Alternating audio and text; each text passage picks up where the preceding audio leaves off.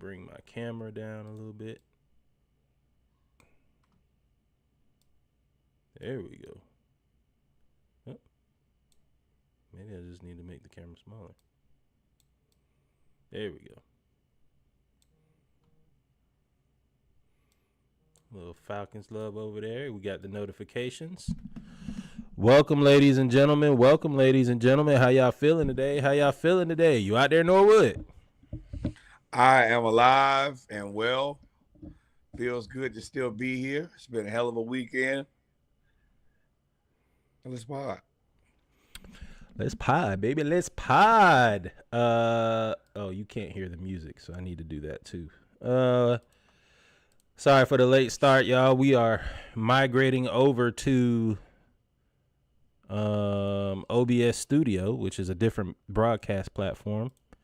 So y'all know what it is. When we add in new stuff, we gotta get everything straight. But we almost there. Boy, gotta chill. Camera a little low.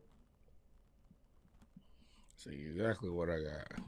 Woo! There we go. All right, we back. What's up, y'all? What's up? Welcome, ladies and gentlemen. Welcome, ladies and gentlemen. Episode 167 of the Splash Cast. 167 of the pregame. You see, Norwood is full. Minnesota Viking, Chicago, Cincinnati Red, Omega Sci-Fi. What's the black Israelite colors? The dudes that be marching. Yo, I had to give on the damn internet, but hey, that's not us. I almost got jumped by the church queues. I was like, bro, that is not us. Please do not put us in that. No, but yeah, little purple and gold. Founders Day was yesterday. Happy 113. Roots to the queues and all of that. That boy ain't got no voice. None. Man, Afro Tech and Founders Day is a match made in heaven and hell. Let me tell you that much. Oh, the best of times. It was the worst time. Just waking up every day. Woo, not a tale of two cities, a tale of two sides. Yeah. You wake up every day like, oh, I need Advil, Pedialyte, another hot shower, and then another 2 hours of sleep. There are a few people out there that I saw. Oh, it was crazy. That was kind of. And shout out to all you black people who told them people at your job that you was coming to do something, and the only thing you came here to do was to have a hell of a time, which you have did another homecoming. Yeah, that's basically what it was. Actually, I was talking to one of the homies, and he's like, it's very, very similar to CBC. CBC, Congressional Black Caucus. Yeah, it's correct. Yeah, I mean it's actually pretty fun at Congressional Black Caucus too. Now that that's what I'll say. Smart, wise decision you made there, my friend. I'm impressed. Oh man, I'm pulling up everything for the Splash Cast. Y'all give us a second. Let some of y'all come on in here. We're gonna start with basketball in the pregame, I guess. I'll let you. This is Norwood's. I'm putting pressure on him. This is his future. This is a segment for his future solo reactionary podcast. Because shoes are his thing. Him and Pagan. You too, Pagan. I ain't forgot. I mean, the sneaker industry is in shambles right now, but this was really good. He won Sneaker of the Year at, I think this is Sneaker Con for Complex. For the audio experience, is Anthony Edwards. The Adidas Anthony Edwards 1 sneaker is the #1 sneaker of the year. Just so you know. There you go. All right, go ahead. And this is a hell of a video here. No, want me to play it? Let's see if it'll play. I know you want me to play it. Oh, yeah, because it's full. Thank you for naming my shoe, #1 shoe this year. And, rightfully so, man. My shoe was the best one out, so they did the right thing. I appreciate y'all. This nigga so cool. He's so cool. He's cool. He's cool. I love how unapologetically confident he is. He's like, nah, my shoe was #1. Yes, Anthony Edwards. Just having that ability to maintain that confidence at the same time, like having a little like laugh at it all at the same time. He does very well. A lot of people would probably miss the boat there a little bit and call it more arrogance, but he does it in a way that's still joking. But he like, I'm laughing, but very serious. The reason this is super interesting to me though is I think about a guy like about Jason Tatum, and I also think about Ja Morant.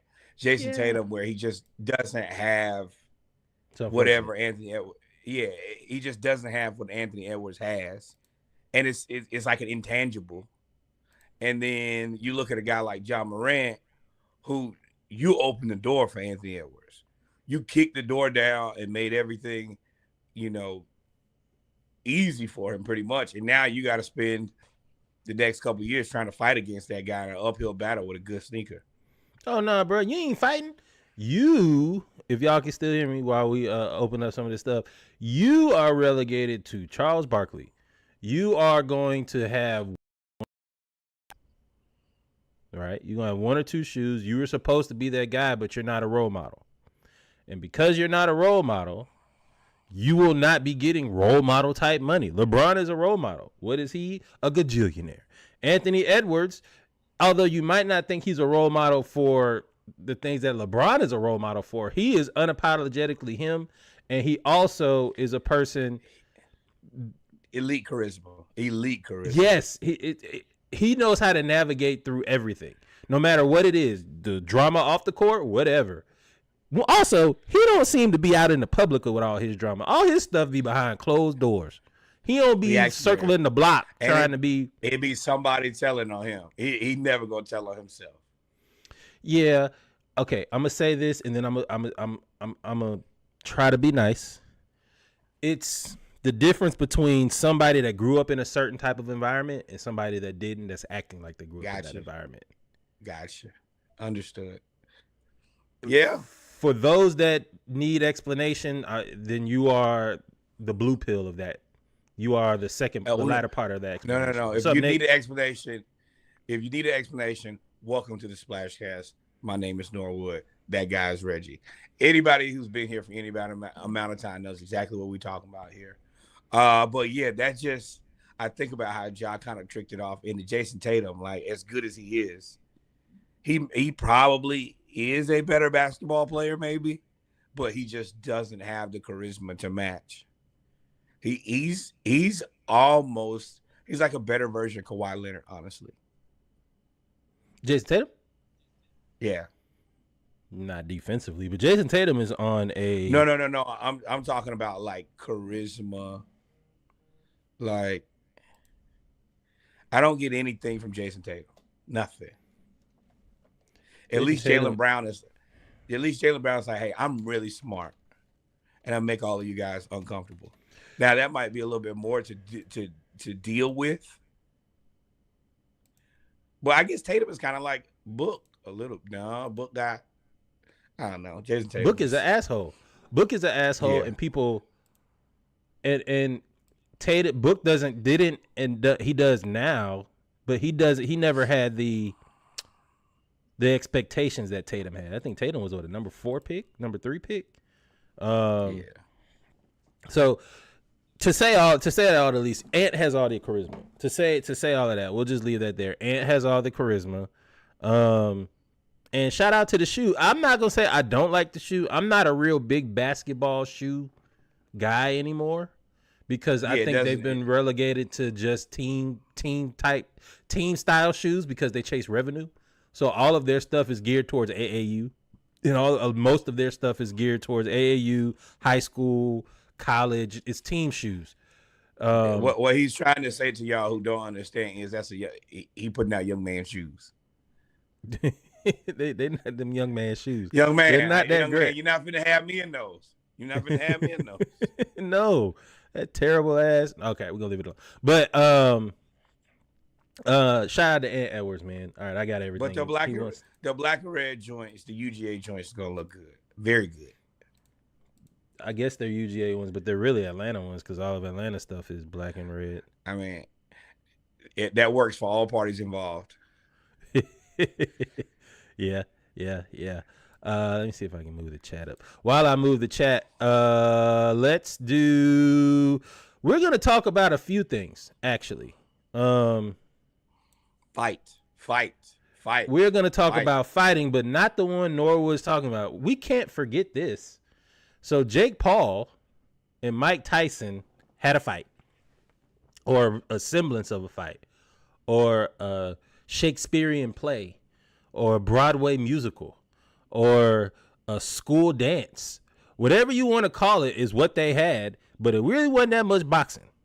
8 2-minute rounds. Jake Paul beats Mike Tyson. He comes out and admits that he took it easy on Tyson and didn't really want to hurt him because he could have. And some people paid $2 million for ringside seats to see that. I mean, the jug is jugging, though. The jug It's not the jug. was jugging. Yeah, it is. It's not the jug. The jug, if you didn't know that was going to be WWE, then you deserved whatever you got. If you didn't think that this wasn't going to be what you wanted it to be, then you are sadly mistaken. Yeah. You knew that Mike was too old. You knew that Mike wasn't going to give his 100%. And you knew that Jake wasn't either. It was on Netflix, and it was at a place where I was at, and it was on. So technically, I watched it. But if not for that, there's no way I would have seen this. Well, first off, it was on Netflix for 75% of the time. The other 25% was just pure buffering. So while chatbot kind of crazy, while it was a fight. While it was a fight, it was absolutely awful. I will say I knew first of all, we all knew let me start there. We all knew it was going to be fixed. We all knew it was going to be fixed. What we didn't know, or what gave it away for being fixed for me, was Mike Tyson biting his gloves. Because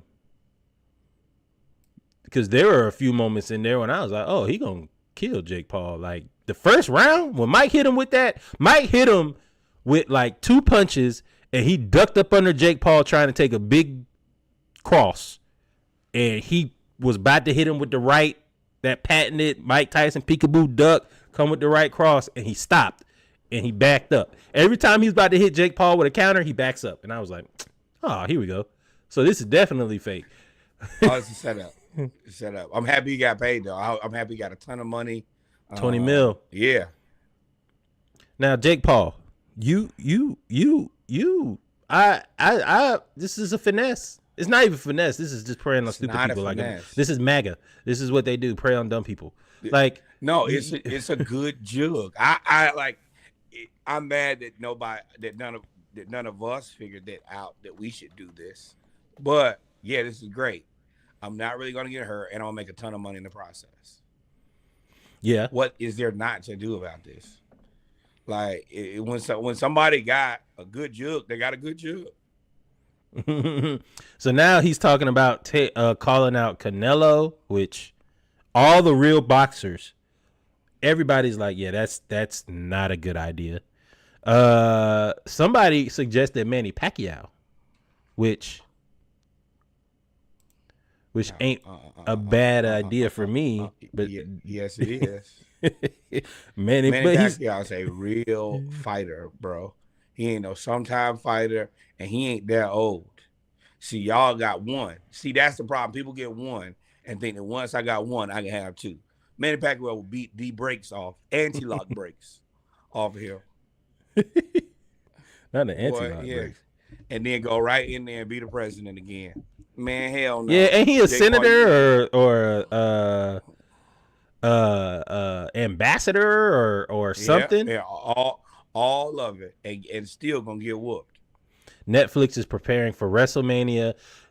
I agree that Netflix is preparing for WrestleMania, but they're also preparing for Christmas Day football, and they're getting into the NFL cash cow. Remember, they're doing the Christmas Day game, which is going to be Dallas versus, I'm assuming, Green Bay. That's always the game, right?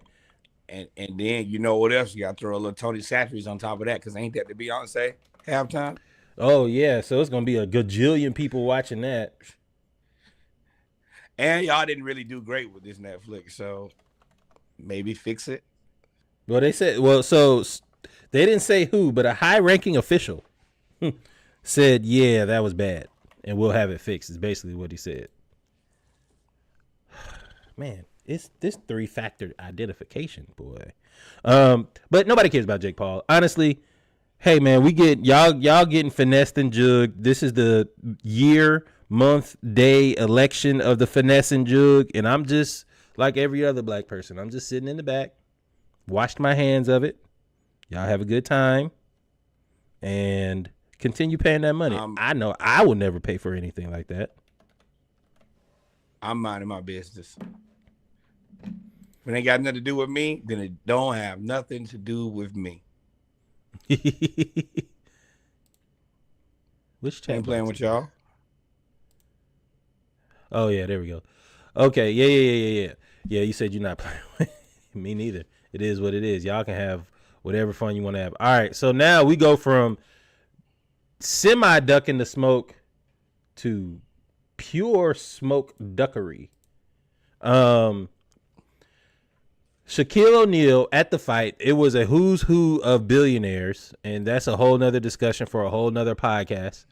Everybody that has a whole lot of money was acting one type of way, and everybody that doesn't or is from somewhere else was acting another type of way, with President-elect Donald Trump in the building. I will leave it at that. But what I will say is Shaq and Gronk were there. You know Shaq's going to try to make a buck. He was talking about he was going to basically have a fight with, and he's going to basically do this, is what he's saying. It's going to be the NBA versus the NFL. Shaq and Gronk are going to fight, allegedly. He's going to fight a whole bunch of other people. And, of course, Dwight Howard responds and is like, yeah, all right, I'm ready. Let's do it. Shaq, matter of fact, I'm going to read it to you. Shaq denies Howard's challenge to fight, says he wants to fight Gronk. Shaq then, so Dwight Howard, okay, go to the next slide. Shaq says, basically introduces it. Dwight Howard responds, says, Shaq, what's up? Let's make some bread. Saying, yo, I'll fight you in the ring. Let's do it. We can play off the static of who's the real Superman is where I thought he was going with it, which I really liked. Shaq says, gotta have more than one ring to get in the ring with me. I'll stick with a real champion like Rob Gronkowski, and you can have the Superman belt. All yours, buddy. Now, where I'm from, that to me is a little bit of something we call ducking. When somebody calls you out and you say, I'm going to reference the fact that you don't have enough championship rings to fight after you are supposed to be the big bad Shaquille O'Neal, the most dominant player. Whether you think Shaq could beat him up or not, whatever you think about Dwight Howard, that is ducking to me. Is that what you got from that? Yes. Oh, you must be on drugs. Why? Shaq is 52 years old. Dwight Howard is 38 years old. Dwight Howard is probably still in the best shape of his damn life. Shaq got bad knees and hips. I'm not fighting that young man. He just said he wanted to fight Rob Gronkowski, who's younger than Dwight. Because him and Gronk are going to be playing in the ring. Dwight Howard going to try to really whoop his ass and show him he the real Superman. He been trying to do that his whole life and ain't been able to get to him. No. He ain't gonna whoop his ass to be the real Superman. He gonna whoop his ass because Shaq be talking greasy. Shaq talking real greasy and then be like, come see me about it. And now you got somebody that's willing to come see you about it. And you like, nah, never mind. Dwight is in great shape. He's still shirt off shape. 100%. And Shaq is an old black man. So you do agree that he's ducking. You just think he's ducking for different reasons. He's making a good business decision. I'm not fighting you. No, not a chance. So yes, he's ducking. Man. That's fine. Hey, I call it making a business decision. You better leave Dwight alone. He been waiting a long time to get to you, my boy. And you not that nimble. And you done had a whole lot of jokes. All them Bulldogs jokes. Yeah. And them people can fight. I'm telling you, we saw it today. They can fight. They still real. They real alphabets now. They real ends is what the guy said, and I quote, "Real ninjas." And he whooped. We'll leave it at that. But yeah. Go ahead. I'm not never in a million years am I doing this against this young man who's in great shape. Look at Kenny Knees. Look at Chuck. That's the people he need to be fighting. That's his age range. I'm not getting nowhere near Dwight. In great shape. You want to fight Chuck? But it's easy to say that he need to fight him. I'd rather fight Chuck than fight Dwight for sure. Yeah, I guess. Nah, go ahead. You get up there playing with Dwight if you want to. You see the white of your eyes. Moving on. So I talked about Jake Paul stealing. Talked about Shaq ducking. University. This is the University of Nevada, Las Vegas. UNLV. Yes, the UNLV. Running Rebels. What you want to call them. A fan paid $653 for a suite. I'm sorry. A fan paid for a suite at the game and then ordered pepperoni pizza and chicken tenders. And the cost was $653 for this picture that you see. For those that are on the audio experience, it is a shakaroni lookalike and a crock pot full of fried chicken. And he paid not like fried chicken. This looks like it came out the freezer and then was put into the air fryer and then put into this stupid little bowl. With no sauce. Ain't now bit of sauce, ain't now bit of seasoning, nothing. Think of when you see a certain demographic of people fry food and they took the chicken and put it in the flour with no seasoning, put it in the egg or buttermilk with no seasoning, and went back to the seasonless flour and then put it in the grease and then sprinkled a little bit of finishing salt. That's what it looks like. This is Tyson's frozen chicken tenders. That's what that is. Those came in a bag. $653. Yes, and they want $190 for them sorry ass chicken tenders. Boy, they want $300 for the pizza. $300. I'll tell you right now. $300 for pizza. All right, so this is the thing. Wait. Go back, please, sir, because you know what my job is. So I have to look at the whole sheet here. You don't see the $112 administrative charge. I'll kick you in your chest. What administrative charge? What? First off, y'all got to arrest me. I need to see and y'all be judging that all y'all people that be pocket watching and y'all be mad when people say, "Hey, there's no prices on this menu." There's no, and I say, "Hey, how much does this cost?" And y'all say, you should if you can't afford it, you shouldn't have to ask. You shouldn't ask if you can't afford to come here. Man, shut the hell up. See, and that's what happens when you get that. When you get a $300 pizza and $190 chicken tenders, ain't nothing in the world worth a $300 pizza from. And I can speak as a married man and when I was single, there was nothing in the world worth a $300 pizza and $190 chicken tenders. Hey, you could make this price whatever. Because guess what? Yeah, I ain't paying. Magic Johnson, I ain't gonna be there. I ain't gonna be there. Where's the check? Shaolin Ninja right Smoke. I'll be able to make it $753, $853, what 53 because I'm not paying for it. Go ahead, make the gratuity 72%. Make it 90%. Do whatever you need to do. Put $1,000 surcharge on there. That $1,000, you better get it back in crypto because I won't be there. And I'm telling you now. and I'm walking out of here. Don't touch me. And as soon as you call somebody to come get me, I'm going to show them the receipt. And I'm going to look them in the face. Mm-hmm. I ain't paying. Yep. Pain and suffering. I ain't Never paying. paying that. So as y'all But can see in my attire. Oh, go ahead. That's the reason we got to bring back slapping people. Because if you brought this receipt with this fancy ass cursive on it and thought that I was going to pay it, you deserve to be slapped. Because one of us is dumb and it ain't me. So as y'all see, it's football season. Baseball season is clearly over. Football's Oklahoma. Basketball. Give me a receipt like Basketball season has started, and I am in full Braves regalia. Why is that? I put the Falcons flag in the back. I should take it down for hanging half mast. I need something to boost me up for most of my teams. Now Georgia won. We'll get to that. I'm happy for that. But the Falcons sucked this weekend. The Hawks got ran over by the Blazers. But my Atlanta United is headed to the Eastern Conference semifinals.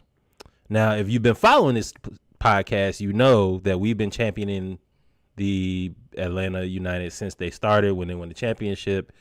Martinez was here. We had all of that fun.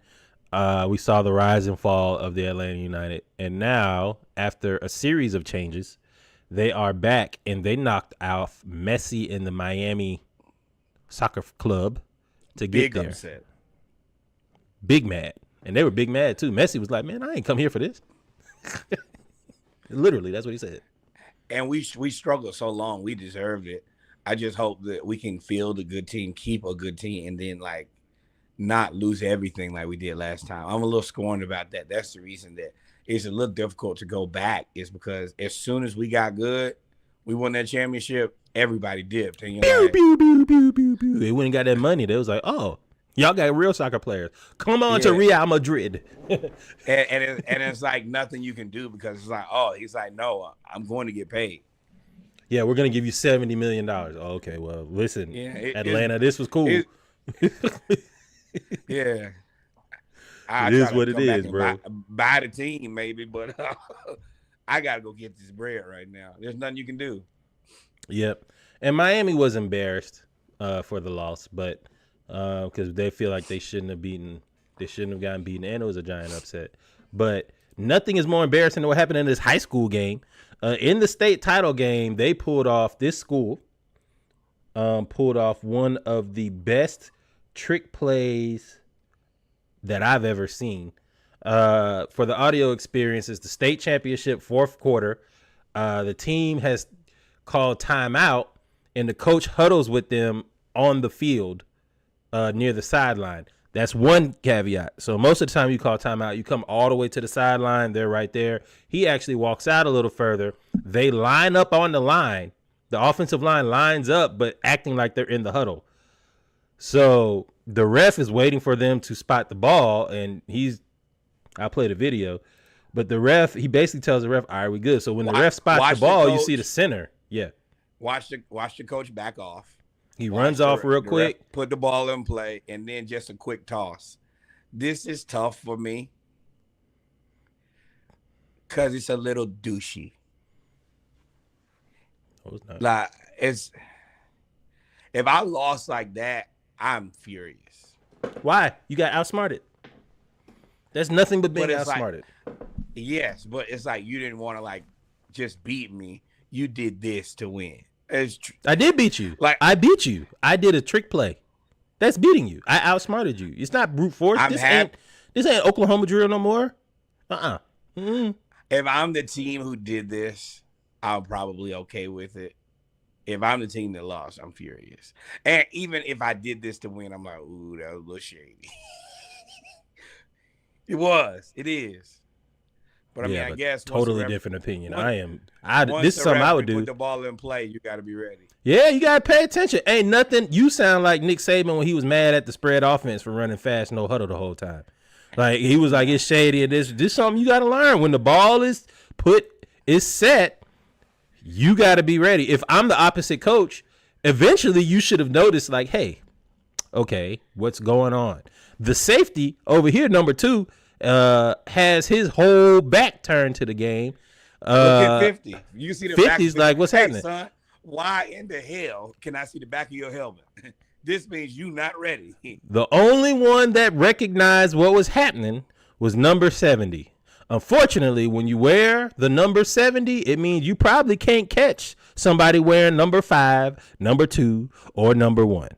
And they ended up, I'll keep it playing, and they ran that play. And once they got to the sideline, he was already out of position immediately. As soon as you got. And this is a state title game, too.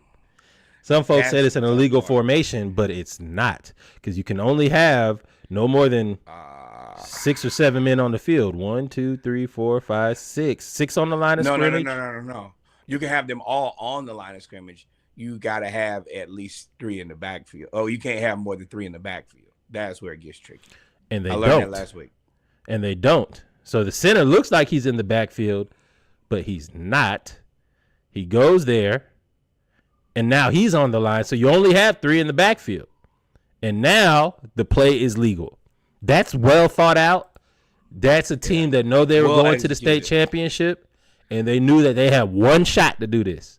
This is a play that they probably had for the whole year, and they had one shot to pull that off. I like it. It's fantastic to me. But your Hawks were up 22-6, and now the score is 32-30. Oh, I saw 22-6. I was like, yeah, I know where this going to end. But ladies and gentlemen, we come to the end. We were up. I know. I'm not dumb. I've watched the last 4 games. We've come to the end of the pregame. We're going to take a old school quick scope. Bow, bow, bow, bow. You're sorry, bitch. We'll be right back with our HBCU segment. Man, we had a fun time this weekend. SIAC championship, CIAA championship, MEAC Celebration Bowl punched, SWAC championship set up, upsets in the SWAC, and some funny things that happened. Mississippi Valley State may have one of the best play-by-play commentators and play-by-play basketball student broadcasting programs in the nation. They are hilarious. Y'all stick with us. We'll be right back. Y'all stay tuned. We also have FCS Top 25. You know, we're always going to highlight the HBCUs there. Shout out to Lights on College Sports as well. Y'all stay tuned. We'll be right back. Don't grab a beverage. Grab some water. You need some hydration. Life has been rough for you. Y'all stay tuned.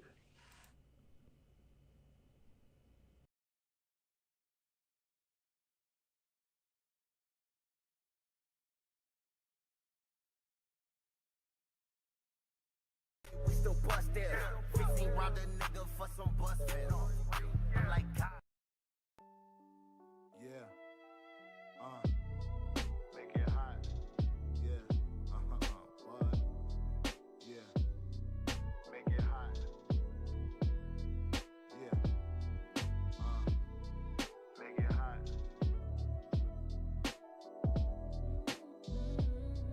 Make it hot. Short hair like Cleo chick and set it off. Gangsta bitch like Vivica when she let it off. She dropped the range full of niggas, she dropped the fellas off. High acid up designer for her pops, her cheddar long. She smoking like a bong, I slip it through La Perla thongs. She put my jewelry on, I fuck her to my newest songs. Left the boots on, sis slept on the futon. Wake me up for lunchtime, pass me the grape coupon. Don't do coupons, your ex was on Groupon. Got you in the mansion and you're waking up to new pawns. You could be my stripper, I just put some Uncle Luke on. Loving in the tub until all the water is lukewarm. Before we go again, I sip some Goo Gone. When you wet, I start to tingle cause it's too warm. I ain't put the condom on cause you got me stuck. I'm pulling out, I ain't ready to shoot the club up. And if you don't know, now you know. Nigga. The kind of nigga I could be down for. What? Got me feeling for you, want you to show me. If you're the one I like, baby, come make a move on Pretty me. bitch with a fitted French tips on acrylic. Never listen to the critics on them other niggas cricket. She wanna smoke on gumbo, let her pitch in with the killers. And my hood, she with the drillers, like the pull up with her niggas. Like her restaurant's expensive. She ain't never got a problem paying her, just tipping. That's why my baby glisten. Always keep it 100, so it's never need for fishing. Plus she got the vision. Word up. Hey, there's always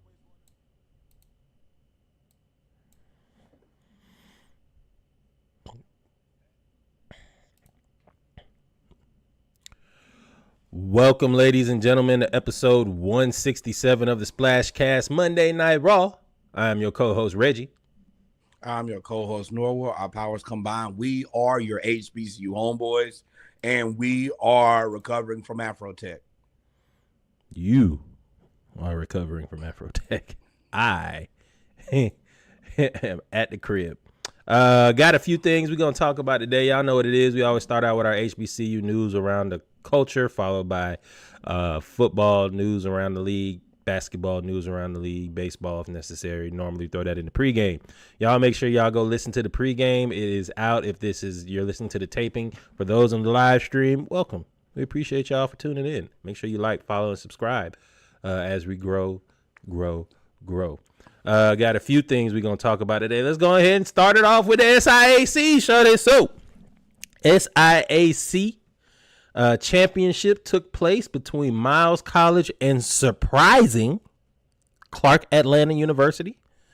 Miles College ended up taking the crown. They won 53-25 in a dominant or not so dominant performance, depending on how you look at it.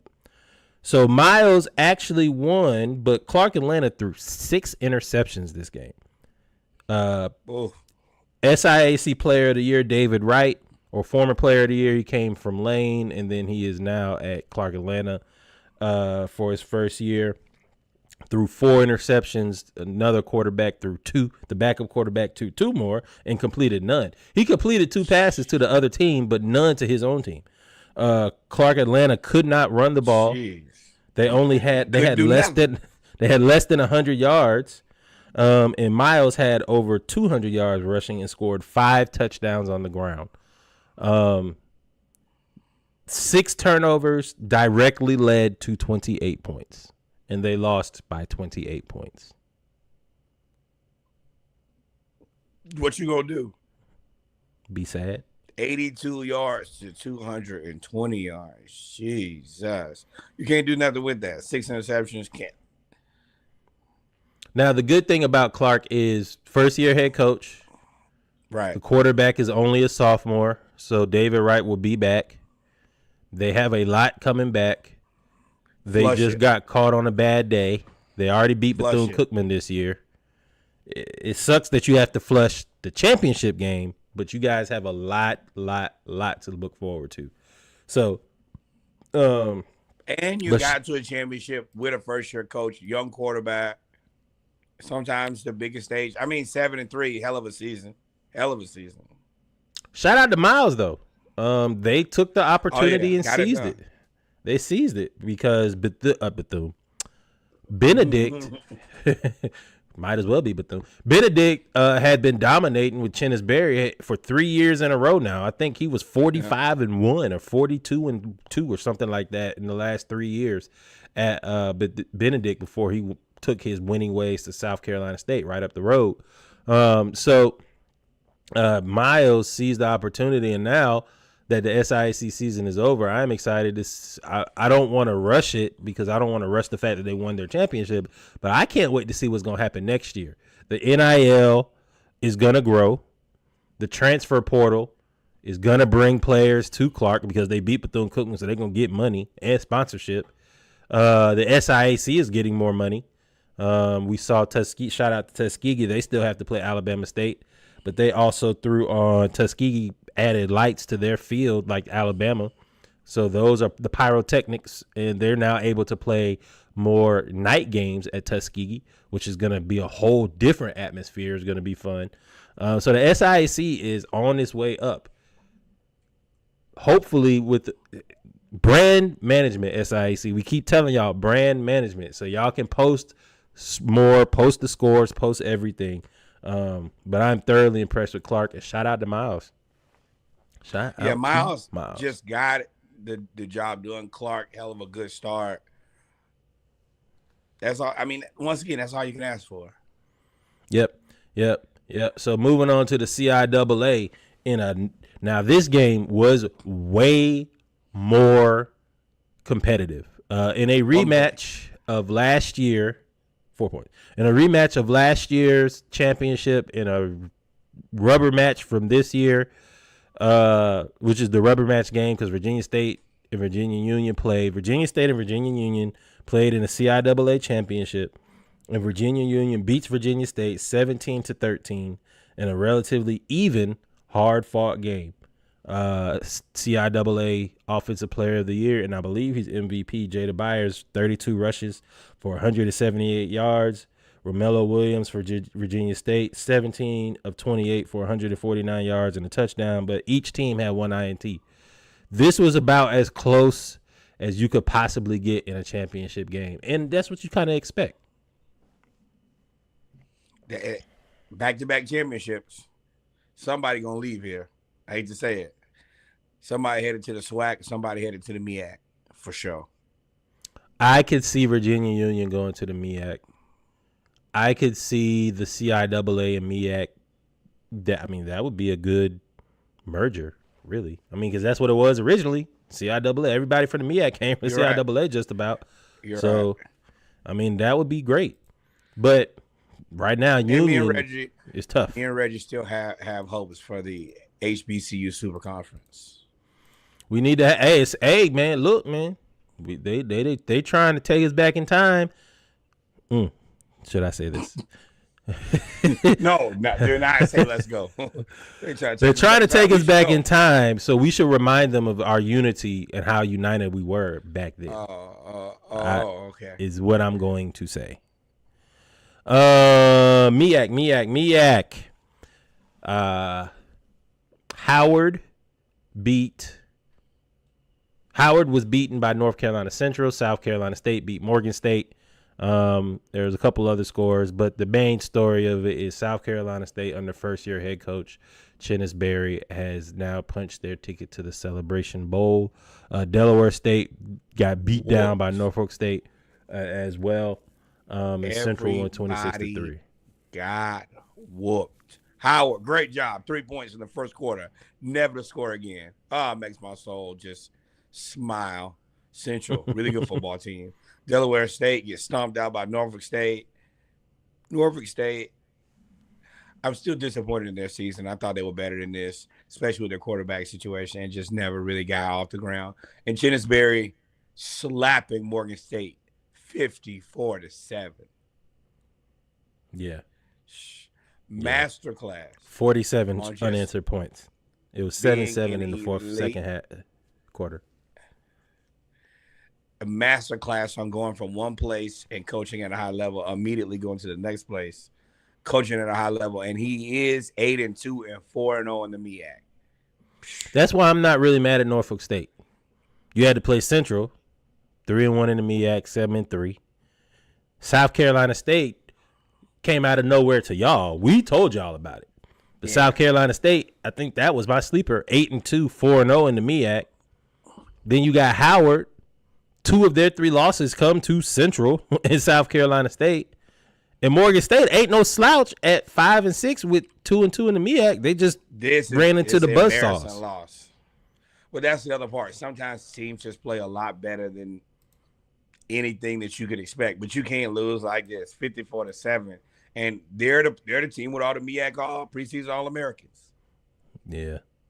Oh, that don't matter no more. Chennis Berry said, let me tell y'all what we do out here at the SIAC. He brought all them boys from Benedict, too. Yeah. Show me a preseason All-American. I'll show you an ass whooping. So, shout out to the Celebration Bowl. Half of the Celebration Bowl is now set, where you have South Carolina State will be here right down the road from Orangeburg to Atlanta. So let's head on over to the SWAC to see the updated of who they'll be playing. SWAC scores. Alabama A&M beat Grambling. Cool. Not really unexpected. Grambling, of course, had another bad. I didn't say bad showing, but they just lost. They disappointed me this season. That was my sleeper team. Just could never get it together. Yeah, Alcorn State battled to the end. They were upset by Southern and that field goal, and that came back to bite them as they won 26-13 over Prairie View A&M, and they come in second in the SWAC West. Bethune-Cookman plays Texas Southern tough. They look like they're finally getting their sea legs towards the end of the year. I expect for both of these teams to be really, really, really good next year. Cookman definitely found something at the end of the season to build on. Because at first, it started out bad. And they've been through a lot over the last 2 years. So it's good to see them at least moving in the right direction. Yeah. That loss to Clark woke them up a little bit. And then you also have the SWAC East and West champs, Jackson State. Before that, we'll talk because we got to talk about this championship game. Do y'all let me expand this real quick so y'all can see this in the video experience and those in the audio. I want to make sure that y'all see this because there's always a lot of talk in black college football about how dominant the team down there in Tallahassee is. How FAMU come in your trap, take over your trap. Well, that song has lost all its luster. How they came from the MEAC and destroyed the SWAC. Blah, blah, blah, blah, blah, blah, blah. Let me tell y'all something. I can tell y'all a whole lot of teams you guys did something that a whole lot of teams have not done. I think it's been 15 weeks since this has happened. 15 game weeks, which is the equivalent of 2 years. A lifetime. Mississippi Valley State upset FAMU in Tallahassee 24-21. Mississippi Valley State was on a 15-game losing streak after Deion stole their up-and-coming coach to be their defensive coordinator at Colorado and then subsequently letting him go. It's another story for another day. Mississippi Valley State upsets FAMU and wins their first game in a while, and they are now, I think this may be the biggest win of the weekend, to be honest. This is the biggest without win. a doubt.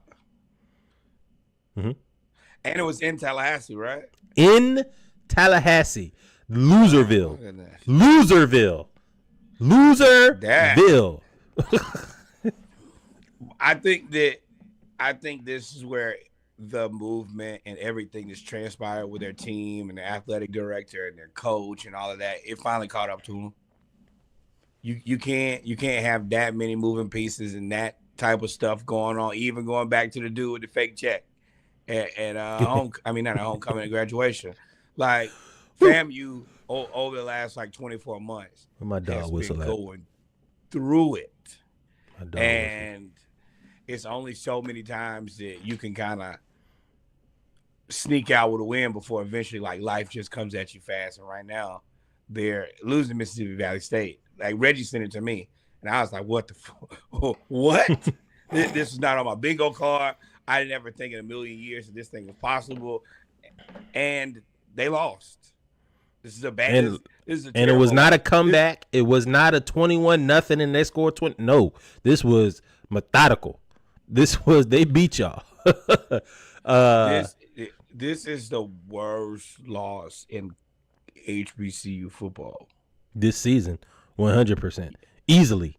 The biggest upset. So shout out to him. Shout out to him. Let me rephrase that. It's the biggest upset, not the worst loss. Well, it's both. Both. What's up, Sneaky? Depends on where you are in this thing. Yep. So now let's get to it. The SWAC West champions, Southern University, finishing 7-1 in the SWAC West under Coach Terrence Graves. Hey, bro, Terrence, I got to give you your credit. Wasn't easy. It was not easy. Boy, and shout out to the SWAC for their wacky conference scoring. This is actually going to be a rematch from earlier this season because they will have to play FAMU. I'm sorry. Not Loserville. They'll have to play Jackson State in the SWAC championship game as they are the East champions. So shout out to Southern University for winning. Willie Miles probably had the play of the weekend. I know he had the play of the weekend because they'll never put HBCU sports on Sports Center all the time. Not in the main, y'all. Willie Miles is a he's listed at 6'1". Let me tell y'all, he is 5'7", 490. Defensive tackle. On senior day, he is the guy that is just there to stop the run and occupy the guard and the center. He is just that guy. But he on senior day got a scoop and score from a sack fumble.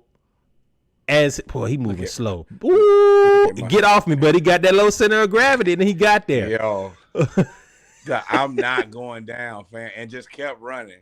This is great. And what I really want to do, I'm gonna try to unmute it so y'all can hear it. But the quote of the day was,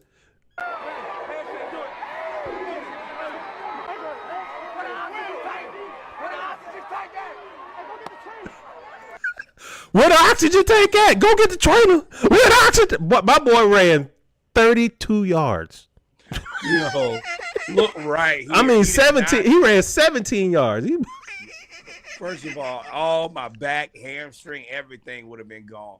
My man was not stopping for nobody. Can't stop, won't stop. Rockefeller Records, baby. We get down. That's my man said, "What's up, Sneaky?" Little whoop. He look whoop. My man said, "Hey, they said, what the oxygen tank?" He said, "Hey, go get the trainer." I'm done. I am done. Don't ask me nothing. I'm done, coach. I'm gonna take. Ooh, Lord, that's funny. Shout out to Southern. So they will be playing Jackson State. Jackson State won going away. I think they won 16, or they did not win going away, but they won 16-10 against a really good up and coming Alabama State team, who, if they didn't have so many quarterback troubles, would have given y'all possibly would have won the SWAC East. But Alabama, they beat Alabama State, so now they are the SWAC East champions, and there's a rematch December 7th in Jackson of Southern playing Jackson State, where Jackson State put a whooping on them at the beginning of the season, but Southern has,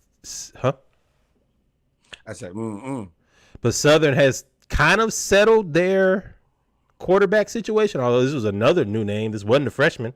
They had another guy play. So we'll see. This is also a Boombox Classic rebattle, which is I am extremely excited for.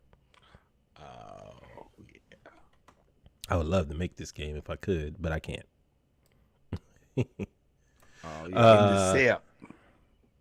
Yeah, boy. Now y'all be careful down there. Get there and get out now.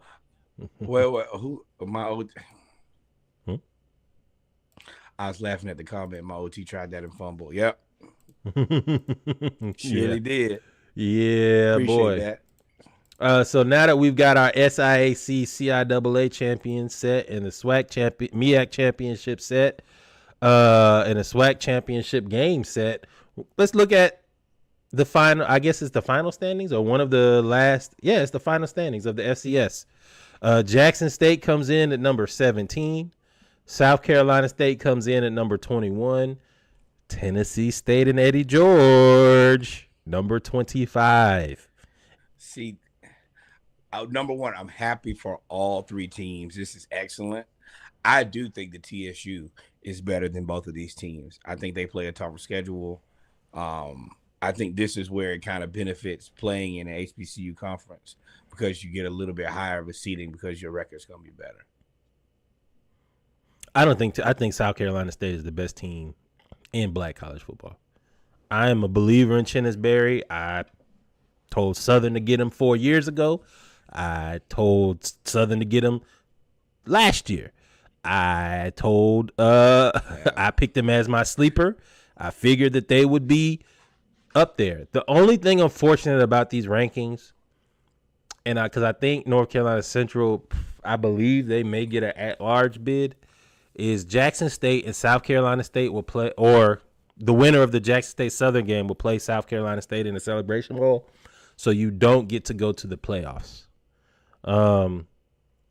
where you get more exposure, but you also have more expenses. So we need to figure out a way to do both. Got to be able to do both. I would like to do both. But because the Bayou Classic is the week after the weekend after Thanksgiving, that then pushes the SWAC championship to the first week of December, and that's normally when the playoffs. No, that's when championships start, and then you are basically a week behind the playoffs by doing that. So, dang, Kings took the lead. Dallas had another turnover. And finally, before we move on, we got a couple more things. Shout out to Deshaun, Savannah State, Deshaun Mitchell.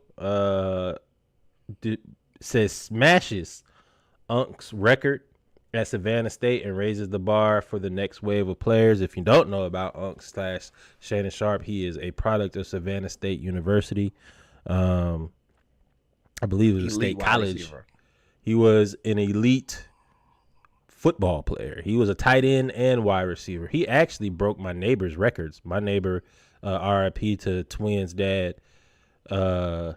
Nunnally, Maurice Nunnally, he was the one that had all of those records at Savannah State, and then he hurt his shoulder.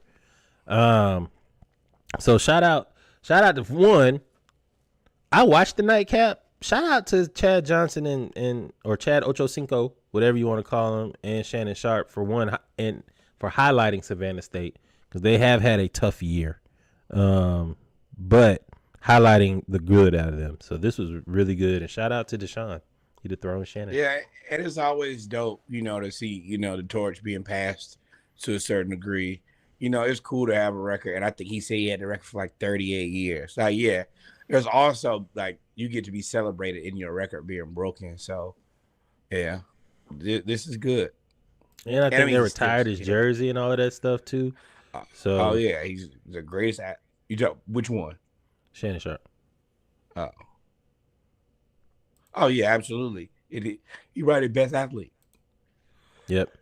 And before we go, I said this before in the prelude. I told y'all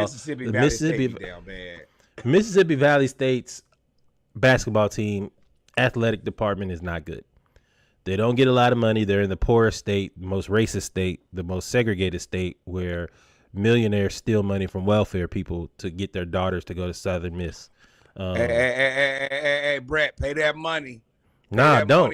Nah. You paying in karma. It's cool. You got yours. It is what it is, bro. I don't wish nothing bad on you, but hey, whatever happens, happens. This is the theme of 25.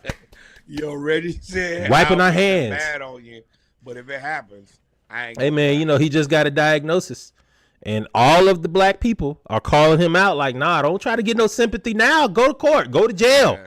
Go to jail. You can. Nope. I'm gonna stop right there. Keep it classy. Pay that money, Brett. Turn it on in, brother. But Mississippi Valley State got a lot of publicity last year for when their team won the only SWAC game they won last year, and their student play-by-play commentators were hilarious. They were actually freestyling while they were winning. Freestyling and commentating about the game is actually a really, really good talent. So this year, Mississippi Valley State played Missouri. And instead of airing the score where Missouri was up, I'm assuming a whole lot to a little, they just blacked out. They just blacked out the score for Missouri. I'm all for it. Stop them. Who's gonna stop them? Say something to me. I'm already getting stomped out. What you gonna do? Nothing. Be mad. And for those that are watching now, you can see it. They bleed. This is Mississippi Valley State, and they just. This is great. This is great. I would do this every time. This is what we need to do. HBCU as a collective, we are stealing this from or borrowing it or networking as others call it, and we are going to do this every time we play a money game. We only going to show our score. We ain't showing nobody else's score. Yep, this should be the standard. This should be the standard for money games right now. We are not showing the other team's score. The other team don't matter. This is a highlight of us. You can't even see us anyway. And that's that on that. And at the end of the day got to end. Now, I will say the score.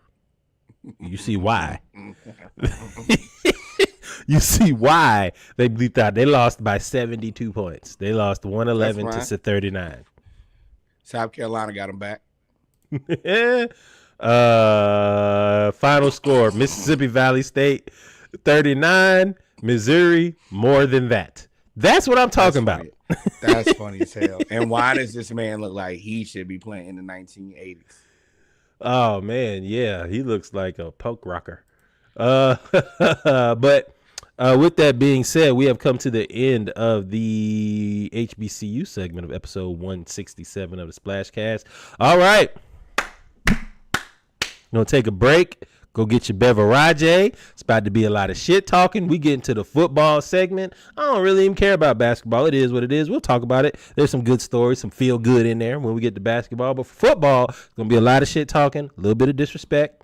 Y'all know what it is. That's how it goes when you're here on the Splashcast. Go get your beverage. I got my Norwood. Florida is a state of losers, bro. How you lose when you win? Y'all, we'll be right back. Stay tuned. Episode 167 on the Splashcast. Our football segment, NFL and NBA coming up next. Nothing? Cool.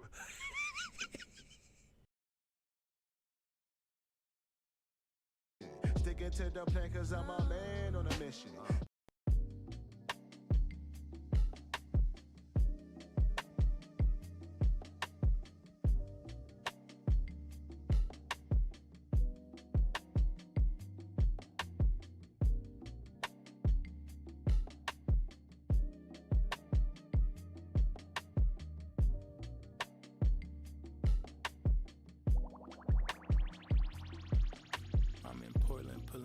Off a machi collar, immersed in a marinade, made a mezcal and miso, handful of fish heads fermenting inside a mason. A genesis for this garum, low brush on a Boston lettuce, a Chico.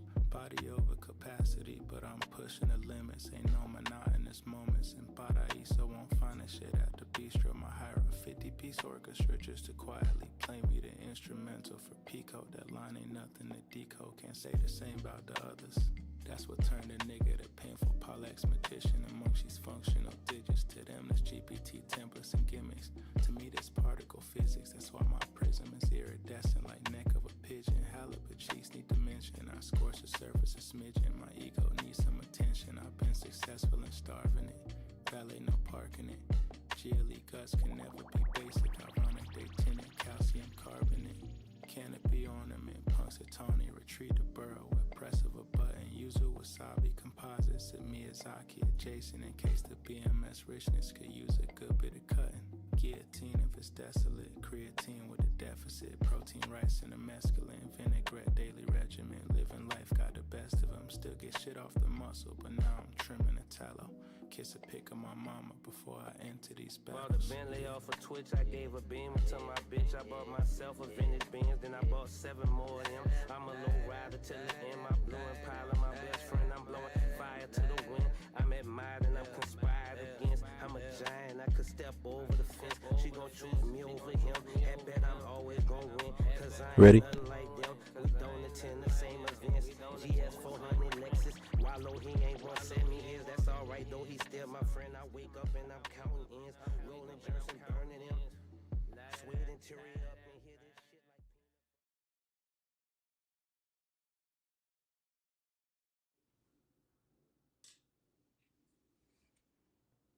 like. And we're back, ladies and gentlemen, with our football segment of episode 167 of the Splashcast Monday Night Raw. I am your co-host, Reggie. We are here. We're going to start out with our NCAA football. If you have a moment, go back and listen. Like, first of all, if you have a moment, go back, like, follow, subscribe. Got the Dion fingers. Like, follow, subscribe. You know he can't point. We on the way. We on the way. We coming. And we here. Hey, your friend said that. Your friend made that weird in the group chat. But so we talked about our HBCU segment. Go back and listen to that. If you've noticed in the Splashcast on we released the abbreviated version, or I call it the. Well, I had a name for it, but now I realize that is obscene. We let me get myself together. Less obscenities into 2025. Lord, guide us. Guard our What? hearts, our minds, What? our souls. Do you know what 2025 about to see? We need all the obscenities. Whatever, we need them all because we're gonna be yelling them all. But the abbreviated version on Spotify, we only release people to your house. Oh, see, you be setting me up, dog. You be setting me up to get us. You talking about I'm gonna get us canceled, and you just be giving me the alley-oop right there. Y'all know I'm But the HBCU segment, if you've noticed, the HBCU, the football, and the basketball are all released on YouTube separately now in about hour to hour and a half segments. That way you can listen to everything. We also release each segment by itself after the initial release. And on Spotify, we give you an hour preview, which gives you a little bit of the HBC, all of the HBCU, a little bit of the football, a little bit of the NFL, college, and a little bit of the basketball, as well as the pregame. So no matter how much time you have, what you're looking for, who you want to talk to, what you want to listen to, we got you covered, and you can get to it expeditiously. So give us a like and a follow, man. Okay, Clifford. I'm out here, dog. Cliff Harris. Hey, man. Look, man. See, there's another joke. I want kids that's not like King. But with that being said, I may have to edit that out. I live in Atlanta. He said he don't want no kid to look like a Muppet, and that's messed up. Ooh. Show that. Animal. Yeah, look like he played a jump. Animal. Oh, no. I thought you were going to show the clip. LOA is going to continue to. I mean, he's of age. He can get these jokes. It is what it is. So let's start out with college football. Let's get into it. We're going to start off with something interesting. I changed the order a little bit. We're going to start off with a struggle win. So the number one team in the nation, Oregon, gets the win over Wisconsin 17-16? No, 16-13 if I remember correctly. 16-13. I could misremember as well. I should have had the scores put up. Either way, it is way too close. Dan Lanning, we have given him a lot of space and said that, hey, man, we believe that you're a really good coach. I don't know what the difference is. I think some of it is just having tape, but they looked better last year, but they got the job done. They're still undefeated. So you really can't get mad, but this don't look great. 16-13 and 10 points in the fourth quarter. Nah. Now, you can say that, hey, didn't lose a trap game. Well, I agree. I don't know what to say. I don't know to give him grace because one of the hardest places to play is Madison, Wisconsin, because of the crowd and the culture. Take with that what you will. And the fact that they run the ball really, really well. They shortened the game. And for the most part, after the first quarter, it was 6-0, 2 field goals. And then Wisconsin just shortened the game and scored 10 points in the second, 3 points in the third. And I was like, oh, it's 13-6. And then Oregon came through in the clutch in the fourth quarter. The defense actually played really, really well in the second half and only allowed a field goal. And they ended up getting the game-winning interception with 1 minute to go when Wisconsin was forced to throw the ball. So I do think that Oregon is a good team. Do I think Oregon is the best team in the nation? I don't know who's the best team in the nation.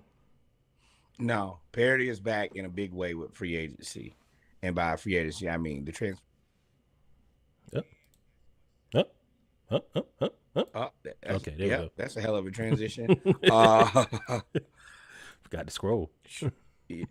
Ohio State, they won 32-31. Ohio State, I don't trust them that much either.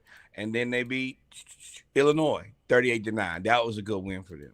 But they really haven't played anybody all season. I mean, Idaho. I mean, they beat Boise. But this is the reason They that barely I beat Boise too, right? Yep, 37-34. That's also the reason that it's tough to respect anybody else's conference. Because it don't look like anything. That schedule just don't look like anything. That schedule don't look like, I mean, my team's Florida. We've had a terrible schedule down the end. Y'all didn't play anything close to that. Yeah, even my team, I think we have the strongest schedule in the nation now because one, and we'll get to it, Florida got better. And then so like our sorry teams ended up being good. And we've only played 3 home games. We play so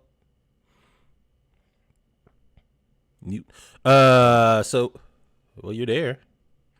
No. I'm just you talking about Florida being better. That's a problem in my life. Oh, and I did not mean that as a shot either. I just meant for Georgia, for Georgia's strength of schedule, that Florida win actually probably a Florida win it makes it better. So Georgia beat Tennessee. Oh, go ahead. Oh no. I was gonna go with this. I don't want anybody to say anything about any conference other than the SEC. We're just waiting for the SEC to sort it out, and the rest of you guys are chumps. You can proceed. Yeah. So the string of, and this is the highlight of parity is apparent in the SEC. The top team in the SEC has lost, I think, 4 weeks in a row now. 4 or 5 weeks in a row. Jump up and get beat down. Tennessee went into Athens, started off strong, was up 10-0 after the first half. After the first quarter and then that defense from Georgia, and it was actually up 17-3, 17-10. And then that defense from Georgia just absolutely blanked Tennessee in the second half. I was hoping y'all was gonna lose this game. I thought it was. So I was ready to come in here dance on y'all grave. My Lord, I would have been happy if y'all lost again. That's why we won, because you was being you. So Georgia won 31-17. That defense, they are dominant. They may not have a lot of names this year, but man, when they decide that you just not gonna score no more, you just not gonna score no more. When they don't always flip the switch, but when the switch is flipped, there's nothing you can do but get out of the way. Literally nothing you can do. And the offense actually helped them out. Offensive player. Yeah, I thought Pierce, you're right, Sneaky, and we'll get to it. I thought Pierce for Tennessee was good, and he is good, but that offensive line for Georgia took this game personally after getting all straight up embarrassed and punked by Ole Miss and Oxford. Carson Beck was who we thought he was going to be at the beginning of the season. We thought Carson Beck was this guy. He's player of the week, offensive player of the week. 25 of 40, 347 yards, 32 rushing yards, 1 rushing TD. No interceptions, no bad passes, no mistakes, really good game manager football, and actually started running. This is who we thought he was going to be at the very beginning of the season, not this 15 interceptions in 4 games type guy. Shout out to Carson Beck, man. And shout out to Mike Bobo. Consignment backup. He looks like he could be the next Spencer Rattler, where your draft stock drops and you actually fall lower than where you actually are, and you actually probably get drafted by a decent team, but you probably won't play. Yeah, definitely see him as the next Nick Foles type guy. I think he'll be a good person to back up somebody, like you said, and he could come in and manage the game. Shout out to Georgia. 8 straight wins over Tennessee. Ain't no shout out to Georgia, nothing. 8 straight wins over Tennessee. The last time Tennessee won, Jawan Jennings caught the Hail Mary in Athens. It was the last time that they won. Jawan Jennings is in his 7th year in the league with the San Francisco 49ers. That man cemented to be a part of a whole team. He got a whole career, and y'all ain't beat him. Now Tennessee, I don't got no answer for that. It's nothing but that's embarrassing. To answer your question, Sneaky, is he? We shout out to our live viewers. Is Stetson is Carson Beck better than Stetson Bennett? Talent wise, yes. He has a bigger arm. He's 6'4". He's not as fast, but he's mobile. He can fit the ball in tight spaces if he can read the coverage. He can throw the ball down the field. Strong arm, former baseball player. But he does not have the intangibles. Yes. That's like Stetson kind of has he reminds me of Brock Purdy a little bit, where he might not be the best guy, but it's just he knows how to get it done if everything around him is good. Now, you can't put Stetson on no bad team. You can't put him on the Jaguars and think that there's going to be a difference, even though that's tough. What we've noticed is nobody can go to the Jaguars and think it's going to be a difference. And shout out to Blake Bortles looking like George W. Bush while y'all looking at Trump. He like, ha, ha, ha, y'all thought I was bad. Bitch, I ain't looked that bad. Now, at least we made it to the AFC Championship with me. Funny story. And this guy is the highest recruited guy in college football history. He was supposed to be Peyton Manning Jr. And who's only been telling you his entire career that he is not good? It almost reminds you of the other guy, Daniel Dimes, who Norwood also said you should not pay. It's almost like we'll tell you that these guys suck because they've never been good, and then you just give them boatloads of money anyway and push your franchise into immediate disarray. But, hey, this is the thing. It's an excellent storyline. I like to watch it, and I watch every season of it. So go Jaguars, go Giants, and, hell, go Jets. Who is more likely to fool themselves into drafting Carson Beck? The Jaguars, the Jets, or the Giants? Because it's going to happen. He's going to go to one of them places. I don't think so. It's going to be somebody who doesn't need a quarterback. He's going to get a good job. He'll get a good job where he's just going to that is 100% not a good job. That team is crazy. The defense only shows up kind of sometimes. You got Aaron Rodgers there to bully you. No, that'd be the last place I would be looking to go. I mean, is there an opportunity because you have a bunch of good players on the team? Yes, but that's all you have. They don't, whatever they're supposed to have as far as continuity and whatever, they don't have. They just got a bunch of good names. They're almost like the opposite of the Lions. Okay, there we go. Yeah. So, Stetson, it is what it is, bro. Oh, Cooper Rush 2.0. Yep, I can see that. You should look to be a good quarterbacks coach. Be the clipboard holder. Oh no, the next get one chance. grad assistant. He'll get a chance. No. Yeah. Cade McNown, you remember him? He was a professional clipboard holder. If you can do it, he played for almost 20 years at $10 million a year. We're gonna see how good Carson is in the NFL for sure. I mean, because let's also be very honest here. There are not a lot of good quarterbacks in this draft. This is the reason that the Falcons drafted Michael Penix. After Shador and Cam Ward, then everything gets dicey. And Tennessee going to be looking for another QB because Levis ain't it. We'll see. But, yeah, so Georgia won. Shout out to Gainesville. The Florida Gators beat the LSU Tigers in Gainesville 27-16. Why am I as a Georgia fan saying shout out to Gainesville? Because I told y'all just last week when Norwood was trying to convince himself after they extended Billy's contract that, hey, he could still get fired after getting beat 45-35 nothing at halftime against Texas.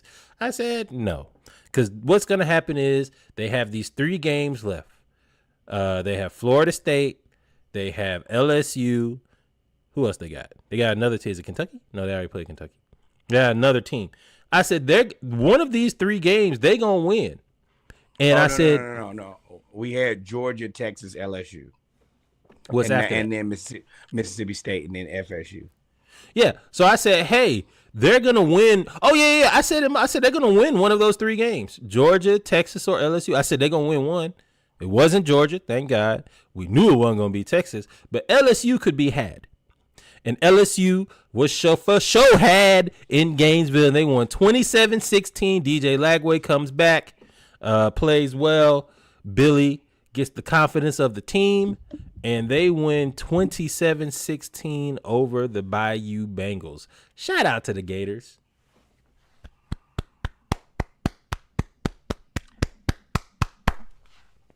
This is by far the worstest case scenario that could have ever happened. And let me explain to you why. I told you it was going to happen. Florida's losses are Miami, Texas A&M, who was like at one point top 10. Thumbs up. Tennessee, 8. Georgia, 2. Texas, 5. And then on top of that, you beat LSU. This is the worst case. So the games that he lost are perfectly acceptable to lose because you are supposed to lose. Exactly. Then, so they cover your ass. No matter what happens, there's no way he could do it anyway. Even though, please let us not forget, we got in this damn hole in the first place because who did he play at quarterback? Graham Mertz instead of DJ Lagway. Who told you game 1, play DJ Lagway? We knew we didn't have anything in Graham Mertz. We knew he wasn't going to be the future. You might as well have gotten Lagway to reps. So that's the reason it doesn't matter. You pissing me off. All of this is clearly obvious that he doesn't know what he's doing, and he's won enough games, and I have to give him credit. He has recruited his ass off. That's what he's really been able to do. He didn't flip like 4 guys. Like, this is the thing. Somebody lit a fire under Billy's ass, and Billy pulled out every big joker in every favor he could. And he's recruited all these players, and he basically, the kids are following him at this point. So if they get rid of him, then we would lose everything, including DJ Lagway. So we're stuck. And what does that remind you of? There was a coach at Georgia that could not get over the hump. He always had a number 1, number 2 recruiting class, top 5 recruiting class, and the hype was there. And now he has returned as Billy Napier in Florida. Y'all are destined to be number 11 to number 15 forever. Until he decides to leave, or y'all go and decide to get somebody else. Yeah, it's going to happen. Hell no. Hell no. Y'all going to be right on the outside of the playoff every year. I would be okay with that. Please click the next one. Not let's talk about DJ. No, go to should have been fired first. No, go to should have been fired first.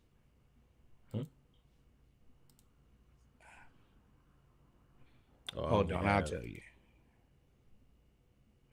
So Billy Napier is about to get the same years that Dan Mullen got at Florida. Mullen, after 3 years, listen to this number: 29-9, and the SEC champion in 2 seasons, and 2 seasons with double-digit wins. Billy Napier is 15-18. Oh yeah. 3rd losing season. That's completely different. If we were 11-15, like him or don't like him, I probably have to shut up. 15-18. 3rd losing season? No. What are we doing here? We know who this man is. And as much as I didn't like Mullen, he's way better than damn Billy. And us settling with a bad coach makes no sense to me. None. 0. Negative sense. And now I got to watch. I mean, I get it. Lagway is good. And we can't afford to let Lagway walk out of the door. That's the reason I'm not mad. There's nothing we could do. DJ Lagway looks like a world beater. He looks like, I don't care about your notepad or your pen. You're on the couch right now. You're venting. Hey. I'm just letting you. I'm making sure I take my notes because this is a Key, therapy session. Hey, your day gonna come here soon and very soon, my boy. Hey! At least I ain't wearing no sunglasses on here when my team got stomped out, and then wore sunglasses because my rival got beat. I ain't do that. Don't get sensitive now. You did all of that. I was quiet. The only time I wasn't quiet and humble, we got beat. Hey man, just know I ain't forget. I ain't forget nothing. Bro, I re-listened to the pod this morning, and I was listening when you said that about you. You said the Lord told me you need to be humble. I sat right on down too. I said, "Dang, my whole weekend lost. Everybody lost." I am humble though. My team sucks. That's not humble. That's anger. They ain't humble. I'm realistic, and I acknowledge their strengths, weaknesses, opportunities, and threats. SWOT analysis. Yes, of emotional breakdown.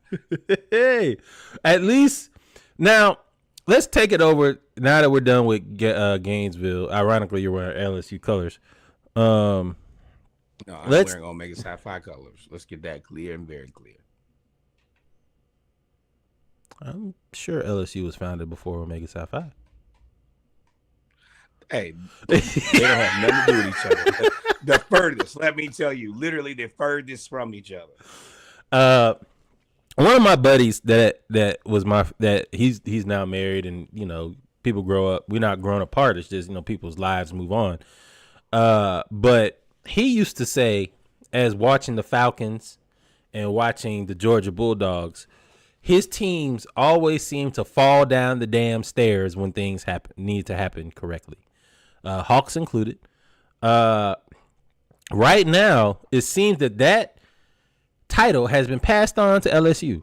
Brian Kelly I think his seat went from, we'll give it another year, to sizzling within 2 games. They've lost 3 in a row. They lost to Florida. As you can see here for the video experience, we have where LSU's linemen try to take matters into his own hands, similar to Southern University. Who thought that Southern would be the best team in Baton Rouge? When Southern University's linemen picked off the pass, the offensive lineman for LSU, who allowed a sack, then caught the ball or the fumble and tried to then run up the field on 4th down, and he ends up fumbling and making it in a 13-13 game. 2 minutes left in the quarter. And Brian Kelly's like, what the hell? Oh, yeah. And Brian Kelly gave one of them players everything that he wanted to hear. Hey, there's always a camera on you. For anybody who didn't know. Don't matter. We'll get to that. That player deserved it. This player did too. But that player deserved it because he called him uncoachable. Now after that, it is what it is. But this is a microcosm of their season. This is just a clusterfuck. Their season's been a clusterfuck. Yep. And shout out to your sister Lauren on taking this L. Congratulations. Because she loved to get right in them DMs after they done won. So yeah, congratulations. Hold that L. And there's always, I guess, next season maybe. For both of y'all. It's always been next season for me. What you talking about? So those were the storylines to me. Those were go ahead. I was about to say, and by next season, I mean next season, because I'm gonna have to deal with another year, Billy. Yep. So those were the games of the week for me. We got our upset city. We had that last week, and I brought it back. Kansas upsets the Mormons. BYU loses to Kansas 17-13 in Utah, where BYU is. Uses 17-13 in a real upset. Now, the Kansas faithful showed up and did their little cult-like chant of Rock Chalk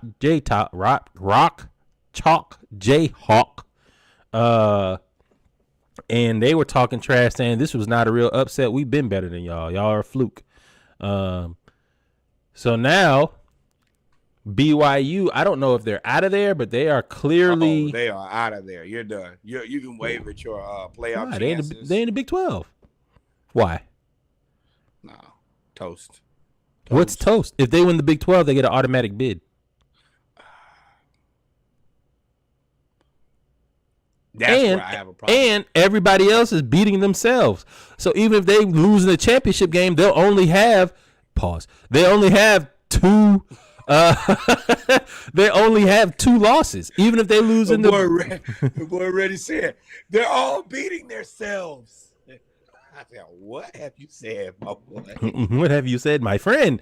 But BYU, even if they lose in the championship game to Colorado, then you'll have Colorado and possibly BYU in there as an at-large, and because they're not, if BYU is 10-2, 11-2, they'll take them for parity over a 9-3 SEC team, or they'll take BYU first. Tennessee.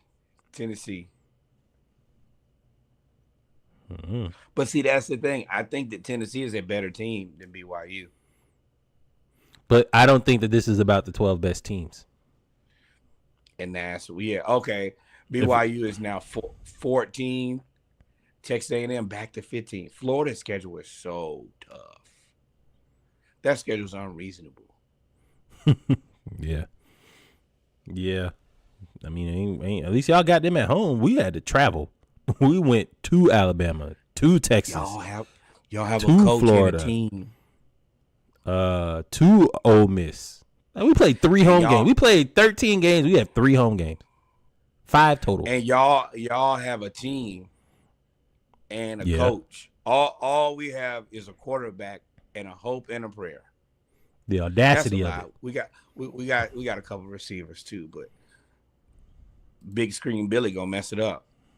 Keon Ellis is smoking us single-handedly. 27 points, 9 and 12 from 3.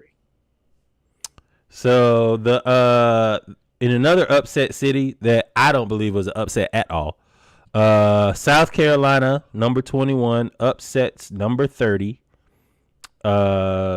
Missouri at home, 34-30, where they scored the game-winning touchdown on a screen pass from the 15-yard line with 5 seconds to go. You, as a team, Missouri, deserve to lose because of that. That's it. Yeah, but Missouri has always been trick bag. They continue to be trick bag. Outside of Luther Bird, just didn't love it, and they got them proven to be who we thought they were, or at least who I thought they were. Yeah, they don't have they ain't had a quarterback. I mean, just be honest, they ain't had a quarterback. They have good skill positions. They have decent, and they don't win in the trenches. It's very difficult now, especially that Texas and Oklahoma have come to the SEC. Missouri was feasting on those recruits from Texas, Oklahoma, in that Southwest area, saying come play SEC ball, because if you go to Texas or Oklahoma, you ain't especially for defense. That's why their defense was always so good. Now the money is here, and you ain't got as much as that oil money down there in Texas or that copper money in Oklahoma. Let me tell y'all, both of them places got a lot of money and a lot of resources. So, Missouri lost, but we want to focus on South Carolina because we've been telling y'all for a while South Carolina has been good. South Carolina has been 4-0 since mid-October, 2 top 25 wins and an average of 35 points per game. And this is with a freshman quarterback or sophomore that is still redshirt freshman that is still developing. Yep. If he can learn how to throw the ball, the whole SEC is in trouble because that defense is crazy. Instead of making a move after Beamer, we're going to stick with Billy Napier for another year. Great job, Florida. You guys are what I consider killing it. Well, I told you, y'all going after Lane. That's why Lane only signed a 1-year extension. Y'all are going after Lane. Lane is the guy. That's who you said you wanted. Yeah. And that's the reason I'm frustrated, but I can only be so frustrated because I can't get there's very low chance of me having Lagway and Lane at the same time, even though that would be scary. But let's not talk about the losers. Back to South Carolina. 4-0 since mid-October. 2 top 25 wins and an average of 35 points per game with that defense. With that defense, I think Kennard is probably going to leave, but they play 9 defensive linemen. I counted. They rotate 9 defensive linemen. And this is after 2 people transferred out. I see why dude transferred to Georgia because you weren't going to play, brother. Best defensive line in college football. I don't care what anybody says. Hands down. Not even close. It's not at this point. I don't think anybody else can say anything. Shane Beamer and Dan Lanning. Shout out to Saban, and I guess that's gonna go under Bill Parcells' coaching tree total. But shout out to Kirby Smart, man. Your assistants that have left are killing it. Number one, you got South Carolina. You have who left? Dude at Syracuse. They were ranked at the beginning of the season, although he don't take no showers. I don't know what the hell he thinking, man. Syracuse head coach says he don't take showers when he lose. What is it? Boy, first of all, Coach Brown, Fran Brown, yeah. You're coaching in Syracuse. Go ahead, just bathe, my boy. It's gonna be okay. And you deserve lotion too, brother. Shea butter or something, because you're gonna be chapped. Yeah. You bald too, bro. So you're gonna be chapped. This is Fran Brown. He said, "I don't deserve soap when I lose. I don't take a shower." Let me tell you something, bro. If there's ever a leave your job at the job quote, it is this one. Because you can't be coming home to a woman. Oh no. He said she won't allow him to get in the bed. He has to sleep in another room on the sofa or something. You voluntarily funk up your couch? I mean, I guess you have millions of dollars to get the upholstery clean. No, bro. Football, I love football. I genuinely do love football. Football coaches say some of the craziest shit. I don't deserve soap is at the top of the list. I'm going to tell you one thing I always deserve. Some good hot water and soap. What is the craziest statement? I don't deserve Coke. I don't deserve soap after winning. Coke. I don't deserve soap after losing. Or, thanks, Mike Irv. Or I slept on an air mattress for 8 months. Which is worse? Call back to DeAndre Ayton saying he slept on an air mattress for an entire basketball season while he's worth hundreds of millions of dollars, literally. So this is the thing. He can't go home trashy and funky. Yeah, right. The least you could do is wash your butt after you got your butt whooped. But like Ayton, that was just really stupid. This isn't as much stupid as just crazy or delusional. Ayton big ass on an air mattress for 8 months, getting paid $30 million a year has to be, and that attributing to the reason that you play really terrible basketball is some of the stupidest things I've ever heard anybody say. That you're right. That's dumb. $30 million a year divided by 12 is 2.7 something million dollars. No, you could buy the whole air mattress industry for that much. That's $500,000 a week. A mattress costs $500. You could start an air mattress company for that much. You could have went and picked out the horse that they was gonna shave bald to make your mattress like Drake. But you were gonna also, let's think about this. I assume that there's a young lady who's laying on this mattress with you. What? Again, you just remember the young lady was the adult film star who's used to having sex in different places. Remember that. Remember that callback.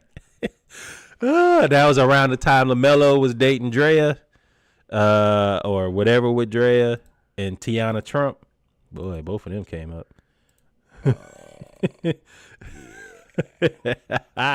So she may have been used to the air mattress. But you can't be doing that on the air mattress, my boy. That's why he was out talking about my back hurt. Yeah, okay, bro. You ain't got no support. Yeah, because you were sleeping on the floor with a lady who's a Power Ranger, and that is the Now you need a backiotomy. Oh Lord, and you know what? I was unfamiliar with your game, Aiden. After what I saw, you were sleeping on the mattress, all right. Yeah, I was about to say, did you actually go and look at her? I just did. She should have told you to get out the air mattress, but I did shaped like a S.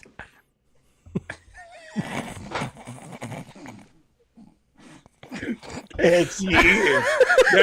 That's the first picture they put up. She was like public. like a Pirates logo. God. Hey. That boy said, man, I'm tired. I ain't got no legs. I bet you ain't got no legs, bro. Let me tell you, bro. You know what? I rescind it. This will make you make I 100% understand how you ended up on the air mattress. You weren't using any brain cells, and I would not have either. I would not have consulted my brain with anything because he might have told me, no, don't do this or anything else. No, that wouldn't. Soon as that S come out, you'd be like, brain. The money is guaranteed. You'll be okay. If I only had a brain, what? I don't know anything. I don't even know if she can speak. Oh man, that boy came from the islands. He came here. Was like, what? and got him a little island. That's what he got. Oh man. All right. Let's get back on track. So, we're talking about stupid quotes. So that was funny. Let's get back to football. So the playoff race is starting to take shape. You remember the PT Cruisers? Yep. Mm-hmm. That's Jungle just Gym, want to know bro. you remember. Bounce house, bro. I would, bro. What? I can only imagine. That's why God had to give me maturity before money. I had to get maturity before money because if I was immature. But back to football. Let's get back to football. So the playoff picture is starting to take shape. And there is one team, maybe the hottest team in the league, in the country. Colorado wins again. On fire. They beat Utah, who was supposed to be, even though Utah is a bad team or not as good as they normally are because of all the injuries, they're still a good defensive team. But that Cam Rising injury is who they are. He's been hurt for too many seasons. You can't the promise that's gone. That's who Utah is. They're a pretty decent team, but they were a team at the beginning of the season that was believed to be better than Colorado. Colorado came in there and beat them handily. Beat them down 49-24. Travis Hunter, Shador, Sanders, that whole team. Colorado has been the most impressive team to me this entire year from where they started to where they are now because nobody believed in them. Nobody. I still give that to Indiana. They are. What he's doing is bomb. I agree. Indiana is impressive, but Indiana had no expectations. Indiana had none of the pressure, none of the really vitriol. They got to fly under the radar. Colorado has had every game on national TV. You're right. Every game. The only team. Jid at the game, Rajon Rondo at the game. Everybody. You're right. And Dion is now looking like, depending on what side of the coin you are, he's looking like an evil genius or just a genius. When he came out with that explanation of how he recruits, because remember, he was the one that started with the portal, the flip. I don't think he should have said that out loud, though. Why? At this point, so what he said, for those that are listening, he said, we only recruit 10 or 11 players out of high school. And he said that at Jackson State. And he told y'all his first season, he said recruiting is changed forever, which is why I respect him. And because it's everything he said is true. He said recruiting is now changed forever. I'm only going to recruit 10 to 12 high school players, and then I'm going in the portal because that way I can have immediate results. And if I get the high school players, they know that when we recruit you as a freshman, you're going to play. Jordan Seaton and all those other guys. That was very insightful. If you're right, it's no more. I'm not going to Georgia and sit behind 7 running backs and wait my turn. I can go to Colorado and play right now. Now there was a little, well, that ain't always true, but there was a little gamesmanship there. Yeah, there was a little gamesmanship there because he took shots at Georgia, he took shots at Ohio State, he took shots at Alabama, all the schools that are always in the top 5 recruiting. He took shots because he said, well, their recruiting classes are 38 and 17 of them leave. So if 17 of them leave, you need to re-rank the recruiting classes. And he said if you re-rank the recruiting classes of people that stay, we're always going to be in the top 15 because our players stay.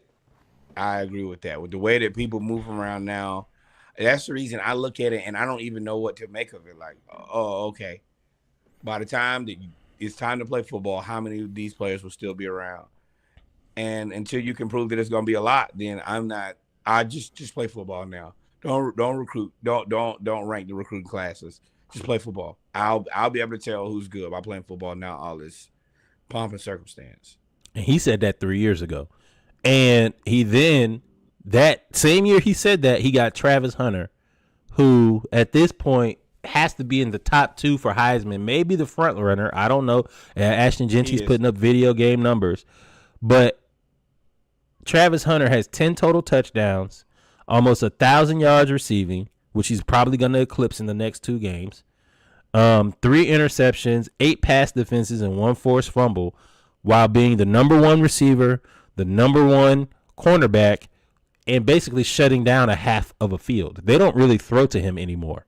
And after this weekend where he had that pick off of that deflected pass, they may not throw to his side of the field anymore. 3 games that he has he has an interception and a touchdown. And he would have more than this. He missed 2 games because of injury. Correct. But you got to really put that into context. That means there's a drive that he stopped and then he scored. That changes, that's 14 points. I'm worth 14 points. Every time I get on the field, I'm worth 14 points. That's hard. That's hard to argue against for the Heisman. That's hard to argue against. Is like, hey, man, I'm here for 200 yards. I'm 200 given. 39. I'm 5'9", and they give me more carries than Derrick Henry. How do you pick between 14 points and well, you got to take the points. But also with the run, you get to get game time. Every time I touch the ball, it's a first down. Every time I touch the ball, he's averaging 7 yards a carry. Every 2 times I touch the ball, it's a first down. Every 2 times. No matter what point of the game, we're up, we're down. Every 2 times I touch the ball, it's a first down. You know what else I'm really happy about this year now that I had a chance to think about it here? This is not the year of the quarterback. And it's always the year of the quarterback for the Heisman. And this year it's like, nah. Yeah, because they're not going to give it to Shador. Yeah, and Cam Rising lost. Yeah. So, yeah, it's probably out of these 2 guys. And I'm so happy that it's not. Let everybody have an opportunity to win the MVP. It's so many things that are just quarterback centric that make it, he's got to be the person every time. No, let's get some things around here. Let me ask you a question. Some opportunities. Let me ask you a question. Sure. And I normally try to not have a lot of racial conversations, but when was the last time we had a Heisman Trophy watch with no white finalists? Not one. That's the reason they didn't let him play quarterback for a long time. We're going to talk about that when we get to jersey sales, because that is surely something interesting. That's very interesting to me, who sells jerseys in the NFL these days. You got Ashton Genty.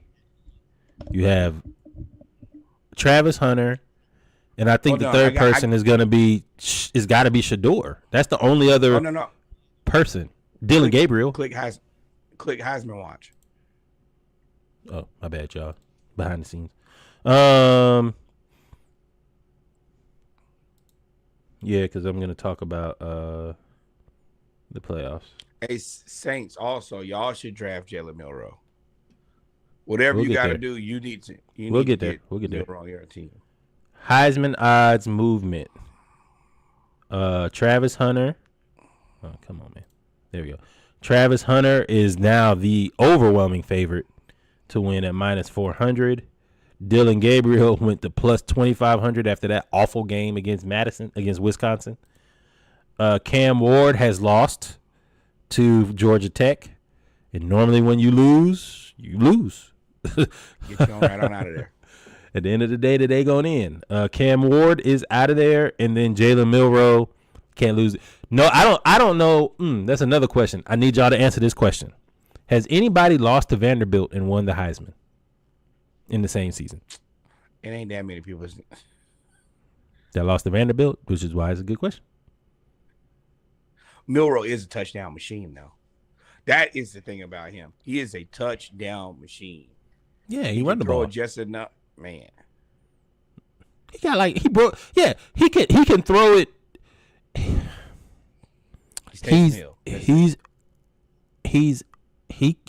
can run the ball very well. I think he broke the record for rushing touchdowns in a season by a quarterback at Alabama, which was breaking Jalen Hurts' record. But man, when he throws the ball, dog.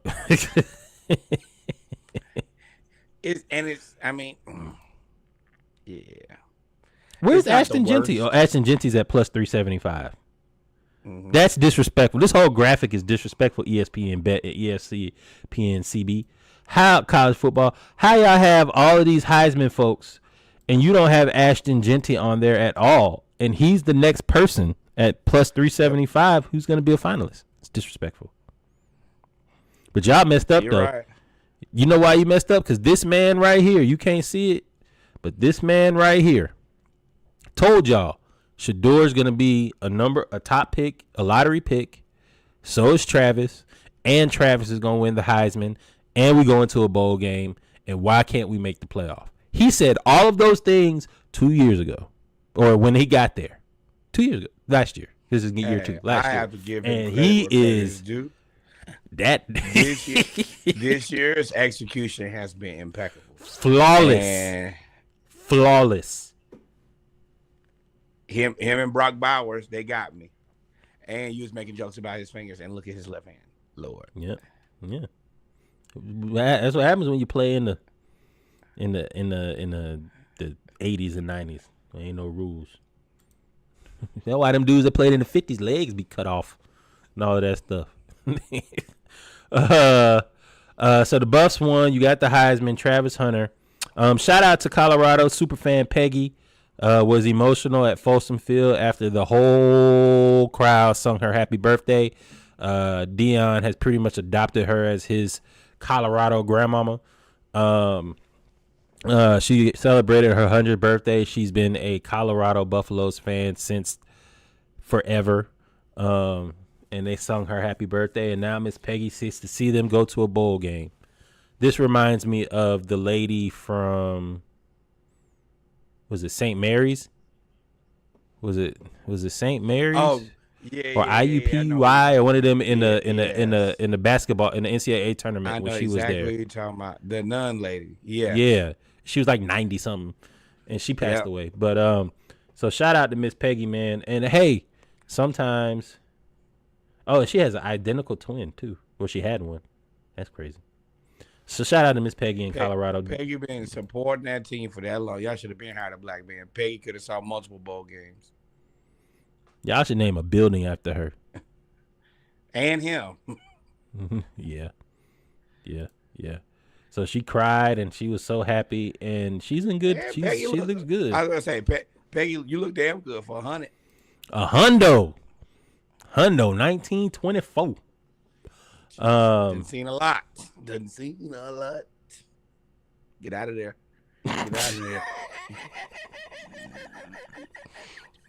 Hey, Peg, got a couple of days. I need to know where you were. About a whole decade worth. I need to know where your stance was, big dog. Where you was at? Where you was at? Can you tell us where you were on these dates? I will let you know if I was singing you happy birthday when I know exactly where your stance was in 19 blah blah blah blah blah. But you said it. I was like, You was thinking that. Yeah, of course. That's my mind is always there. And Dion is he needs to open a sports marketing agency. He has changed everything about Colorado. And to me, it's not about money because Colorado is closer than we are to Oregon. So he has a direct pipeline and they're sponsored by Nike. So Oregon is going to sponsor everybody on the West Coast. And because he sells so much, he's so influential that they brought back his shoes. And now they're wearing them everywhere. And I'm going to get me a pair of them Atlanta Falcons ones. I don't know how I'm going to get them because they sold out in like 1 hour. But I'm going to get them. I have the black and gold one. Shout out to the plug. Shout out to the Alphas. No. And Miles College, a.k.a. Definitely not. And the plug is going to be like, well, hell no. But no, this offer letter is crazy.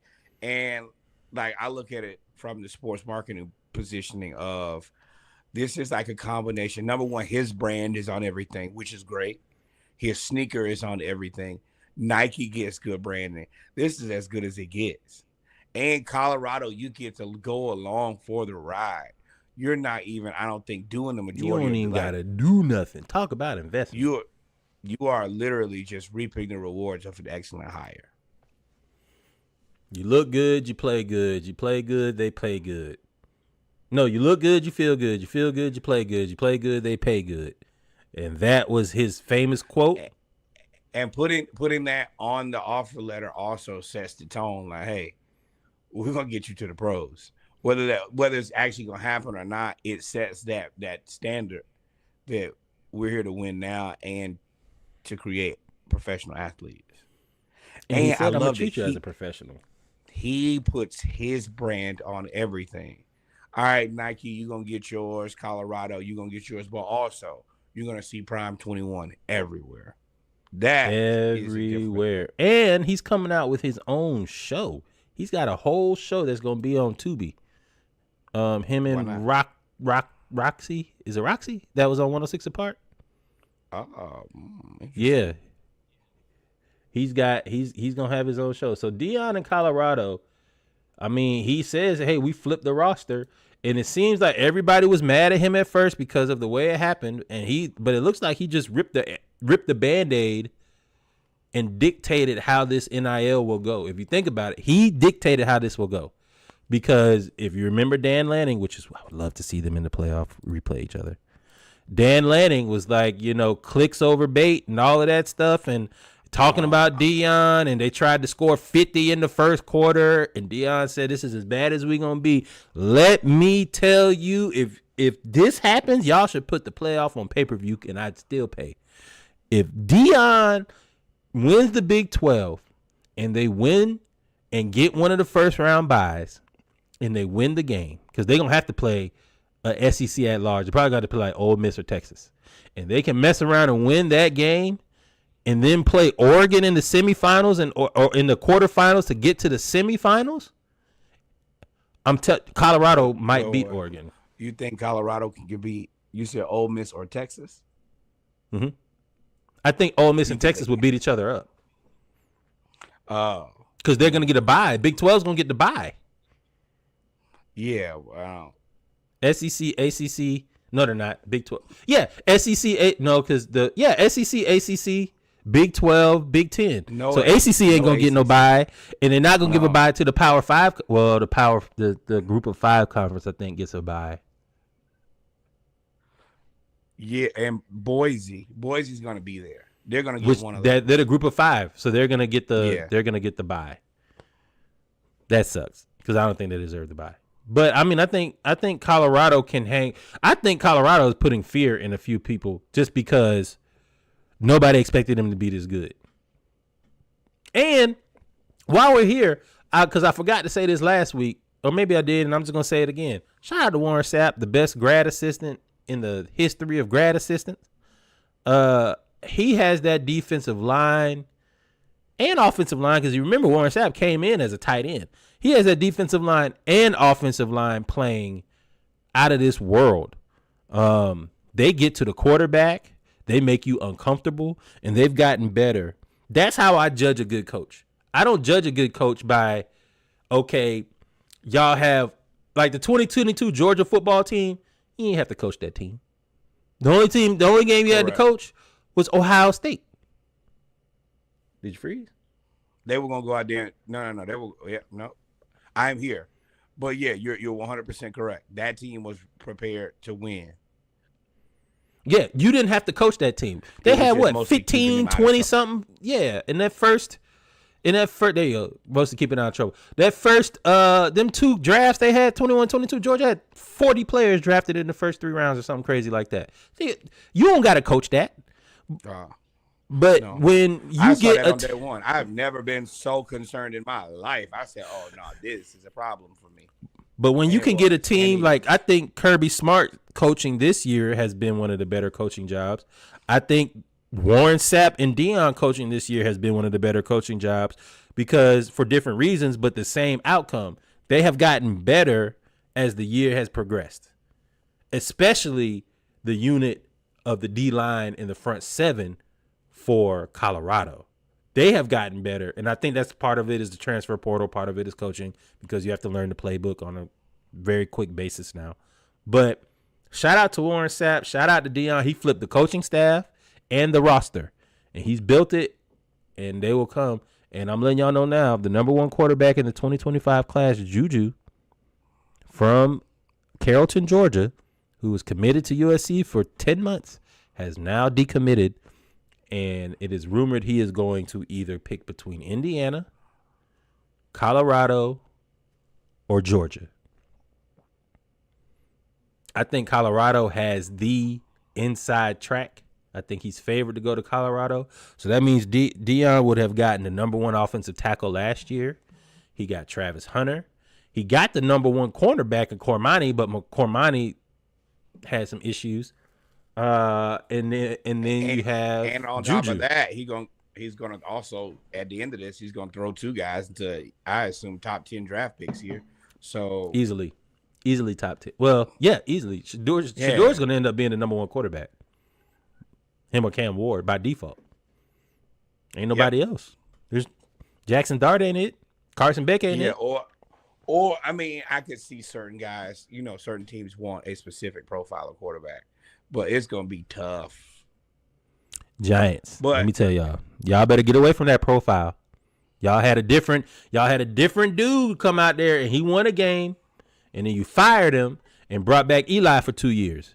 Y'all had Geno Smith. Geno, who leads the league in passing, Smith was on the Giants and started 1 game and won, and y'all got rid of him and brought back Eli for 2 more years to be trash. Dude. What was your boy? Who's always the backup quarterback everywhere? Who got his lung punctured? Tyrod Taylor. Yeah, y'all stabbed the man in the lungs. Exactly. No, that was the Chargers. Chargers stabbed him in the lungs to start Justin Herbert. Like y'all keep. All right, never mind. Hey, again, 2025. Y'all over there could be terrible. Not my fight. Y'all figure it out. Just like, nope. Let me get out of there. So. Where are we? I'm going to take it to, I'm going to go. Okay. So now that Colorado wins, the playoff race is kind of taking shape. Sort of. We talked about the Heisman Watch. You have the AP poll was released tomorrow. By the time you're listening to this, the college football playoff rankings will have been released. So we'll probably talk about that on Saturday, but the AP poll has been released. And it's probably pretty close. The top 5 stay the same: Oregon, Ohio State, Texas, Penn State, Indiana. Notre Dame is now number 6. I don't care. They wasting an at-large bid. Alabama won. Huh? Yeah, that's exactly. Alabama Exactly right. 7, Georgia 8, No, Ole Miss 9, Tennessee 10, Miami 11, Boise State 12, SMU, BYU, Texas A&M, and then Colorado hovering at that 16 with Clemson, Army. South Carolina's now 19, Tulane, and the rest. We don't care about 2025, except for Washington State.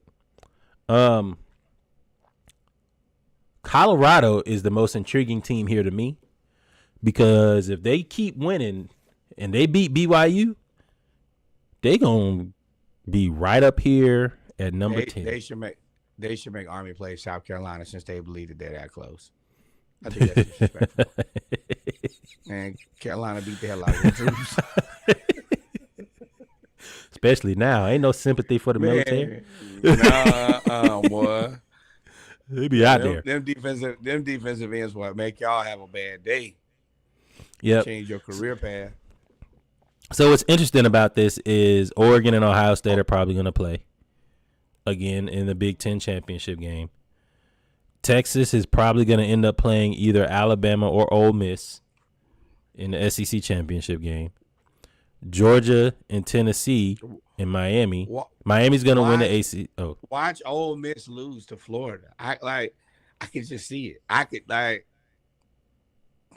Makes us look better. SMU this third row, this 11 through 16, 11 through 16, 11 through 17 is interesting because you got Miami and SMU. SMU was just I think they are number 1 in the ACC. But Miami is ranked ahead of them. Georgia lost to Ole Miss, but is ranked ahead of them. So we're about to get some clarity in the next. Go ahead. And Texas A&M can beat you. I don't want people to forget that. They lost their number 1 running back out for the year, though. Remember that's why they lost because he got hurt. But I mean, rivalry is rivalry. They can beat Texas. I don't trust y'all either. I don't trust y'all at all, Clemson. You can be had. So with the AP poll, you starting to get best chances to reach the SEC championship, playoff chances, and all of that stuff. So the SEC championship is going to dictate a large majority of what happens in terms of seeding in the playoffs. Texas has a 74% chance to play in the SEC championship, where they will probably end up playing Alabama, which has a 69%. And then you have Georgia, Texas A&M, and Ole Miss. Georgia has a 37%, Texas A&M 18%, Ole Miss 2%. I don't know how Ole Miss has 2%, but it has to do with tiebreakers. Chaos. Texas and Alabama playing each other. If Texas beats Alabama, do you leave Alabama out of the playoff with 3 losses? Do you leave a 3-loss team, SEC team, out of the playoff? If Alabama beats Texas, let's say this holds weight, and Alabama beats Texas. Now Texas has 2 losses to 2 top 10 teams. Alabama, once you lost to Vanderbilt, you lost control of your season. Whatever happens, happens. That's not acceptable. You can't have that happen. If it had been something else, then I don't know. Now, losing to Tennessee and losing to Texas, more than fair. But losing to Tennessee and losing to Alabama in the SEC championship, that would be okay. Losing to Vanderbilt is a problem. That's on you. Ironically, the team that's sitting the best here is probably Georgia. You can't leave them out. They beat Who, Georgia. Alabama? Yeah. They beat LSU. Missouri. They beat LSU. And they beat South Carolina. That's another top 25 team. Yeah. That's 1, 2, 3, 4, 5 top 25 teams. And then, I mean, Oklahoma was at one point right there, even though they're not ranked anymore, I don't think. I mean, if I beat 5 top 25 teams, the Vanderbilt loss is bad, but that shouldn't be the end of my season. Well, it all depends on everybody else. So you're not going to get 5 teams in here, and the team that's probably sitting pretty and sitting the best here is Georgia, because Texas and Alabama are going to have to play each other. Texas A&M is going to have to play Texas, and that's going to be a de facto. Eventually, the SEC championship game is going to be an elimination game. Yeah. Now, what makes all of this interesting is y'all get the old SEC skate. Congratulations. What makes this interesting is if Ohio State beats Oregon, or Oregon beats Ohio State, and then Indiana, but Ohio State beats. So the Big Ten can do the same thing. Ohio State beat Penn State.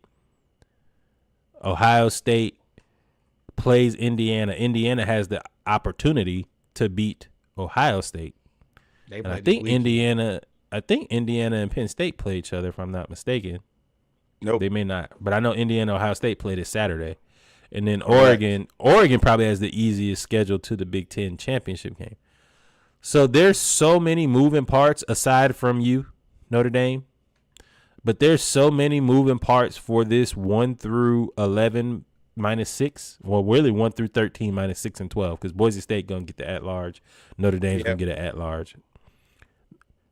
These 12 teams, 13 teams, 14 teams with Colorado are really about to battle it out. And I can't wait. So with that being said, we talked about the SEC. So then the chances to make the college football playoff, Oregon pretty much has stamped their ticket, is what they're saying. There's no way that they cannot make the playoff. Then there's also too far. There's also Indiana, who has a 97% chance of making it, because the only other ranked team they play, I believe, is Ohio State, who's the number 2 team in the nation. Ohio State. They only got one. I think they only have one game. Like the most games they could lose is 2. That's all they got left. And you're not going to take them out even with 2 losses. And Ohio State is if they lose, they would have lost to the number 1 team and the number 4 team. I mean, that's a better resume than Georgia at that point. Yeah. Texas 94%, because I mean they're favored, and these percentages are all based on who's favored the rest of the way in their games. Georgia 92%, because they probably aren't going to have to play in the SEC championship game. Alabama and Tennessee are low at 71 and 66%. One, because Tennessee lost to Arkansas, and Alabama lost to Vanderbilt, and they probably are going to lose. The elimination game is going to be the SEC championship. So that's going to get at least 2 of those teams out of there. Boise State 77%. All they got to do is win out. And then Notre Dame at 69%. All they got to do is win out. Penn State at 88%. I think Penn State should be lower, because they haven't proved that they can win big games. They've beaten bad teams, but they haven't won big games.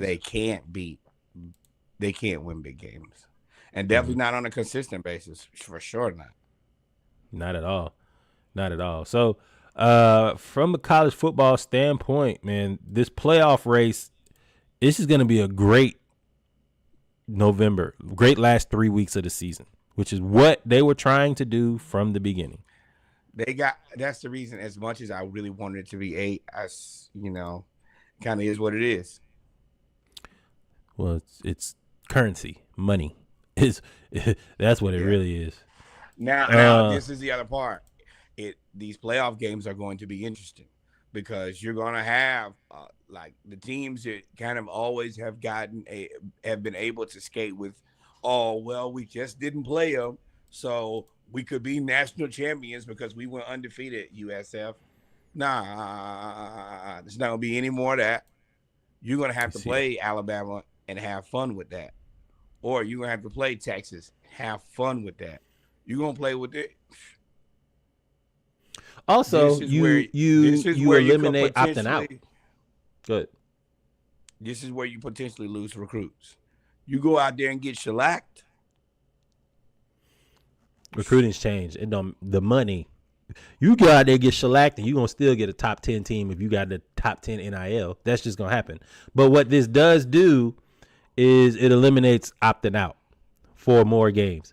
So the NCAA, especially football, took such a loss when people have been opting out. If they're not in the 14 playoff, they made it a 12-team playoff. So now nobody's going to opt out of the playoffs if you make it. And if you do, you hurt your draft stock. So it makes sense why they did it. From a functionality standpoint. It kind of made a buffer for like the rest of those teams. If your team didn't finish the season top 12, then you probably need to be playing in the bowl game because you probably need good tape. It's going to be very few in between guys who are good enough to just sit out the bowl game, but your team wasn't competitive. I don't know if there would be a guy this year who could do that. Maybe I guess they probably want to know bowl game anyway. But Arizona and like maybe Ted McMillan. I think that him, even Luther Burden. He lost his draft stack. Travis Hunter locked him down. Nah, his draft stock's still where it is. Everything says top 10. First receiver off the board. Yeah. And the Hawks steal a win. We won? 109 to 108. Whatever. And Keon Ellis shot 9 of 15 from 3. Jeez. Oh, but he was 6 of 9 in the first quarter, or first half. Oh yeah, no, he was 6 of 6 in the second with 8 minutes left in the second quarter. I was like, oh my God, we getting Tom Sadaransky again. He ended up with 33 points. Go look at him stats. Every other night it's probably like 7 Hawks. 33 personal high. Congratulations. This is not 60. But with that being said, ladies and gentlemen, we've come to the end of the college football segment of episode 167 of the Splashcast. We're going to add, we had 2 more things to talk about, but we're going to put that in the pregame for next week because I've never seen somebody have to wrestle for the ball versus a coin flip. I like it. With that being said, y'all stay tuned. I'm gonna go get another beverage because tomorrow's Tuesday and I'm off. So Norwood's allergic to vacation, I guess. I will be back with I said no, I'm not. We'll be back with a beverage. We'll talk about some black QB sales in the NFL, live from the Falcons nest. We'll talk about the best team in football and our games of the week. Y'all stay tuned. Episode 137 of this 167 of the Splashcast, episode around the league edition. Y'all stay tuned. Like, follow, subscribe, by the way. And bless Norwood because he inhaled some pepper. Y'all stay tuned. We'll be right back.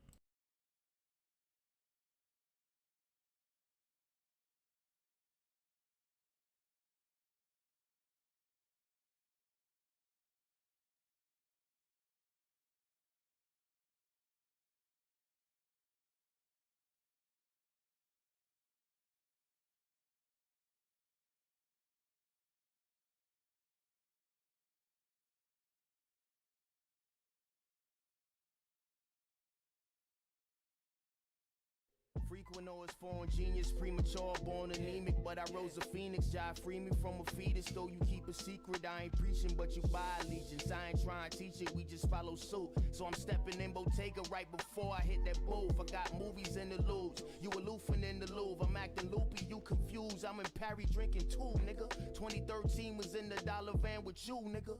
This another one, Denise Elastic son. Shopping carts in the hood with like cars will be from. I got involved in sipping rum, my whole block was on one. Was a kid and seen Frederick Stone the block one time. Way before the long fawn. I got whopping Jordan, while flapping these guns. Hit Japanese John, sit back and reform. Getting stats to preform. All the backs are leaned on. Yeah, we reborn. Drinking with my whiz. Never run your mouth unless you think it's relative. Still embellishing intelligence, I always did. Fuck what other people say, you can't protect your kids. Unconditional, the love is real with blemishes. Had to drag my head, I had to match my melanin. Kurt Vonnegut with harsh intent, won't share my pen.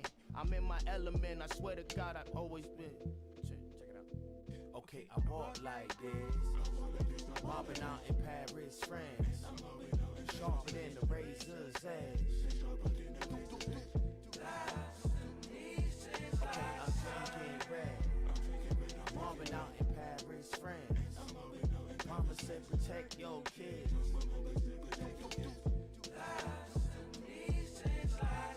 Generating bread, the hustle made me hang my head. Swerving drunk, I'm trying to escape the razor's edge. I'm off the meds, trying to push me off the ledge. I'm tired of playing Simon Says. Got some drama with me, they get sticky when it's time for death. Start the fest, drama find me here. Bag is dimey, yeah. Bigger coats, and they wanting bigger smoke this time of year. Every summer drama find me with my conglomerate. Until we push the prime, I'm praying to be tolerant of the bullshit.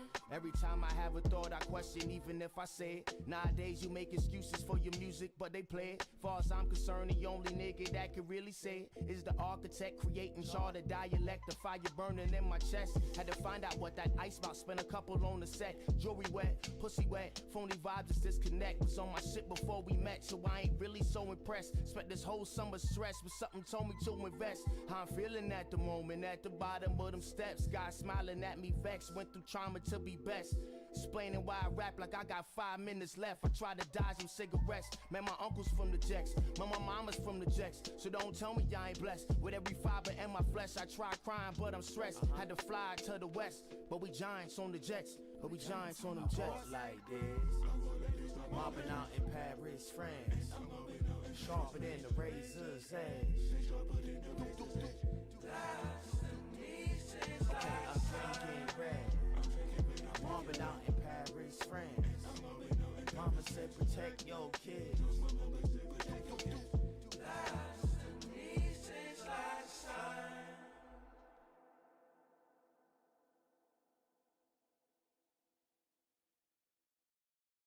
So lost now you're gone, my darling. Oh, my misery.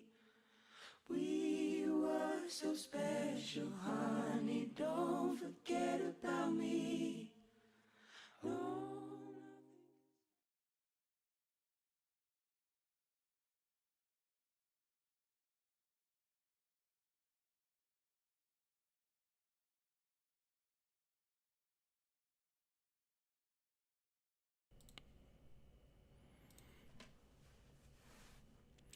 And we're back, ladies and gentlemen, with the second part of our football segment, NFL news around the league. Got a few things we're going to talk about today, unfortunately.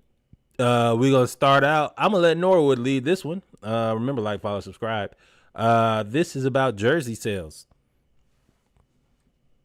Bad segue, but there you go. Unmute your microphone. Nope. No sound.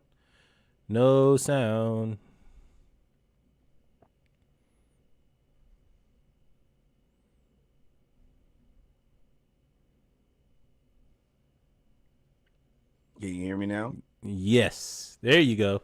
Fantastic. Well, let's try that again. I don't know what. Welcome back, ladies and gentlemen, to the second part of our football segment, episode 165, Monday Night Raw. Remember, like, follow, subscribe. We can talk about some NFL news. Got a few things we're going to talk about today.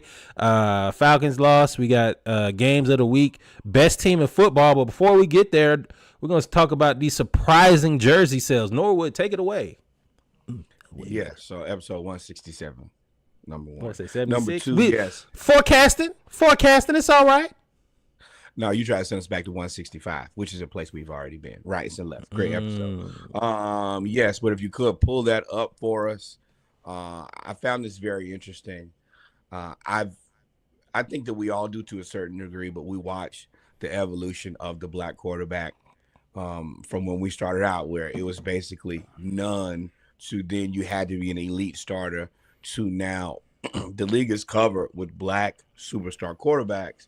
And you look at his top 10 jersey sales, there's a certain segment of the country that should be and probably is pretty upset. You have CJ Stroud at number 1.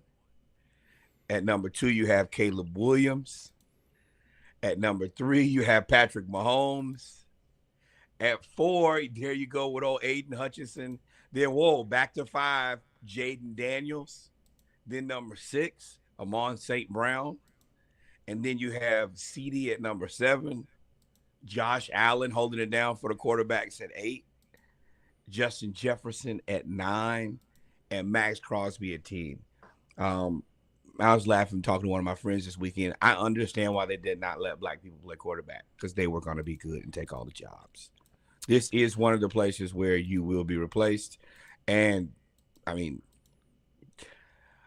you really get to see elite black quarterback duels every game now. Every Sunday you get to see multiple.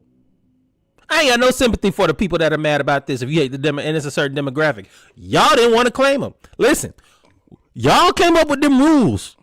Them drop rules y'all came up with. See, y'all came up with all of that. See, now they all with us. They identify with us. We all together, and y'all decided y'all didn't want them, and now y'all up there big mad.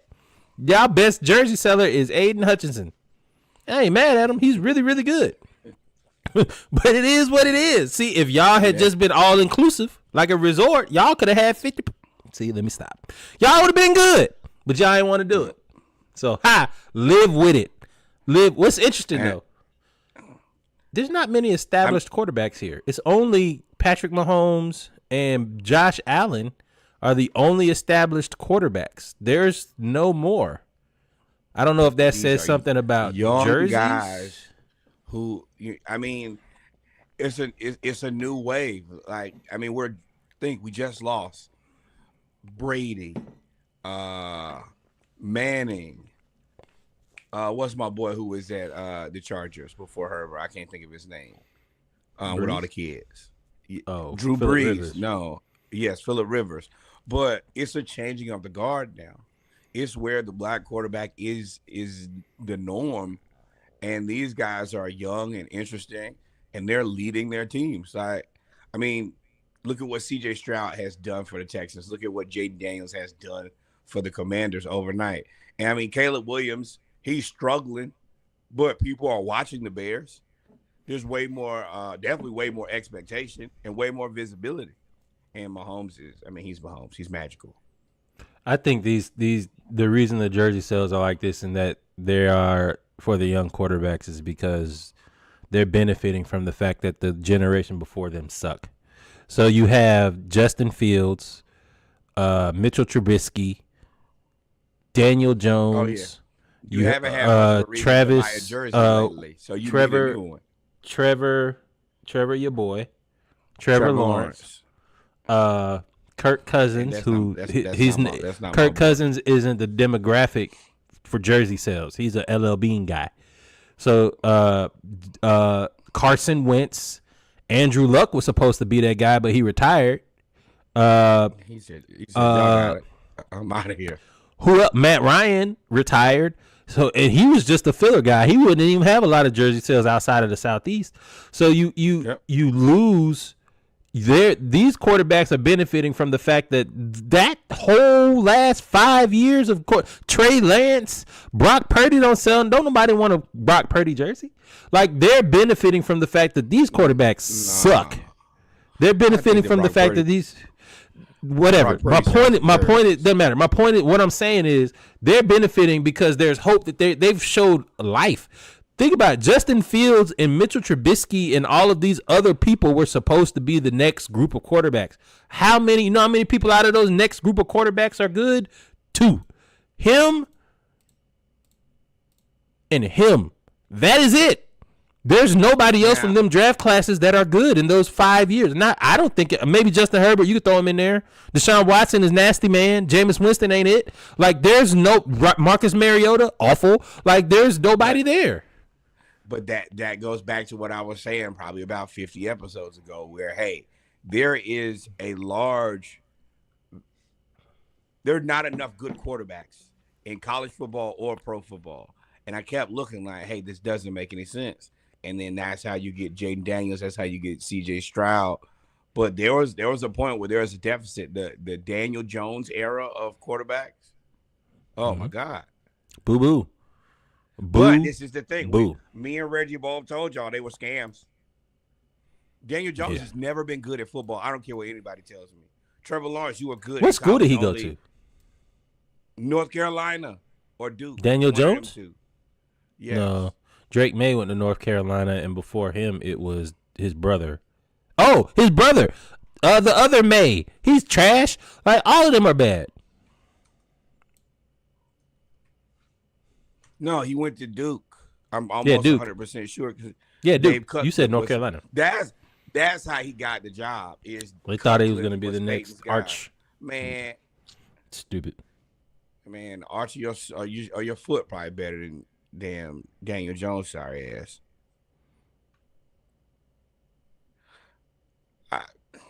That's Enron scam level. Never been good. Never been good. So those what did he win at Duke? Nothing. He was fast. He was a fast white dude trying to keep up. Boy, you almost made me cuss out my he's fast. He was fast. He ran like a 4.5, which is fast for a quarterback. When did that start mattering? Running for a quarterback? When defensive ends evolved? When basketball players grew to 7'5", so 6'7" dudes that can't be power forwards no more, like Julius Peppers running 4.4s and 4.5s playing defensive end. That was the elimination of the Anglo quarterback. It really wasn't the fact black quarterbacks got better, but they got better because of opportunity. Anglo quarterbacks got eliminated because players like Kirk Cousins, who can't move, out there trying to run away from Julius Peppers. That's why. You over there in Pixel Land, ain't you? I get. There you go. Daniel Jones just pisses me off. He should. For me. He should. Daniel Jones I put him in the same boat as Nathan Peterman. Like all of that, there's no reason you should be in the league. Why is he not a draft bust? And how did he get a contract? Because that's the part for me that's really like the Giants. They about to fire that man. They about to clean that owner gonna clean house. About to soon. About to. If you're about to do anything that told you to pay Daniel Jones, if you haven't fired him already, you're a fool to keep paying him. Pay him for what? You're a fool. They benched him for DeVito again for the second year in a row. This ain't the first year. This is the second year. He got hurt last year, but he was ass before he got hurt. Don't forget. Booty cheeks. Mike Tyson. Didn't need to ever see that. Let's go on to these Eagles and Commanders. Nope. We're not. We're starting out with depression. You said you was misery and you wanted company, so come on down. The Falcons nest. Sean Payton hates the Falcons. I don't think he's ever coached a bad game in totality. He probably has made bad calls that cost him the game in crunch time, but he's never coached a bad game against the Falcons because he hates the Falcons so much. Well, the fact that he hates the Falcons is secondary to the fact that he's a good coach, and he put on a master class of how to just absolutely destroy a team with the West Coast offense. The Falcons went to Denver and got beat 38-6. And the game was never close. I want to talk about the defense and the offense. We'll talk about the offense first. And what offense? So we'll talk about the offense first. What were your thoughts on the offense? Is Algier hurt? He's got to be. No carries. One play. That's the first thing that I was just like, oh, this is wrong. I'm disappointed in the way that we played. I'm disappointed that we lost to Bo Nix. But that's what this Atlanta team is. You have to temper your expectations. And as much as we might have a 4 or 5 touchdown game at 409 yards, we're also going to have these type of games out of Kirk Cousins. That's the reason, as good as Kirk is and as much money as he's made, he's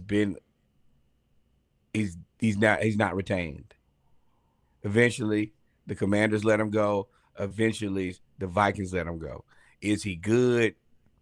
Sure. Is he going to trick some games off or not deliver? Sure. It comes with the Kirk Cousins package. Once again, we have to remember what the immediate focus was, is to legitimize this Atlanta Falcons team. We are on the way to being legitimate. Now, this is a game that we probably should have won, that we gave away. But we're going to win the NFC South, and we're going to go to the playoffs. That's what Raheem Morris's goal was. A few things there. So the offense for me was disheartening. Algier is on the. He did show up on the injury report with a quad injury that I believe was worse than they said it was, because he only played one play. Also, Drake London re-aggravated his hip injury, and Darnell Mooney got hurt in the second half.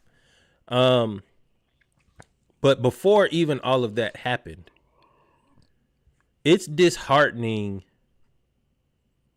for our offensive line to get destroyed.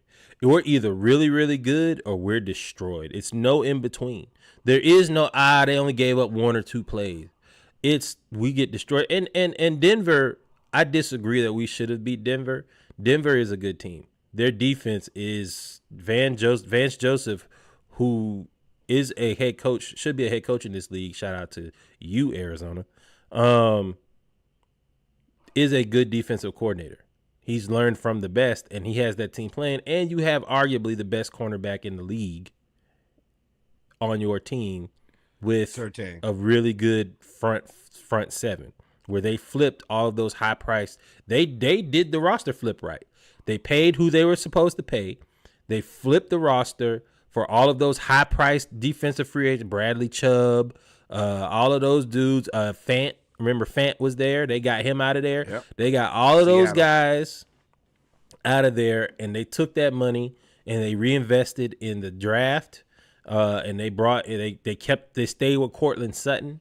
And they have done well. Now, and I mean, you got to also incorporate the massive cap hit that they took for Russell Wilson. That all in consideration. Y'all gonna make the playoffs. They're on the way to make the playoffs. That's impressive. Yeah, that's impressive. So, but offensively for the Falcons, 6 points is just unacceptable. It's embarrassing. It's bad. We look like a deer in headlights. I'm gonna jump to defense since we talked about offense. Well, since we're talking about it. I got one more thing. It's we're a good run blocking team. We're not a good pass blocking team. Pass blocking has been a problem, and I haven't wanted to highlight it because their run blocking is so good. So it's difficult to kind of say that. Like, what do you say about a line that run blocks well and pass blocks poorly? I mean, I guess they would be mediocre.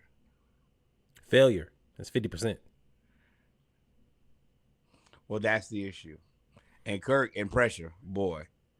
Well, and I think that's the biggest thing, though, with the offensive line, is if you had a mobile quarterback, it wouldn't be as glaring. It wouldn't be as glaring. But Kirk is so I don't care what y'all say. He cannot move. His Achilles is shot. Maybe he'll be better next year. He can move around in the pocket a little bit. But at this point, he can't even move around the pocket. And when you have that with a team that's not good at pass blocking, all Denver did was they did was load up the box and keep us. And Zach Robinson, bro, you got the number a top 5. I don't know the number. Because I think Baltimore is number 1 in rushing. But you got a top 5, the top running back duo, maybe number 2 running back duo, top 5 rushing attack. Why are you throwing the ball 3 times on the first drive? What the fuck? What are you doing? What? Well, the other part is you have the top receiving duo in the NFL too. Yes. You have all of these toys, and you can't do anything. That. I don't think they're better than A.J. Brown and Devontae Smith. But Mooney and London are they probably highly productive. I think number 3 or 4 is what they were. They top in touchdowns, and I guess they lead. I mean, if you're top in touchdowns and you lead in yards, that's like Jamar Chase and Joe Burrow. I'm number 1. We number 1. Y'all losing and we number 1. That's a problem.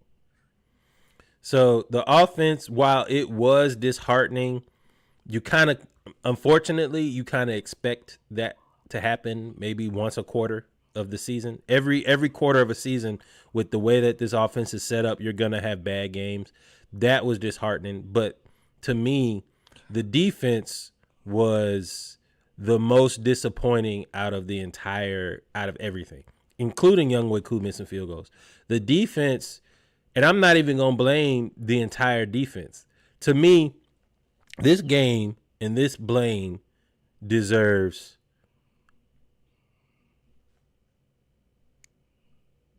%30 on the players, maybe 25%. I'm trying to keep it at a round number, so I'll even say 20%. 40% is on the coaching staff, and 40% is on Terry Fontenot. Jimmy Lake, I'm going to start with you. I don't know what the fuck, bruh. And I try not to curse on this podcast, but I don't know what the fuck you doing. Sean Payton, you made Bo Nix turn into an offensive rookie of the year candidate off one damn game. Bo 32-year-old Nix off one damn game. All he did was dink and dunk down the field, and then you got fooled by goddamn Sean Payton and Marvin Mims Jr. That's who it was. And I don't know what you were doing. Terry Fontenot, come on down. We need to speak. Brother, friend, laughing, all that kiki and shit ain't funny no more. You did not address the defensive end position. You did not address the depth of the cornerback position. We cannot get pressure on the quarterback. We cannot guard the number 2 receiver on the team. Everything that you ignored to get Michael Penix is fucking you over. Not biting you in the ass. Your ass already been bit off. Pause if necessary. It is fucking you over. You tried to get Azeez Ojulari. You didn't make enough move. I would have took Preston Smith from Green Bay, who's 33 years old. I would have took him. Anybody. We are awful going after the quarter. We are awful. Our linebackers are the worst linebackers in the league. And I'm going to let you go know what I got to get this off my chest. They are the worst linebackers in the league by far. By far. They can't guard nothing. Bruh, we are so bad, and it's so frustrating because if this were the only year that we were bad at linebackers and rushing the passer and last in sacks, then cool. It is what it is. Bruh, you came into this job and we was ass at rushing the passer. We haven't been good at rushing the passer since the 1 year Vic Beasley was good, and before that it was John Abraham. John fucking Abraham is almost 50 years old.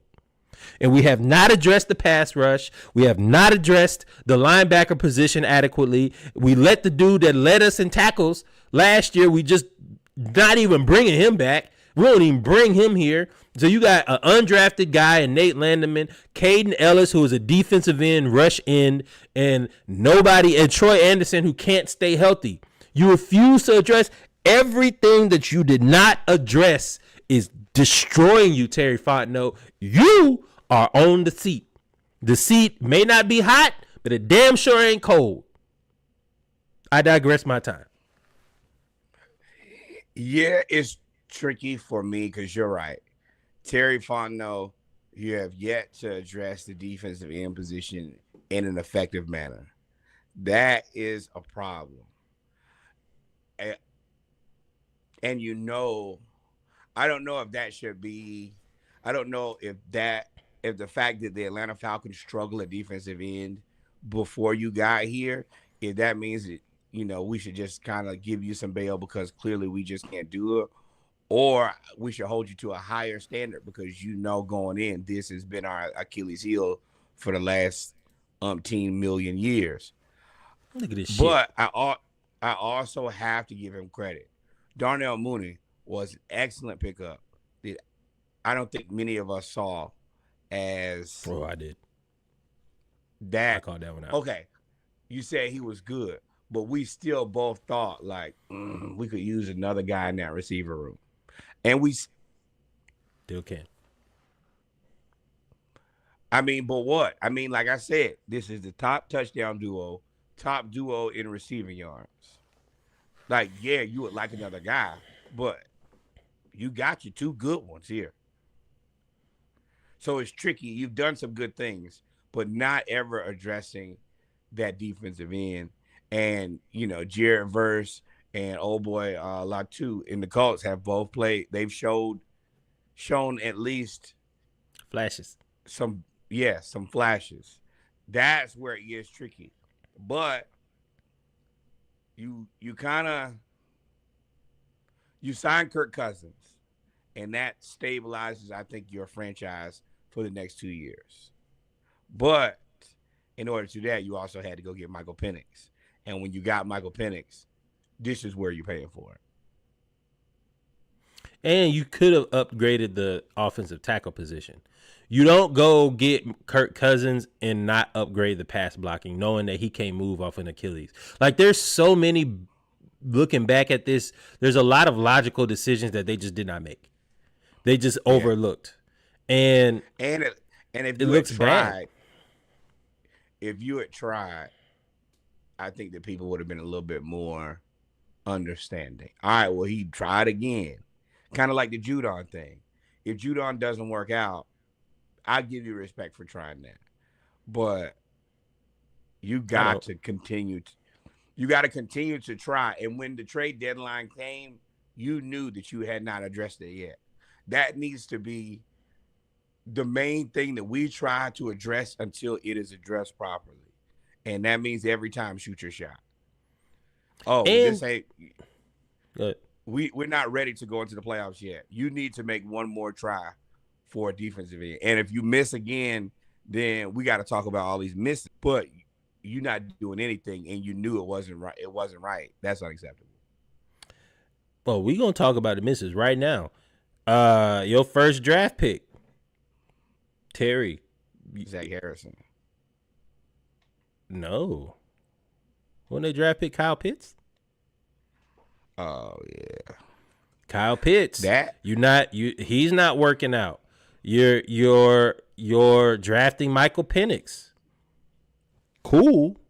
But the only way that works out is either Kirk Cousins wins you a Super Bowl or Michael Penix is your quarterback for the next 10 years.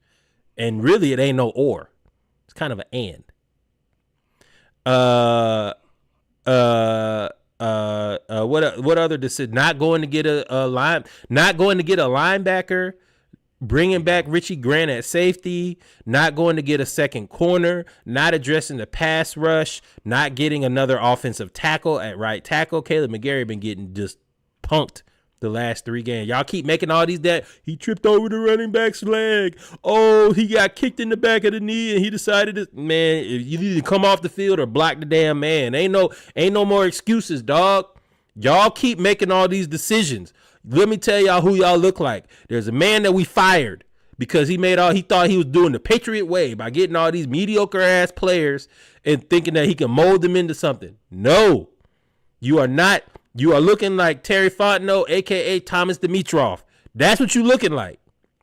You better figure it out, Terry, and you my guy. And while we here, let's go ahead and open this shit up here. I'm cussing today. What did he say?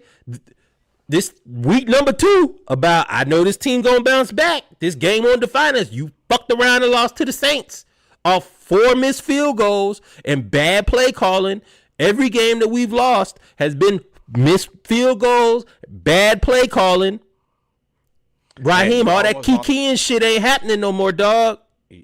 You almost lost. You lost to the Seattle team. It's up and down. You lost to a Tampa Bay team. You almost lost to a Tampa Bay team with no Chris Godwin and no Mike Evans. I mean, but this was always my opinion of who the Falcons were. We gotta. Everybody wants to ride. Like when you start winning games, Kirk has the 400-yard game with 4 or 5 touchdowns. Everybody wants to ride high. You have to keep your emotions in the middle with this team, with this franchise, with this city. You have to learn how to just take everything about the same. I put a positive spin on it for you. We are winning the games as a team that we are supposed to win, which is something we have not done in a really long time.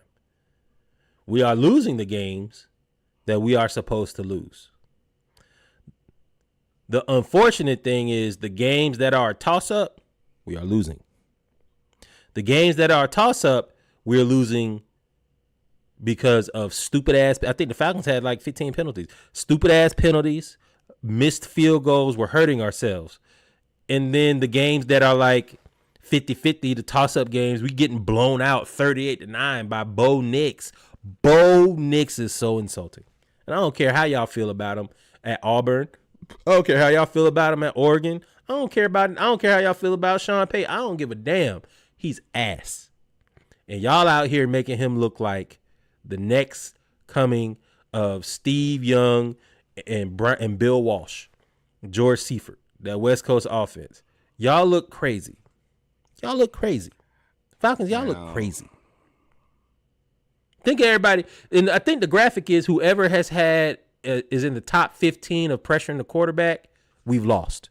Every team that we've lost to is top 15 pressuring quarterback. Every team we won cannot pressure the quarterback. Cool story. Bo Nix is second place for Offensive Rookie of the Year. Because of the Falcons. 38-6. That is a lot of it. I don't know how he passed. I don't know how he passed Brock Bowers. I guess that team is pretty good, though. But the team is good. Brock Bowers is out there doing it by himself with nobody at QB. By himself. I think that Brock Bowers, yeah. I think that, yeah. And you got rid of wide receiver 1, which means they can double me and triple me now. Yeah, I think the Bowers should be ahead of Bo Nix. But 7-3 with the Denver Broncos is impressive, too. Yeah. So, hey, here it is. This was the pressure thing I was talking about. We've lost to every team that has a top 5 pressure rated we faced. We've lost all of those games. The ones that we actually win, none of them can get to the quarterback. We need to keep playing these guys. Oh, that's our conference games. That's the thing. Like once again, I think we're about 9-8. I think we lose to it's good that we get the bye week right now. But we got to play the Chargers, then the Vikings. We probably lose both of those games. At that point, we under 500, so we 6-7. We get Vegas, we get the Giants, and Washington. They can be had. We can beat them for sure. And we can beat the Panthers. We can't beat nobody with the mobile quarterback because we can't get to the quarterback, and our linebackers are slow. We are going to get we might get blown out by Washington. We can't rush the passer. They have a downfield throwing, and our linebackers can't. Our linebacker, you think Brian Robinson's scared of our linebacker? You better run through them, bruh. Terry, look, and Jesse, do it. Better learn from me. Humble yourself. We've seen Bo Nix for the past 10 years in college talking all that shit, bruh. Justin Simmons, you, sir, are teetering. You feast or famine. Y'all out here, bruh. 2 tackles for this season. He's hurt. We got Brandon Dorless back, which is cool. Brandon Dorless back, who we drafted in the 4th round, who I thought was going to be a major contributor, but he was hurt. So he finally came back. And as Norwood said before, we have the top duo. I mean, we have the top duo now that Mike Evans and Chris Godwin are hurt. But we had the number 2 duo. We probably still number 2 now because T. Higgins is healthy and Jamar Chase is the new Julio Jones, unfortunately. Rook being hurt and Trice being hurt is bad. That's bad. Part of it. I don't give you. Let me ask you a question, Norwood. If you are getting hired or you are interviewing for a job, and that job says, "Hey, our problem or what we need help with is segment A, from getting A to B. This is what we need help with, getting A to B. Can you get us A to B?" Yeah, I can get you A to B. And then for 3 years, you fail to get them from A to B. What they gonna do to you? But no, I get what you're saying. But he got you from A to B. You wanted to be the best in the NFC South. You're gonna win the NFC South. Now, A to B was getting a better pass rusher, getting a better pass. That's the A to B that I'm defining. But even if you tell me that I didn't do that, and I didn't, and you're right, you should be 100% upset with me because I did not deliver on that. I still look like I'm going to get you to win the NFC South. I found you a quarterback, and I found you one for the future. It's good enough. You might not like it, but it's good enough. I know. Good enough in your mind. I'm hiring you to do a job. Get me from A to B. You telling me that I finished Z, I got X, I got W, I got N, and I got G. What about A to B? Because if you get to A to B, if you get a pass rush in this instance, that then makes everything else exponentially better. It makes everything else exponentially better. The Arthur Smith time doesn't count anymore because he's gone, and you didn't try to win for those 2 years. When you went with Marcus Mariota and when you went with Desmond Ridder, you let everybody know we're not trying to win games. So, yeah. That's another excuse. You didn't try to win it, but you still could have drafted a D lineman. You still could have went and got somebody. He did. You still could have gone. And you tampered.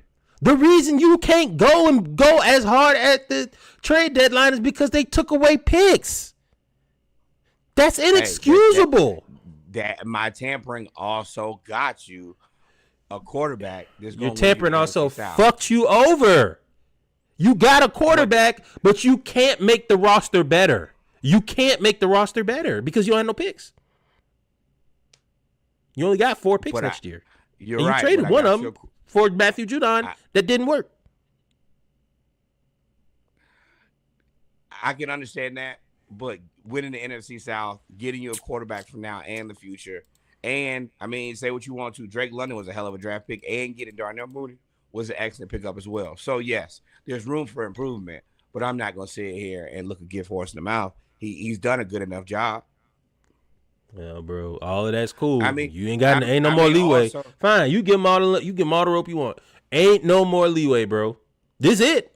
You've got the offense. This is it. You have to address the defense early and often in the offseason.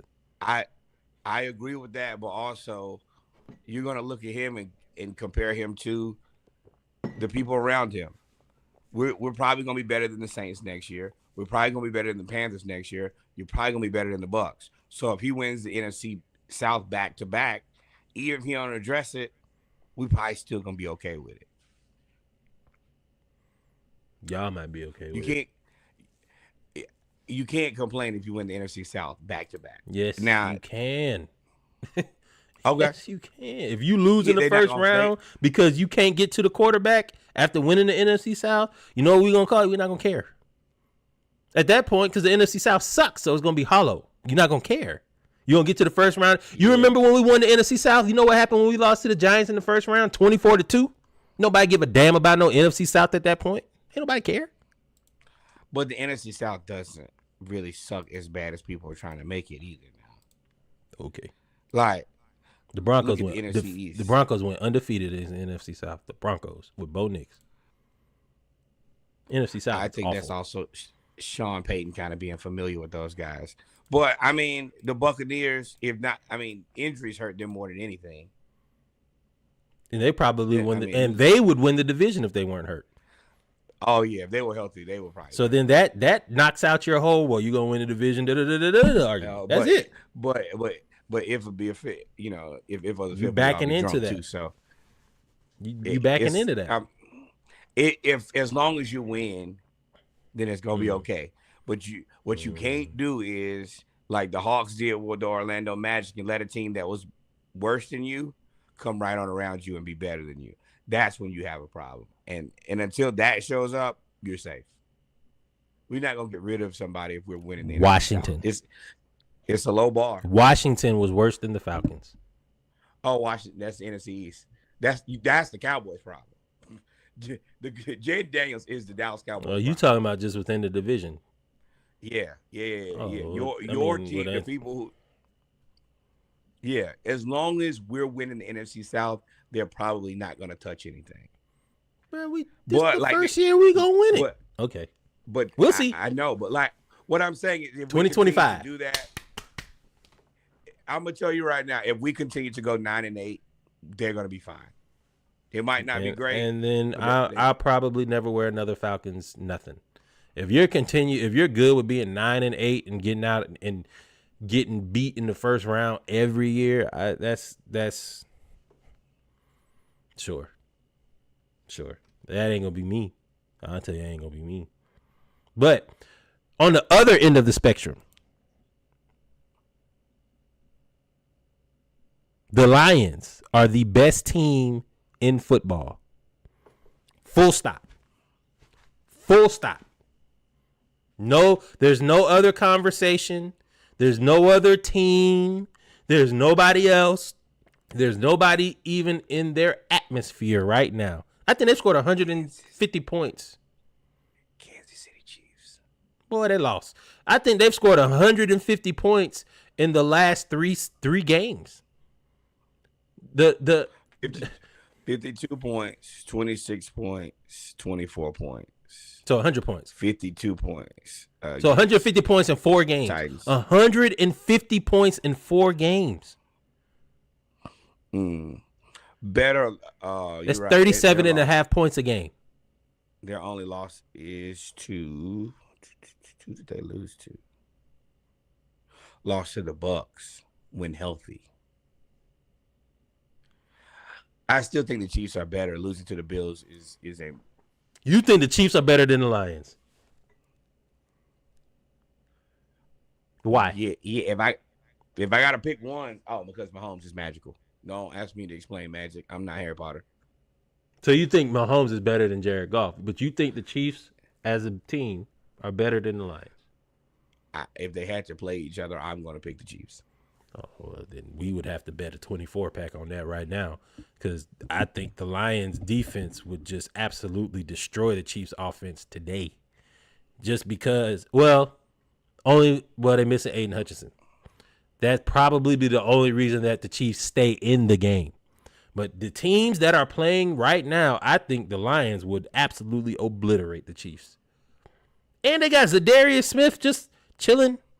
Came over here for nothing. Little 6th-round pick. Come on over here. Chilling. 52-6.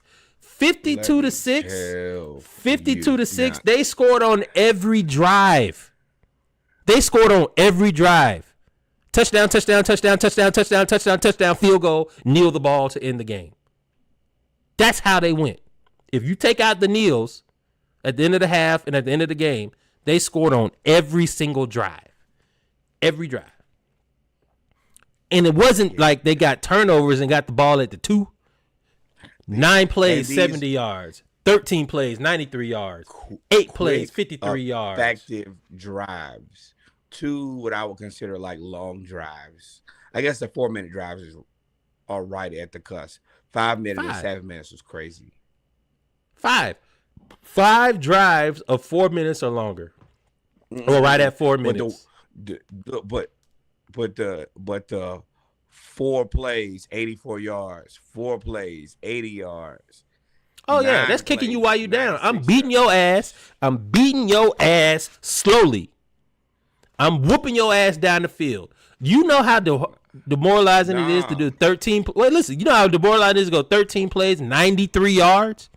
93 yards in 13 plays? That means they whooped your ass Yeah. the whole way down the field. And then I scored quick on you, just to let you know, because I got Jameson Williams. 3 times in a row. That is, you scored 3 touchdowns in 16 plays. Oh, hell no. That's where the problem is for me. At least I made you earn it. I made you go the whole 93 yards. 16 plays and 3 touchdowns? No. Made you No. earn it. They beat your ass. 52-6. 52. They are 9-1. They are the number 1 team in the NFL. They are the number 1 team in the NFL. They're 9-1. The Chiefs are 9-1. They have better. The Chiefs lost to the Bills. So they both lost to conference teams. And they have a better point differential. Yeah. They're 9-1. Best start since 1934. On an 8-game winning streak, which is the best since 1934. They haven't been as good in 90 years. Will the Lions lion? No, because they lioned last year. They should have beat San Francisco, which is even scarier because now they got experience. They got experience. They have arguably one of the, if not the best offensive tackle in the game. They have, although unfortunately Aiden Hutchinson got hurt, they have arguably the best offensive coordinator in the game. They have one of the best defensive coordinators in Aaron Ross in the game. They have Jahmyr Gibbs and David Montgomery, who are both going to rush for 700 to 50 to 1,000 yards in the game. Oh, their roster top to bottom is now. Do they have the best roster in football? Yes. Jameson Williams, they don't even care. They treat him like Dennis Rodman. Just whenever you come back from suspension for gambling or PEDs or whatever, illegal substance, whatever you get, just come back and just run straight down the field as fast as you can, and we'll throw the ball to you. Well, bro. Yeah. That's all they do. And they can, and then I ain't even said nothing about Laporta. Sam out there just big chilling. Big chilling. Woke up my daughter. But yeah, I mean, it's also the Jaguars. They suck. Trevor Lawrence is terrible. I told y'all he was terrible. He looks more and more terrible, and I'm happy that they paid him. Y'all Doug remember Peterson last had to season? get out of there. Y'all remember last season when I said my whole season was built around, are they gonna pay Trevor Lawrence? I kept saying, spend that money, and they stupidly did it. Congratulations, you bought a box of nothing. You bought a box of L's, and they're expensive L's. Congratulations. Oh Lord, you said a box of L's. And there's no way to get rid of him for like 4 or 5 years. So No, you're they're just gonna have stuck. to sit. You're gonna sit and struggle in shit. Good luck and Godspeed. May he rest in shit. Y'all dumb. What? Trevor Lawrence has never been good in the NFL, and they showed you the graphic where he had the same production as Danny Dimes, and y'all still paid him anyway. So who's And dumber? what- Because the Giants paid Danny Dimes and let go of Saquon, and Saquon is about to win the rushing title. No, he's not. He's number 2 behind Derrick Henry. Who's dumber? The Cowboys, the Giants, or the Jaguars? I'm going to tell you why I think the Jaguars, because they're stuck for the longest. At least with Danny, they got like the 2 or 3 year checkout. So if it didn't work, you could part your ways. Trevor Lawrence, on the other hand, got that 4 or 5 year straight through, boy. So there's no exit of the contract. You're in it with him. So it's going to be tough to move him, if not damn near impossible. And you got to ride with him for the foreseeable future. Yeah. Yeah. And he's not going to ever be a top, probably 15 quarterback. That is a lot of money to pay. Hell, Kyler Murray looks better than he does. Well, they're going to get Doug Peterson out of there, and they're going to have to figure out something. I mean, if I were them, I would just trade him to Las Vegas. Trade him to New York. I don't know where else you can trade him. Why would New York take that when they just literally benched that? The last thing I'm going to do is get another one after I just had a bad one. No. Well, again, I don't know what New York's doing. I don't give them any. If I'm mad at Terry, I don't know what I would be if I was a New York Giants fan. Man, I show up at the headquarters. They had that 1 year that Brian Daboll won Coach of the Year, and then after that, went to shit. Not my problem, though. And clearly Kyrie isn't happy about it either. Yep. We are going to take a 30-second break. We will be right back to finish up our football game. We got our games of the week and playoff contenders. I got to check on my daughter. I'll edit this out of the reel, but I got to check on this. Y'all stay tuned. We'll be right back.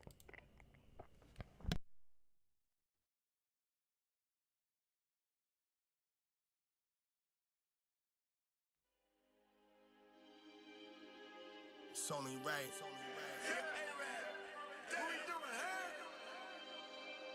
Gotta talk about this money. I've been hearing spirits, I'm talking to ghosts. Life been kinda different, I parked up a ghost. I never been religious, won't talk to the Pope. The water calm me down, we can talk on the boat. The ocean got me cool, we can talk on the yacht. I see him posted on the corner, can't talk on the block. My pockets got the mumps, I've been walking with knots. We really from the dirt, we been rolling, just wanted the rock. My mama kicked me out, I just wanted a spot. Niggas tried to jump me, I wanted a Glock.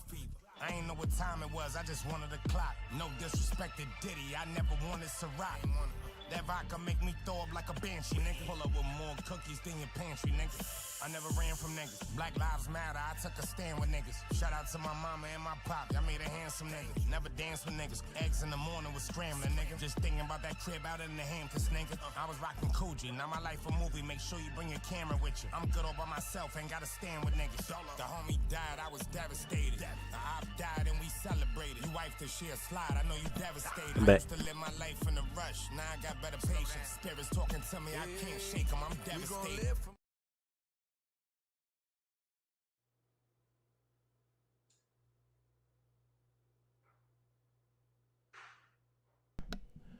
Well, ladies and gentlemen, we are back. My bad. I had to step away, check on our executive producer. Norwood had to do the same. But the Falcons suck. The Lions are really, really good.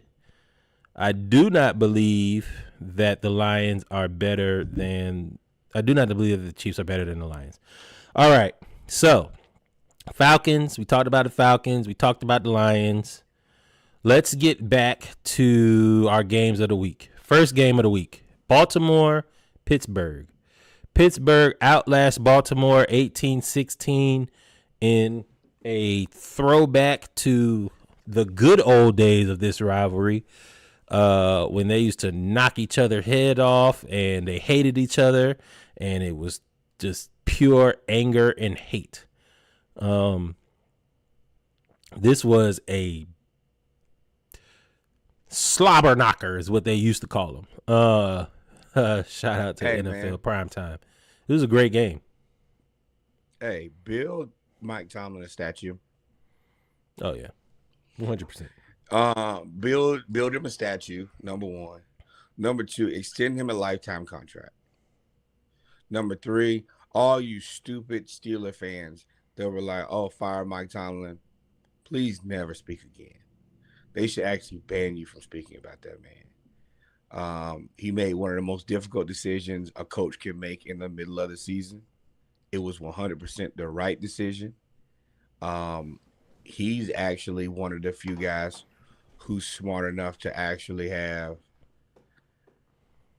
a real quarterback plan, an elite quarterback plan, and have a good backup option. He's putting on a masterclass of just being able to coach a team that everybody was pretty low on to start the season. And now they continue to win. They continue to win convincingly, and they look more like this looks like a team. Well, nobody knew that their defense was going to be this good. We all knew T.J. Watt was good. We knew Jerry Porter Jr. was coming into his own.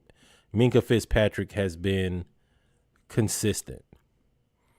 The rest of these dudes have like elevated, and Cam Hayward is old, but the rest of these dudes have gotten even better. They struck gold on the second cornerback. Take notes, Terry Fontenot. They struck gold on Alex Hightower,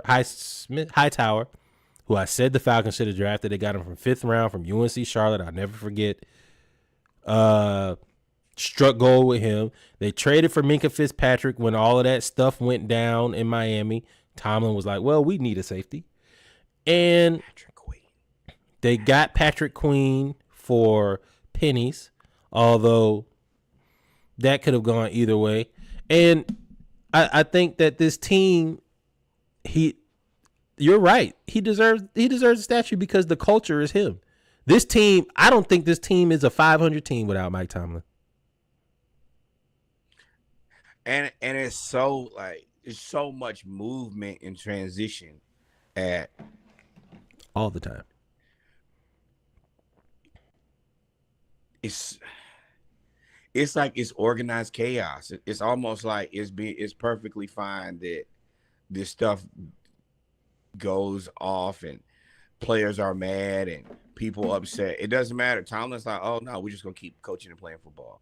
And his ability to not be distracted in the middle of chaos is impressive.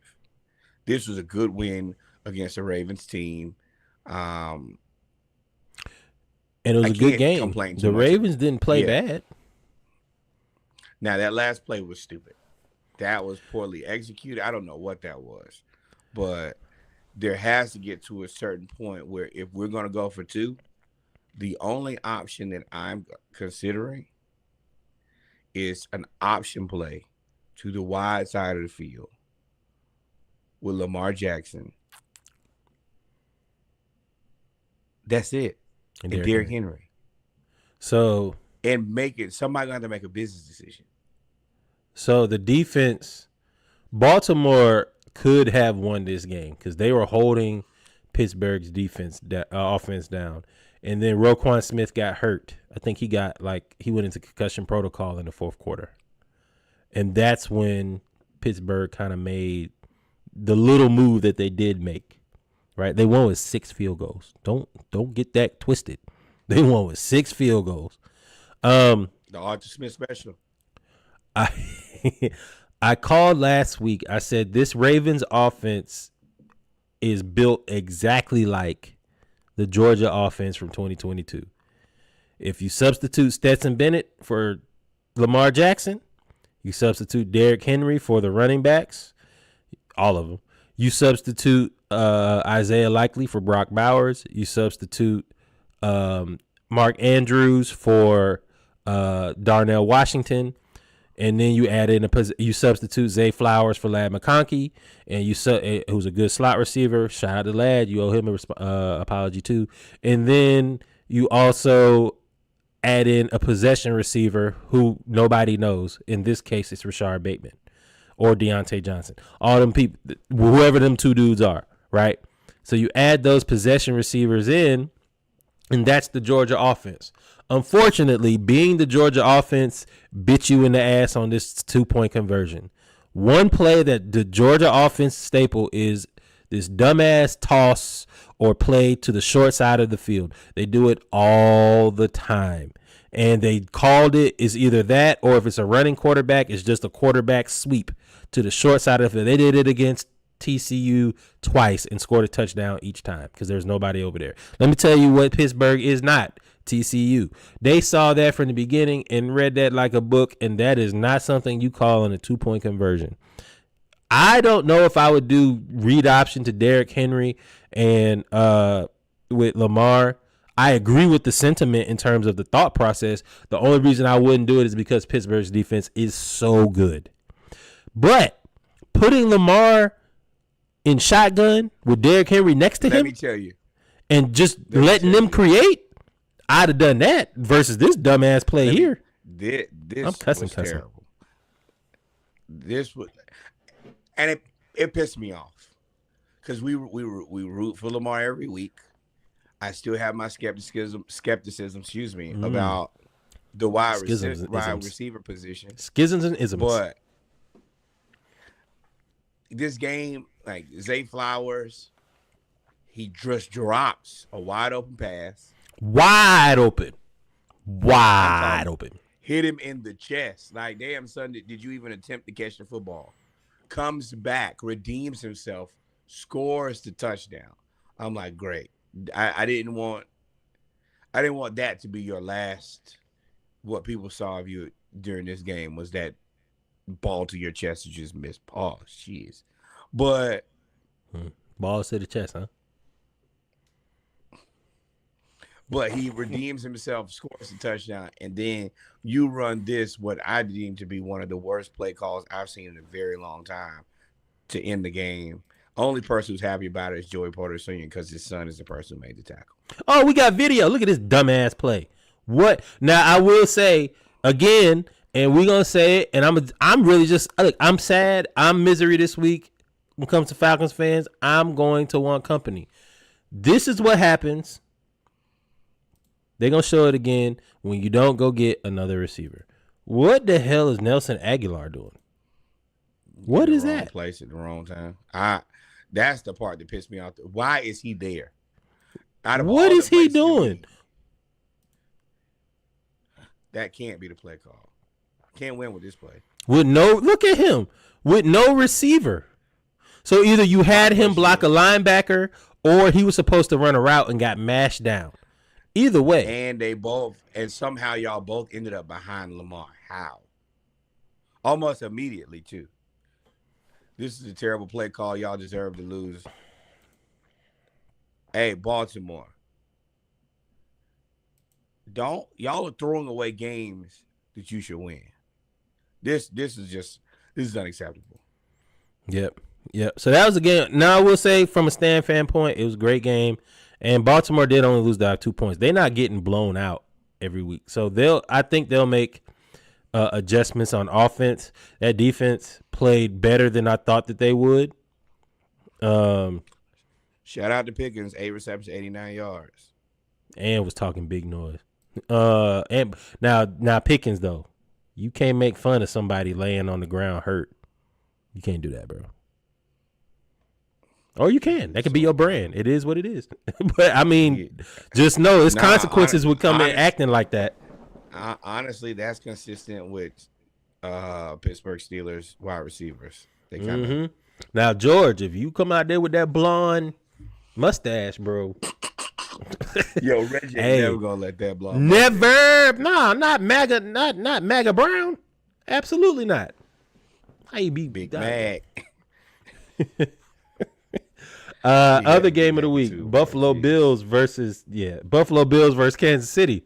Kansas City's no longer undefeated. The Bills win 30-21 behind a good running game and Josh Allen, and a decent defense. They put up 30 points, and Amari Cooper. I knew they were going to win when Amari Cooper. They was like, Amari Cooper's wrist is hurt. He was doubtful to play, and the first pass they threw to him, he made a one-handed catch with the wrist. I was like, oh well, that deer antler spray must be working. You know, that's what Alabama used. And I was like, well, him and Keon Coleman could be they did him a solid. The same solid I wish that the Ravens would do Lamar is what the Bills did for Josh Allen. Let's just go find you another guy. You and the last guy didn't work out, but don't worry, we'll go get you another one. And even if it doesn't work out, you surely gave your best effort. The last guy did work out. Don't think it ain't work out with Stephon now. He just ran into my homeboy. No. Yeah, but I'm saying like it didn't work out. Like he wanted out. Well, he gonna want out of Houston. I don't blame that on Josh Allen. That's the more we see about Stephon. When you want out of 2 more places, the more we see that's you, bro. That ain't Josh to me. Now, the Bills do have to. Y'all let go of Marquez Valdez-Scantling, and he has 3 touchdowns in 2 weeks. Oh, he gave us 10 types of hell. And he did it again this week. He had another 80-some yard touchdown catch because he's fast. But not to bury the lead. The Bills Funny story. People are saying the refs have finally been defeated. I told y'all last week.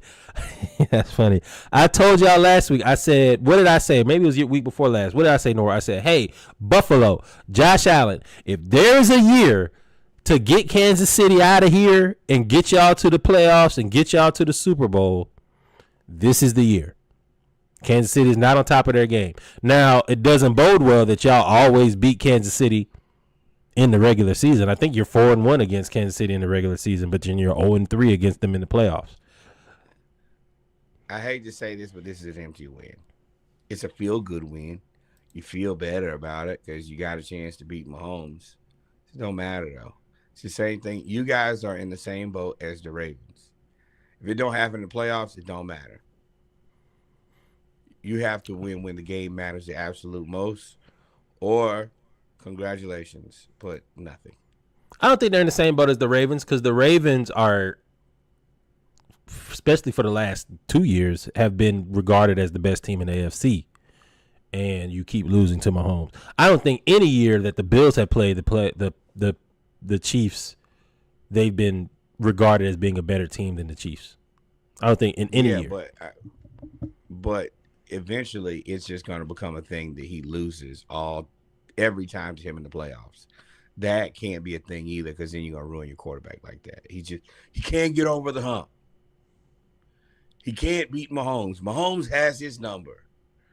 You don't want once that gets out there, that is where the media takes off with that. So Curse of the Buffalo Bills. You'll be Jim Kelly Part 2. Yeah, I mean, it's like us against LeBron. Can't beat him. Can't beat him. Jeff Teague said, man, remember you said that. And we didn't score again. So shout out to the Bills. This is the year. Do it. Do it, Buffalo. Let's go, Buffalo. Eagles. Oh, no, I'm rocking with Mahomes. Eagles take the lead in the NFC East by beating the Commanders 26-18 in what was a pretty good game.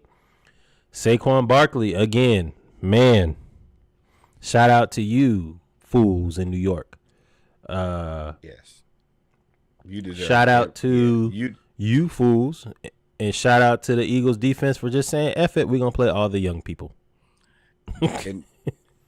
But they can do that because I think the rest of their team is so mature. And the old people was looking bad. Looking terrible. Mm-hmm. These are the games the Commanders are not ready to win yet. Against teams that are just more seasoned than them. And you can't be mad about that. That just comes with experience. This is another game like when they played the Ravens. I was like, okay, y'all gonna play good, but you're gonna lose. Same thing here. Like, you're not a bad team. Just sometimes experience and maturity beat you. And that's what that is here. Learn from it. And next time, you'll be better for it. Yeah. I think I think the Eagles lose this game if they don't make those changes on defense. I don't know what y'all was thinking not playing Cooper DeJean the first 5 weeks of the season. And y'all was getting torched at that cornerback spot. Yeah. But and then remember, we joked about it, but we was like, they're going to try to turn him into a safety. And we was like, hey, that might not be the thing to do. At least let him play nickel. Nope. He is now cornerback number 2. And he comes in and they basically just play a nickel package to keep him on the field, and they move Darius Slay around, which is working because there's another person in this picture, number 27, who told y'all the day he got drafted, he didn't smile. He was happy with his family. His name is Quinyon Mitchell. He said, I'm going to paraphrase, you will rue the day that y'all passed over me. And ain't making a bet. He is a top 5 corner day one. He put Terry McLaurin in jail this game. I mean, and he's put everybody in jail. He looks like the next coming of Darrelle Revis. Yeah, Terry McLaurin can it.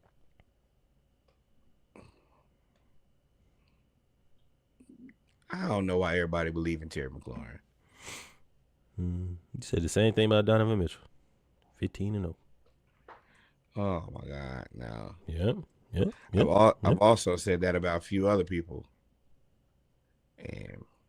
But yeah, nah, he just. I mean, everybody likes Terry McLaurin, so I guess I have respect for him, but not me. No, you don't. I mean, he You don't have respect for him because everybody else like. You don't have respect for him at all. No, I know the truth. What's the truth?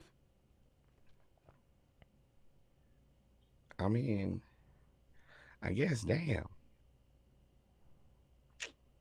I mean, maybe not, man. I don't know. So this is the thing.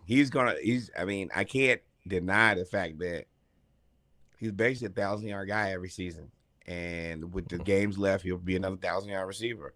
So it'll be, name his last 3 quarterbacks. He's a That's the part 1,000-yard about it. guy That's- with no quarterback. I just don't. I don't. He is Mike Evans. He's Mike Evans. That is the part. That's literally what the yeah. Because I mean, damn, yeah. For his career, 6 years, 6,000 yards, 31 touchdowns With no quarterback.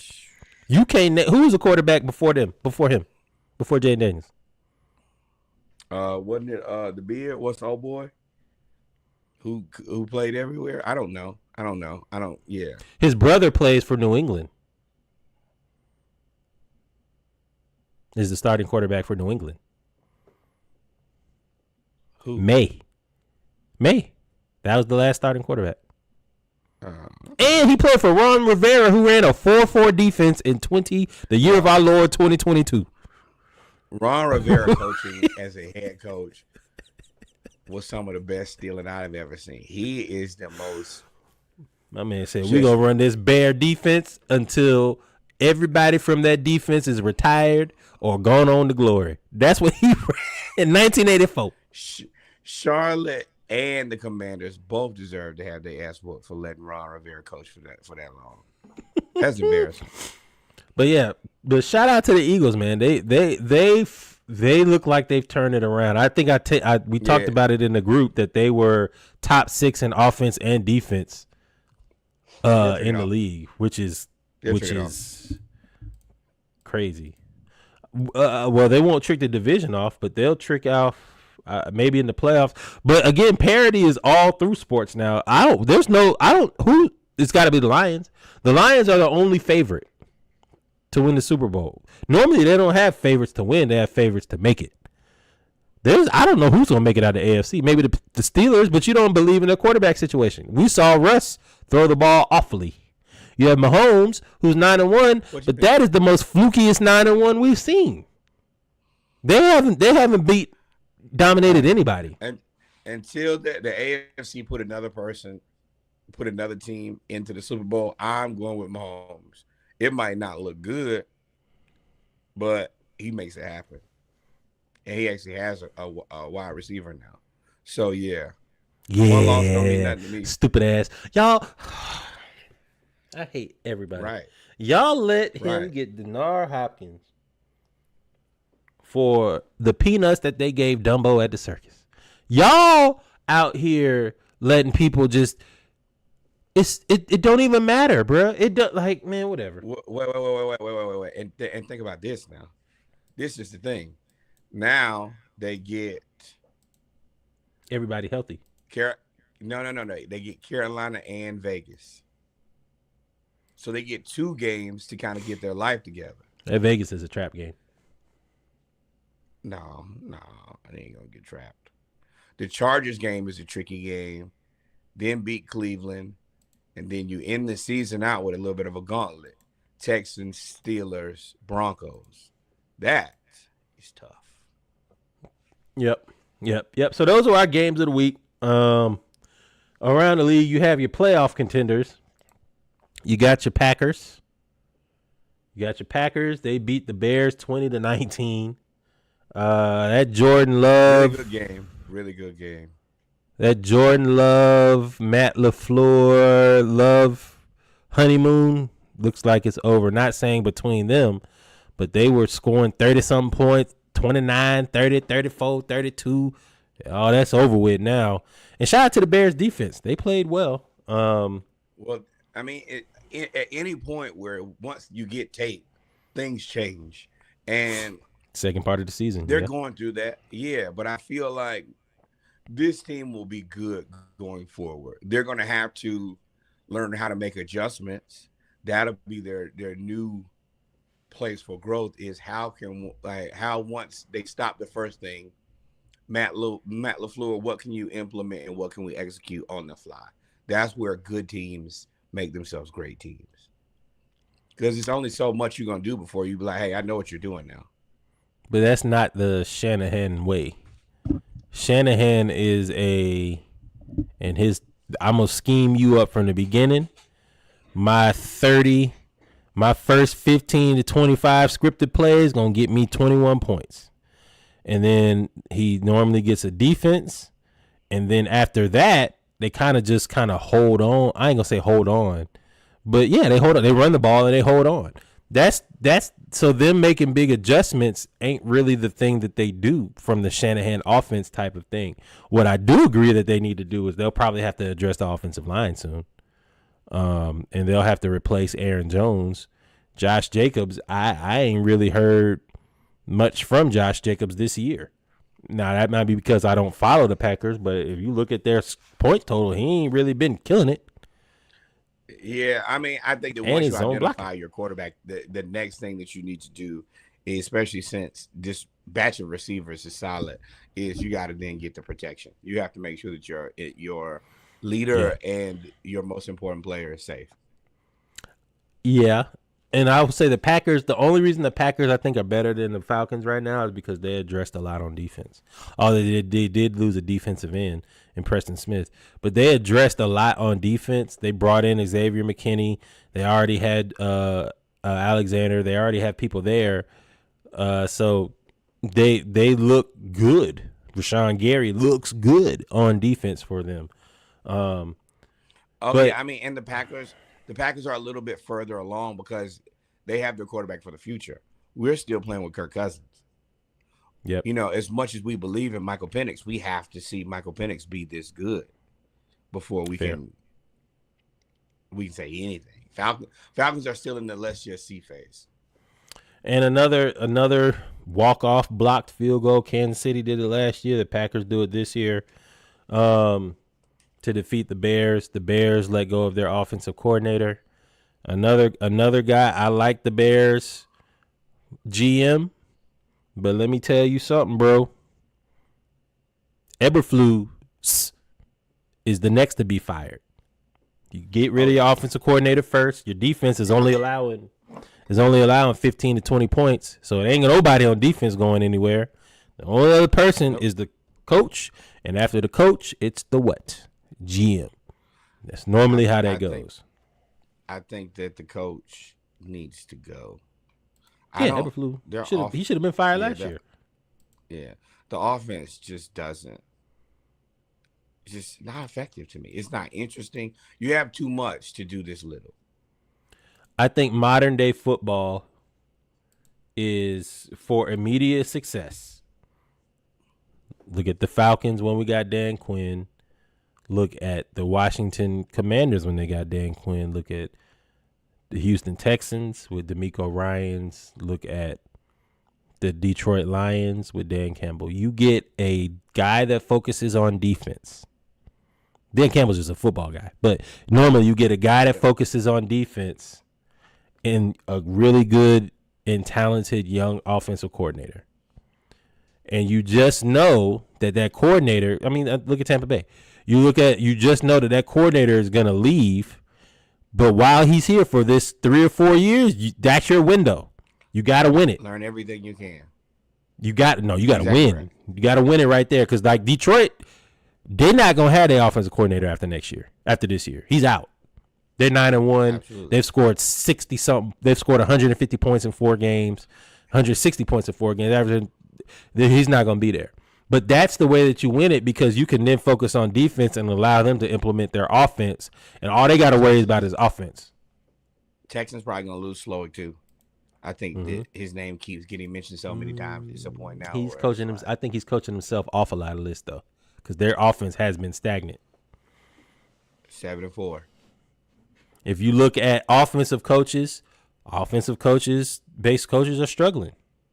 You have it's a lot of them. It's my mind literally just went blank.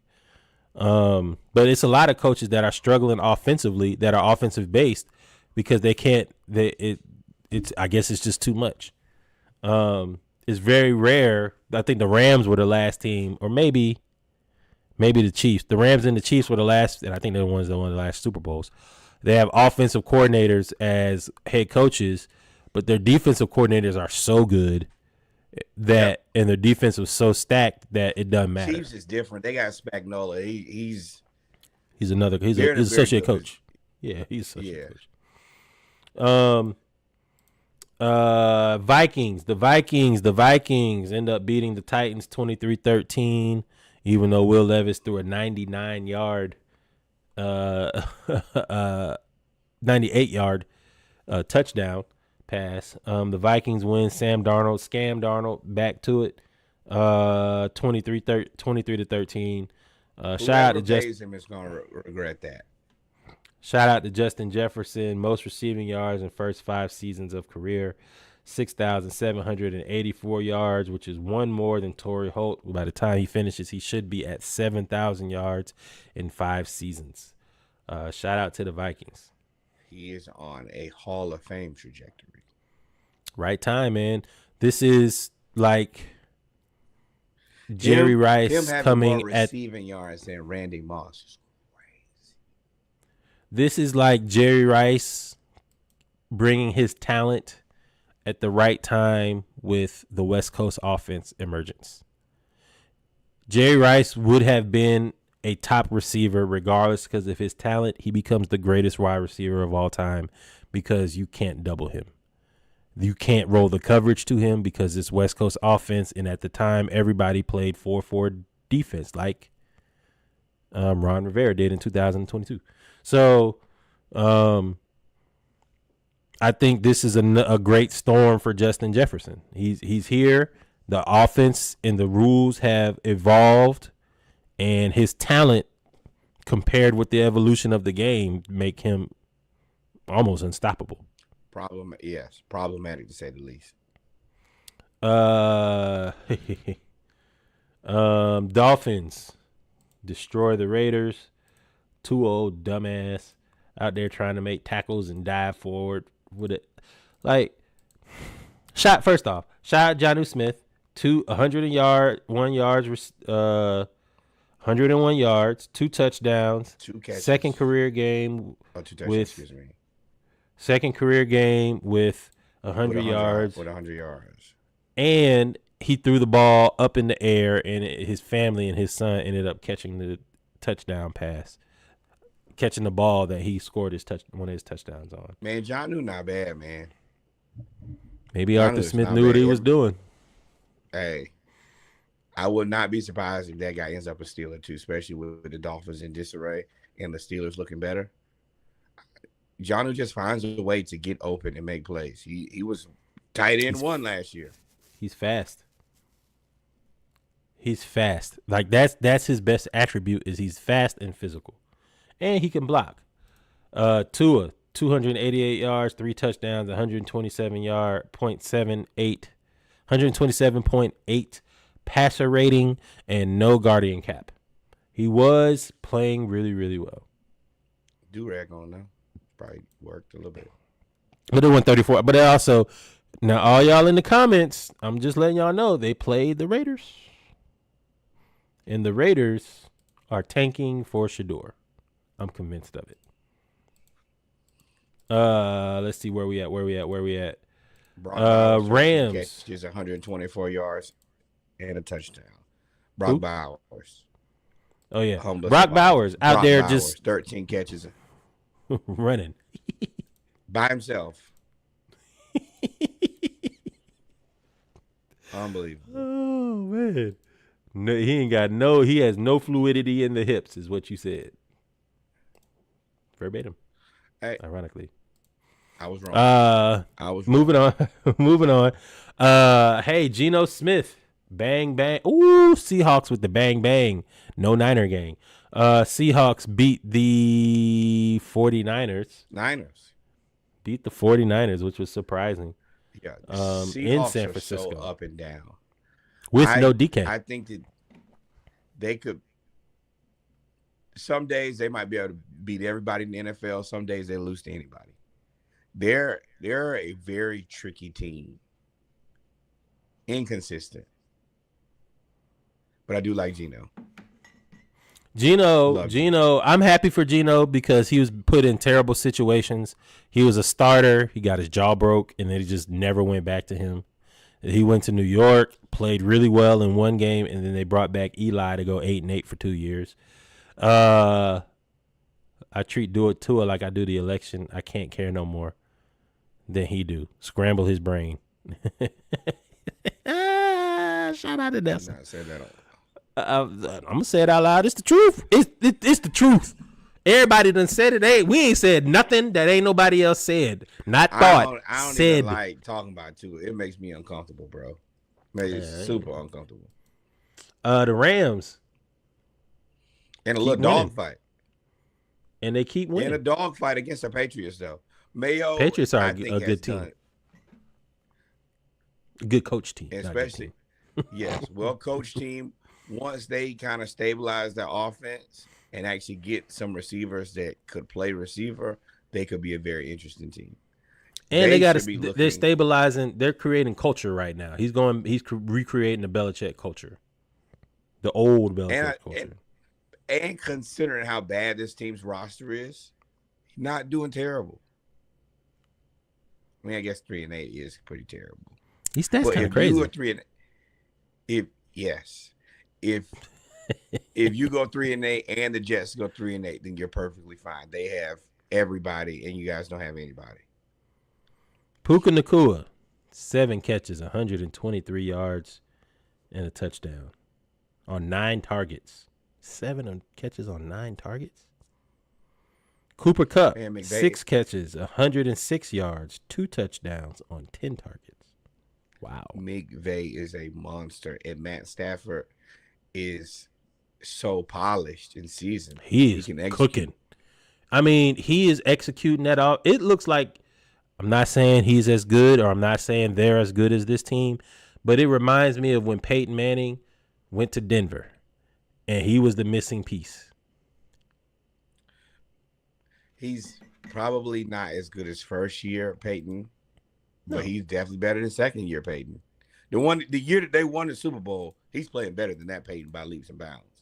That Peyton was leaning. He was getting carried by the defense. And now we get to the part where I call this playing for pride. This season is effectively over. I don't expect for them to make a run anywhere towards the playoffs. But there's one team that I never thought I would have sympathy for, and I kind of don't. I'm kind of laughing at y'all because y'all bought into it. Rightfully so. But it's the same story over and over and over and over again. The Chargers beat the Bengals 34-27. Shout out to J.K. Dobbins, who probably is going to be a finalist for Comeback Player of the Year. The Chargers win with a fourth quarter comeback, I believe. Oh, come on. The Bengals look dejected after this game. And they won. Yeah, this is why I was the reason that you look dejected. And the Bengals have had this same type of issue for the last 20 years. When Carson Palmer was there. And Chad Johnson. For the last 25 years. It's the same thing. What, AJ? I was going to think of that. Then you went from Chad Johnson, TJ, who's your mama? Then you went to Andy Dalton and AJ Green. Then you have this same issue. Joe Burrow leads the league in touchdown passes and has only thrown 4 interceptions, and he's thrown for 3,000 yards. You cannot 3,000. Jamar Chase, 12 receiving touchdowns, and I mean good He might be Julio. No, he's AJ Green. This all it is. And then you got 73 receptions, and he's first in everything. And the Bengals are 4-7. 4-7. And you have not paid him yet. Jamar? Yeah. It's gonna cost it's gonna cost you so much money. And you can't. This is stupid because you can't let him go because Joe's never going for that. And so you just wait and wait and wait. And now he's going to be more and more expensive. You played yourself into worst case scenario. And he's definitely going to want all of his money because y'all are losing. And he's playing well. Bro, you can't ask me to take a pay cut. And you can't ask me not to take all the money and then I still have to go out here and perform and then we're going to lose. Nope. Bro, if they just win 3 of those games that they lost by 1 or 2 points, by 1 score or less, they are now 7-3 and second in the AFC North and 4th in the conference. Hey, not my problem. Y'all have mismanaged this team. I've talked about this for at least 2 years. Everybody who looks at the Bengals closely, it does not look like a fun place to play football. We talked about Hendrickson considering retirement. T. Higgins is clearly upset. Oh yeah, Jamar what's Chase his let's look unpaid. at keep going. What's his stats? Because you might need to retire, Henderson. Yeah. But everything included, the Bengals have been a weird team to kind of watch because it just doesn't make sense and everybody looks miserable. Oh, I was wrong. I am 100% wrong. That man got 11.5 sacks. Falcons, you should have traded that. I was about to say you should be polite and say, hey, are you interested in coming to the Falcons? Because we could use 11.5 sacks. We would be a Super Bowl contender if we had 11.5 sacks. We would take 6. I think he got more sacks than the Falcons, if I'm not mistaken. It would not surprise me at all. Then you got Saints Browns. We knew that Saints was going to beat the Browns. This is not an accomplishment. Shout out to Taysom Hill. The Taysom Hill game. He had 3 touchdowns. Wait. We not. Before we get to Taysom, in all due respect to Taysom, Jameis threw for 350 yards. No interception. 395 yards. And y'all scored 14 points. He's 2 touchdowns. How you throw for 395 yards and all you get is 2 touchdowns is crazy to me. Ask Joe Burrow. I mean, you're right. Joke like I've been doing it all season. But the difference is everybody expects Jay. Like, you know what James? Oh, what James gonna throw them picks? Nope, he didn't. He didn't lose you this game. Jerry Jeudy, 6 receptions, 142 yards. And what was that? Turnovers? They had fumbles. They had to have fumbles. They had to have turnovers. I told y'all the Saints are a dangerous team. Any team that fires their coach after the locker room goes toxic and that relief is there is a dangerous, dangerous team. But Taysom Hill, 3 TDs, 138 yards rushing, 50 yards receiving, 18 passing yards, 42 kick return yards. The man with no ACLs is still out here doing it. I don't know how long he can do this because he's got to be 32 now. But he's good. I have disrespected Taysom Hill about 1 million times. Oh, I'm going to continue to. Jameis now. It's Jameis and Tamus, but now they're opposite teams. But those stats are very impressive. But I'm going to say this, and I'm going to say it 1 million times. Jalen Milroe, I know that life ain't been the easiest for you when it comes to throwing the football. But if you could just get over to the Saints, you could do this better. 100%. It might not be what you really want, but that is what you need. That is your ideal position for you, unless Miami can think of something else. Those are the 2 places for you, though, bro, for sure. Yeah, finally. Also, can we talk about my boy? Yeah. Who? Oh yeah. So the Anthony Colts beating Aaron Rodgers. That's what I talk about. The Colts beat a bad team. A bad team beat a bad team. The Colts beat the Jets 28-27. Shane Steichen finally just decided to make Anthony Richardson just run the ball and run people over. Stop trying to make the guy offense so complex for somebody that you knew was raw. Pause. You knew that they needed help in developing their skills and recognizing defenses and everything. So you know what you do? You just give them the ball and move the hell out the way. Finally, you did it, and Anthony Richardson and the Colts beat. I ain't even gonna say stun the Jets because the Jets suck. Beat the Jets. He had 20 completions for 272 passing yards, 3 total touchdowns, which means I think he had 3 rushing touchdowns. The defense played well. I think it's right. 1 passing touchdown, 2 rushing Here touchdowns. it is. Quiddy Pay. Y'all remember him? He tore his Achilles. He came from Michigan, and he was really good. 2 sacks, 7 tackles for loss, 1 forced fumble. And the man that the Falcons were linked to the entire damn draft that we allegedly tried to trade back into the first round for, Latu. 1 sack, 3 quarterback hurries, 2 tackles for loss, and he was wildly disruptive the entire game. And Terry, if you knew that you were gonna be tampering, go ahead. Go. You should have made the moves before. Should have made them make him take the 2026 picks. See, so this is a little tricky to me. He has 12 solo tackles, 3 sacks, 2 forced fumbles. How many sacks we got? What's our sack leader? That's cool, but we also have the quarterback for the future.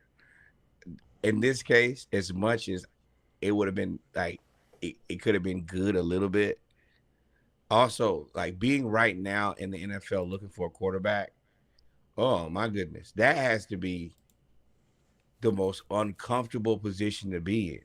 Because I mean, you think that Shador is probably the best guy, him and Cam Ward.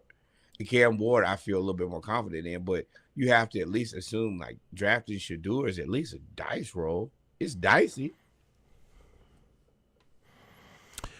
That's a whole nother conversation because I think NFL teams are doing their quarterbacks a disservice by not developing them. I think the development of the quarterback is awful. So it's very difficult for me to say that you're hesitant on a quarterback because every quarterback everybody's trying to find Patrick Mahomes, and it's not going to happen. You have to have a Josh Allen. So this is my thing. Michael Penix Jr. is the number 1 quarterback in this draft, right? No. Oh, this draft coming up? Yes. If he was drafted this season instead of last season, he will be better than everybody, right? I think him and Shador would be neck and neck. Okay, so yeah. So if I feel like I have the number 1 or number 2 quarterback in this draft, and on top of that, where you win is he's also had a year to sit in the offense. So for me, you're 100% worth it because by the time that I need a quarterback, he will have sat for 2 years. Now, it's up to me in the 2 years that I have with this player to develop him. If he can't come out and play well after 2 years of development, either you have very, very poor scouting or very, very poor development. That's more of a you thing than anybody we have else. both of those. We don't develop nothing. We got poor scouting on the defensive end. We have poor scouting on the defensive end, and we don't develop none of them players on defense. No. Offense, we develop players. Defense, we don't. Drake London has developed. Drake London is probably a top 10 wide receiver in the NFL.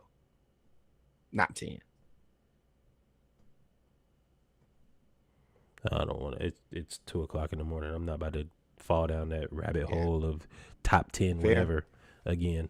But yeah, I mean, you do that all the. That is your claim to fame. So, That's a good one. but the other side of this Colts Jets game is, man, the Jets. I don't know what Aaron Rodgers does. He need to retire, but you can't. Your legacy is toast. Like, your legacy is toast. Your legacy is gone. You are probably one of the best generational quarterbacks, and has had a very good career, and simultaneously has I don't know what the word is, has underwhelmed. Even though you got three touchdowns, three MVPs. Yeah. You know what's funny? We talk about Lamar way harsher than we talk about A-Rod. And they've basically been in the same situation. Super Bowl. The Super Bowl is the difference. Lamar just has to win one of those. But Lamar's also, he was probably a Hall of Famer, like in career years before A-Rod. I would have to go back and look. Well, A-Rod sat for 4 years, remember? Yeah, but I mean, that's a part of it too. Lamar came right on and never been bad. And I mean, I guess they both kind of sat and dropped, huh? Yeah. I mean, I think I can't. I'm gonna leave that alone. Because I was gonna say I think that Lamar's better than Aaron Rodgers, like long term, but you can't say that either. Aaron Rodgers has all the stats. 3 MVPs. Yeah. Oh, Lamar about to get his third. But look, this is what I can say. Lamar can be. I mean, it's actually a very compelling argument, minus the Super Bowl. And Lamar still has enough time if he wins 2 Super Bowls, even though he's not going to have probably the same stats as Aaron Rodgers, you probably going to have to say that if Lamar wins 2 Super Bowls, I'm going to say he's better than Aaron Rodgers. Yeah. That's the only thing that's holding Aaron Rodgers above Lamar right now, is that. And I will actually say, even if Lamar only gets 1, that he's better than Aaron Rodgers, because as good as Aaron Rodgers has been, he's also held back so many teams from being successful, including this New York Jets team. As much as he's been responsible for the wins, he's also been responsible for a lot of losses too. I think the New York Jets thing is true to a certain extent. I think he handcuffed them because of his attitude, but I think if he doesn't get hurt, I think that team is really good last year. I think they're really good last year if he doesn't get hurt. He just got hurt. He tore his Achilles. So why they not good now? Let's see. Garrett Wilson. Oh, because he mortgaged everybody else off. Yeah. He went and brought in all them other people this off. Yeah, that's tight. But the roster, and you fired Robert Saleh. You fired Robert Saleh. Now your defense is awful. Like, the front office ain't do it, man. Stupid ass front office. Y'all. Wait, listen, no. What is it? Wipe my head. Y'all keep doing these stupid ass moves. Y'all keep making these dumbass emotional decisions. Living your shit. Hey, Aaron Rodgers, Breece Hall, Garrett Wilson, Devontae Adams. Then you get to the defense. Javon Kinlaw, Quinnen Williams, Hassan Reddick, C.J. Mosley, Sauce Gardner. And y'all have you're 3-8 with that? No, hell no. I don't care about nothing other than that's more than enough players to not be 3-8. I hate to tell you. They're not with Nathaniel Hackett calling the plays. Oh, well, good looking guys. Then you fired your defensive. You got Jeff Ulbrich, who's a good defensive coordinator. That's the reason I'm blaming Aaron Rodgers. He's doing this to this team. Yeah. I agree with you about the off the field stuff. He sabotaged the team off the field. On the field, I think that team, like I said last year, I think they're good with if they were to if he doesn't get hurt. I think they probably come in second in the division last year. Because Miami was such a new fast and everything. I don't think they overtake Miami unless Tua gets hurt. But that team last year, they were good despite. Now Aaron Rodgers, it's almost like he was a CEO that saw a company that just needed some backing, and he just went and bought the company and then drove it into the ground. Yeah, Twitter. Every store in Walmart, like everything. Yes. And then to close out football, what y'all already knew was going to happen happened. Texans whooped the Cowboys' ass. Dak is done for the rest of the season. He's on the injured reserve. Cowboys are in disarray, and nobody cares because Jerry did this to himself. That's fine with me. Jerry said, look, I ain't closing the curtains when the sun is beaming right into my $30 million receiver's eyes, but let there be a concert at night. I'm going to close them curtains. Or a press conference. Hey, man, that's fine. I like it. I mean, they said they hadn't opened the roof in 2 years, which is why when they opened it, some of the bolts had rusted, and that's how a piece of the roof fell off into the field. Don't care. That's what the Cowboys get. That sounds like senile. Like that sounds like you senile. That sounds like it's you. Wait, and I've seen it. Wait, that sounds like senile and not paying Dak Prescott and CD Lamb until the last minute. I think that was arrogance. I think doing things like that where you don't. I don't know anybody that has a retractable roof stadium that don't open it in 2 years. 2 years? There was a whole pandemic and he opened it. And the thing about it is, you would assume that it's like an elevator, right? So it has to be serviced and, like, you know, it's got all the same parts as an elevator, all the same hydraulics, just on a larger scale. Yeah. Who's the inspector? But I mean, don't you gotta get inspected every year? Do you think that Jerry Jones is worried about that inspector not passing him? No, because I will. As he said before, I said I'll fire some radio hosts. He said, you work for me, and they was like, no, we don't. He said, that's fine. I'll still get you fired. You will never inspect anything in this country. Definitely not in Texas. You might not even. They might not even let you look at things. Man, they may. And I'm good with Trump. I might deport you. Don't look too crazy now. Don't look what? Whatever it is, he gonna be like, you know what? That's probably from somewhere else. Mm-hmm. They get you on up out of here. Do a little welfare check. You want to go? Let's just go straight into basketball, if you don't mind. Welcome, ladies and gentlemen. We're back, episode 167 of Splashcast, our final segment, the NBA segment, basketball segment. Got a few things we're gonna talk about today. College basketball first. Shout out to the University of Tennessee fans. After it's good that you guys got some goodwill after that ass kicking y'all took this weekend in football. Tennessee fans have donated thousands of dollars to Montana guard Money Williams. Thousands of dollars to Money Williams after watching him score 30 points and also learning he is taking care of his younger siblings following the loss of both of his parents. The goal was to raise $150,000, and I believe he is well past that now. Jeez, yeah, I look at $121,000 raised. That's dope. I love when the Bills Mafia does that. But yeah, I can only imagine what that does for his whole family situation, life situation. I'm glad that, you know, if you participate in sports, stuff like this still happens. This is great. Yeah. Basically, he received the news that his father passed away. Then less than a year later, they lost their mother when she unexpectedly passed away last month, leaving Money and his older sister, Monet, to care for their 3 siblings. Yeah, they really and it's like it's a bunch of people. $10, $20, $50, 132,000 raised. That's dope. See what happens when we all unite and just support each other. Somebody hit him with the 10K boy. That's beautiful. The anonymous 10K at that. Oh, I respect that even more. Yeah, that's the real love.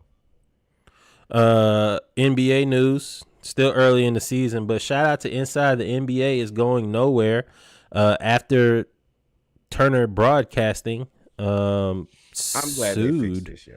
sued the NBA, saying that they should have had a right to match any offer made by Amazon and all those other streaming platforms. They have come to an agreement that Inside the NBA will be licensed to ESPN and ABC starting next season. Meaning TNT still gets their money. NBA TV is still on. NBA is still on. Inside NBA is still on TV. This is the best case scenario. I don't think that they be killing my boy Vince with that, but I don't think that they wanted to ruin this. Come on, because it's so good. This is everybody's favorite, and if you just were the demise, and you probably like, what's the chances of you having something even close enough to this to be okay? Nobody. There's because. And the way that Inside the NBA and TNT position themselves are bringing on Draymond to learn from Chuck, bringing on Candace Parker, and bringing on Jamal Crawford. Like, they have a pipeline. And now you tried to freeze out the pipeline. And you tried. And you're also looking at, like, the guys who they also have so much respect. So you don't want to be the replacement. This is like replacing Tom Brady. Like, I don't really want to do this. This might not be good for my career.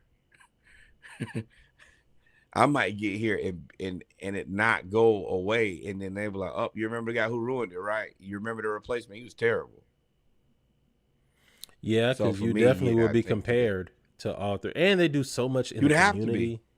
Like you're right. This is a lose-lose situation. This is a Florida football weekend. So shout out to the shout out to the NBA coming back.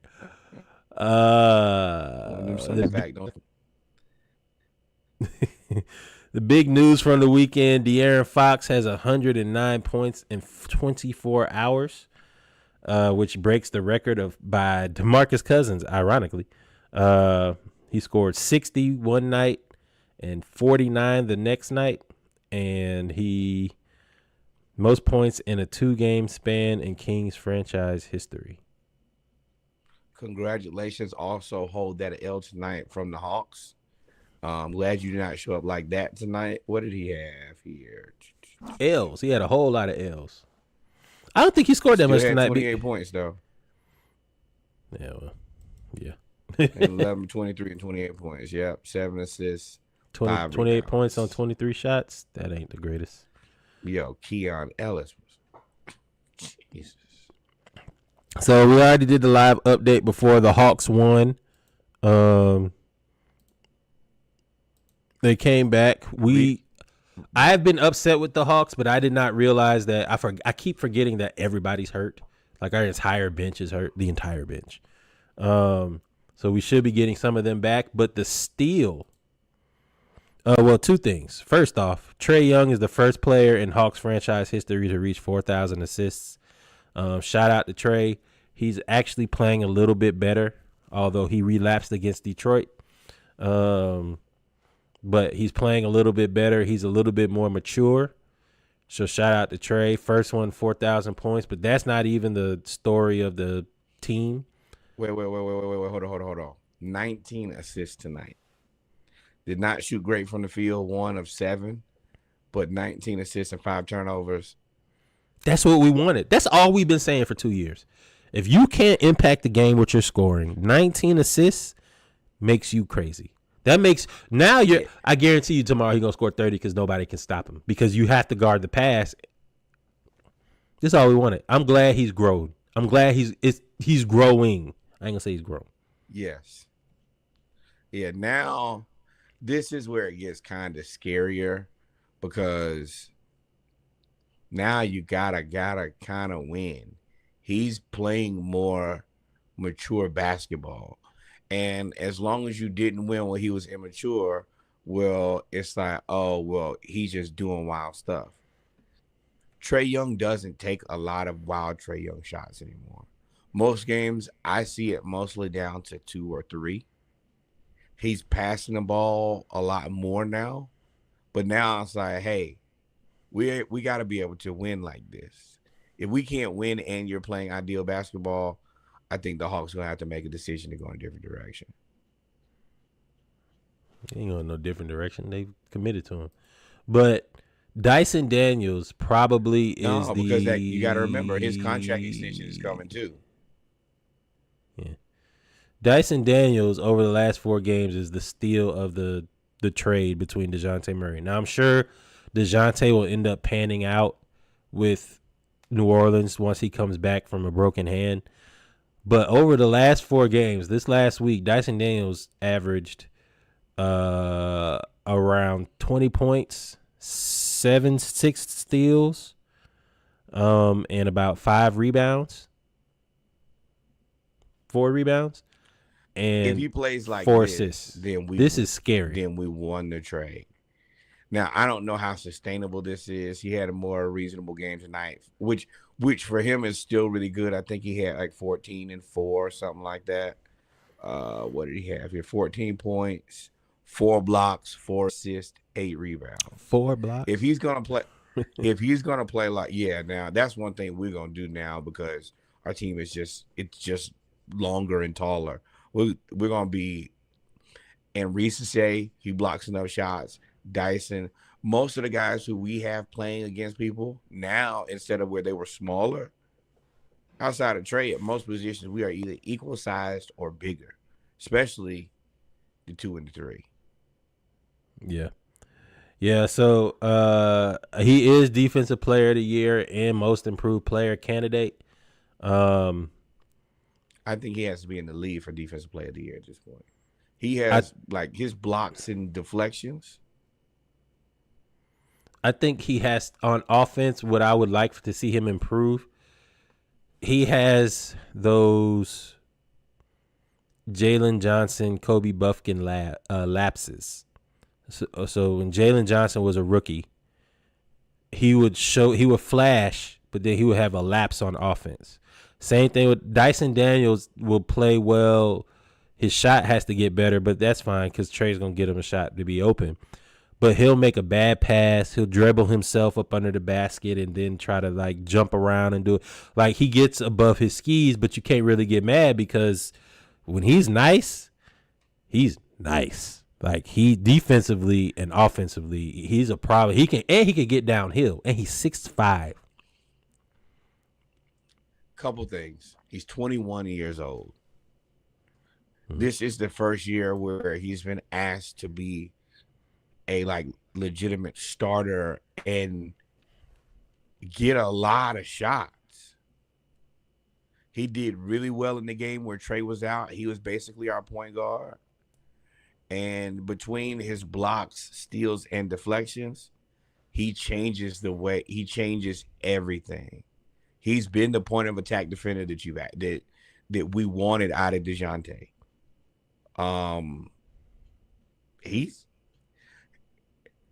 He's playing very well right now. Like he's playing enough to where you're like, if he can play like this, then we just whooped New Orleans in a trade. But I don't know how sustainable this is. I don't think it's sustainable, but I think not offensively. I think defensively, because offensive numbers are going to fall because Bogey comes back, Buffkin comes back, Hunter comes back, Veet is back, although Veet is a pass first guy. But right now, I mean, Trey seems to be deferring a little bit, which is kind of wild. But Dyson's getting up all the shots that he wants, like because you can't guard him.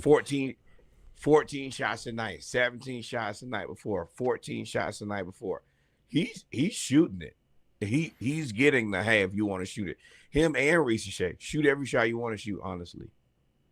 And Trey's not doing that, but I guess we all can't do that, and it's time for these other guys to develop and shoot. Well, he's also getting DeAndre Hunter shots. He's getting Bogey shots. He's going to be on the floor with Bogey eventually. Like he's getting all of those shots. So I think his numbers are going to fall offensively just because he's going to go from 17 shots to 10. But at the same time, he's playing against the third best defender maximum because you got Trey and then Jalen Johnson.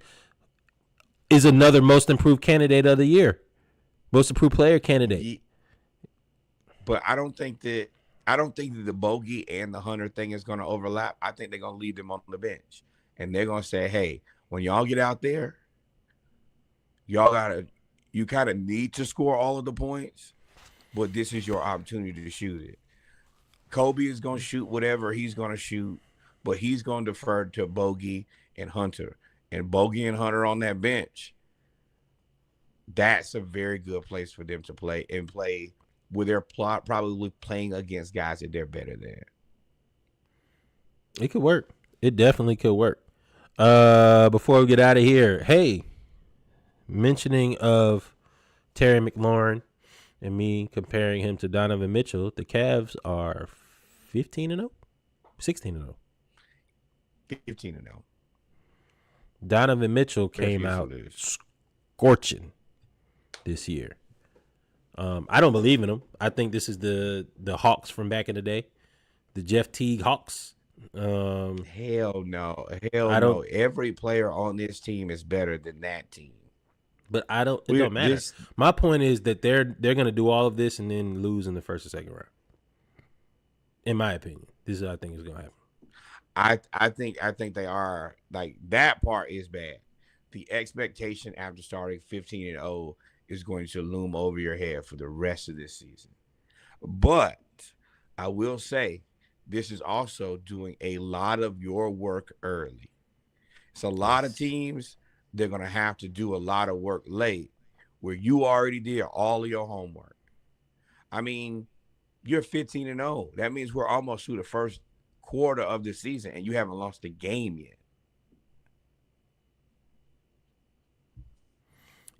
Yeah. I mean, and the fact that the Sixers are 2-10 and hurt. Exactly. The Bucks are 4-9 and hurt. Orlando is hurt.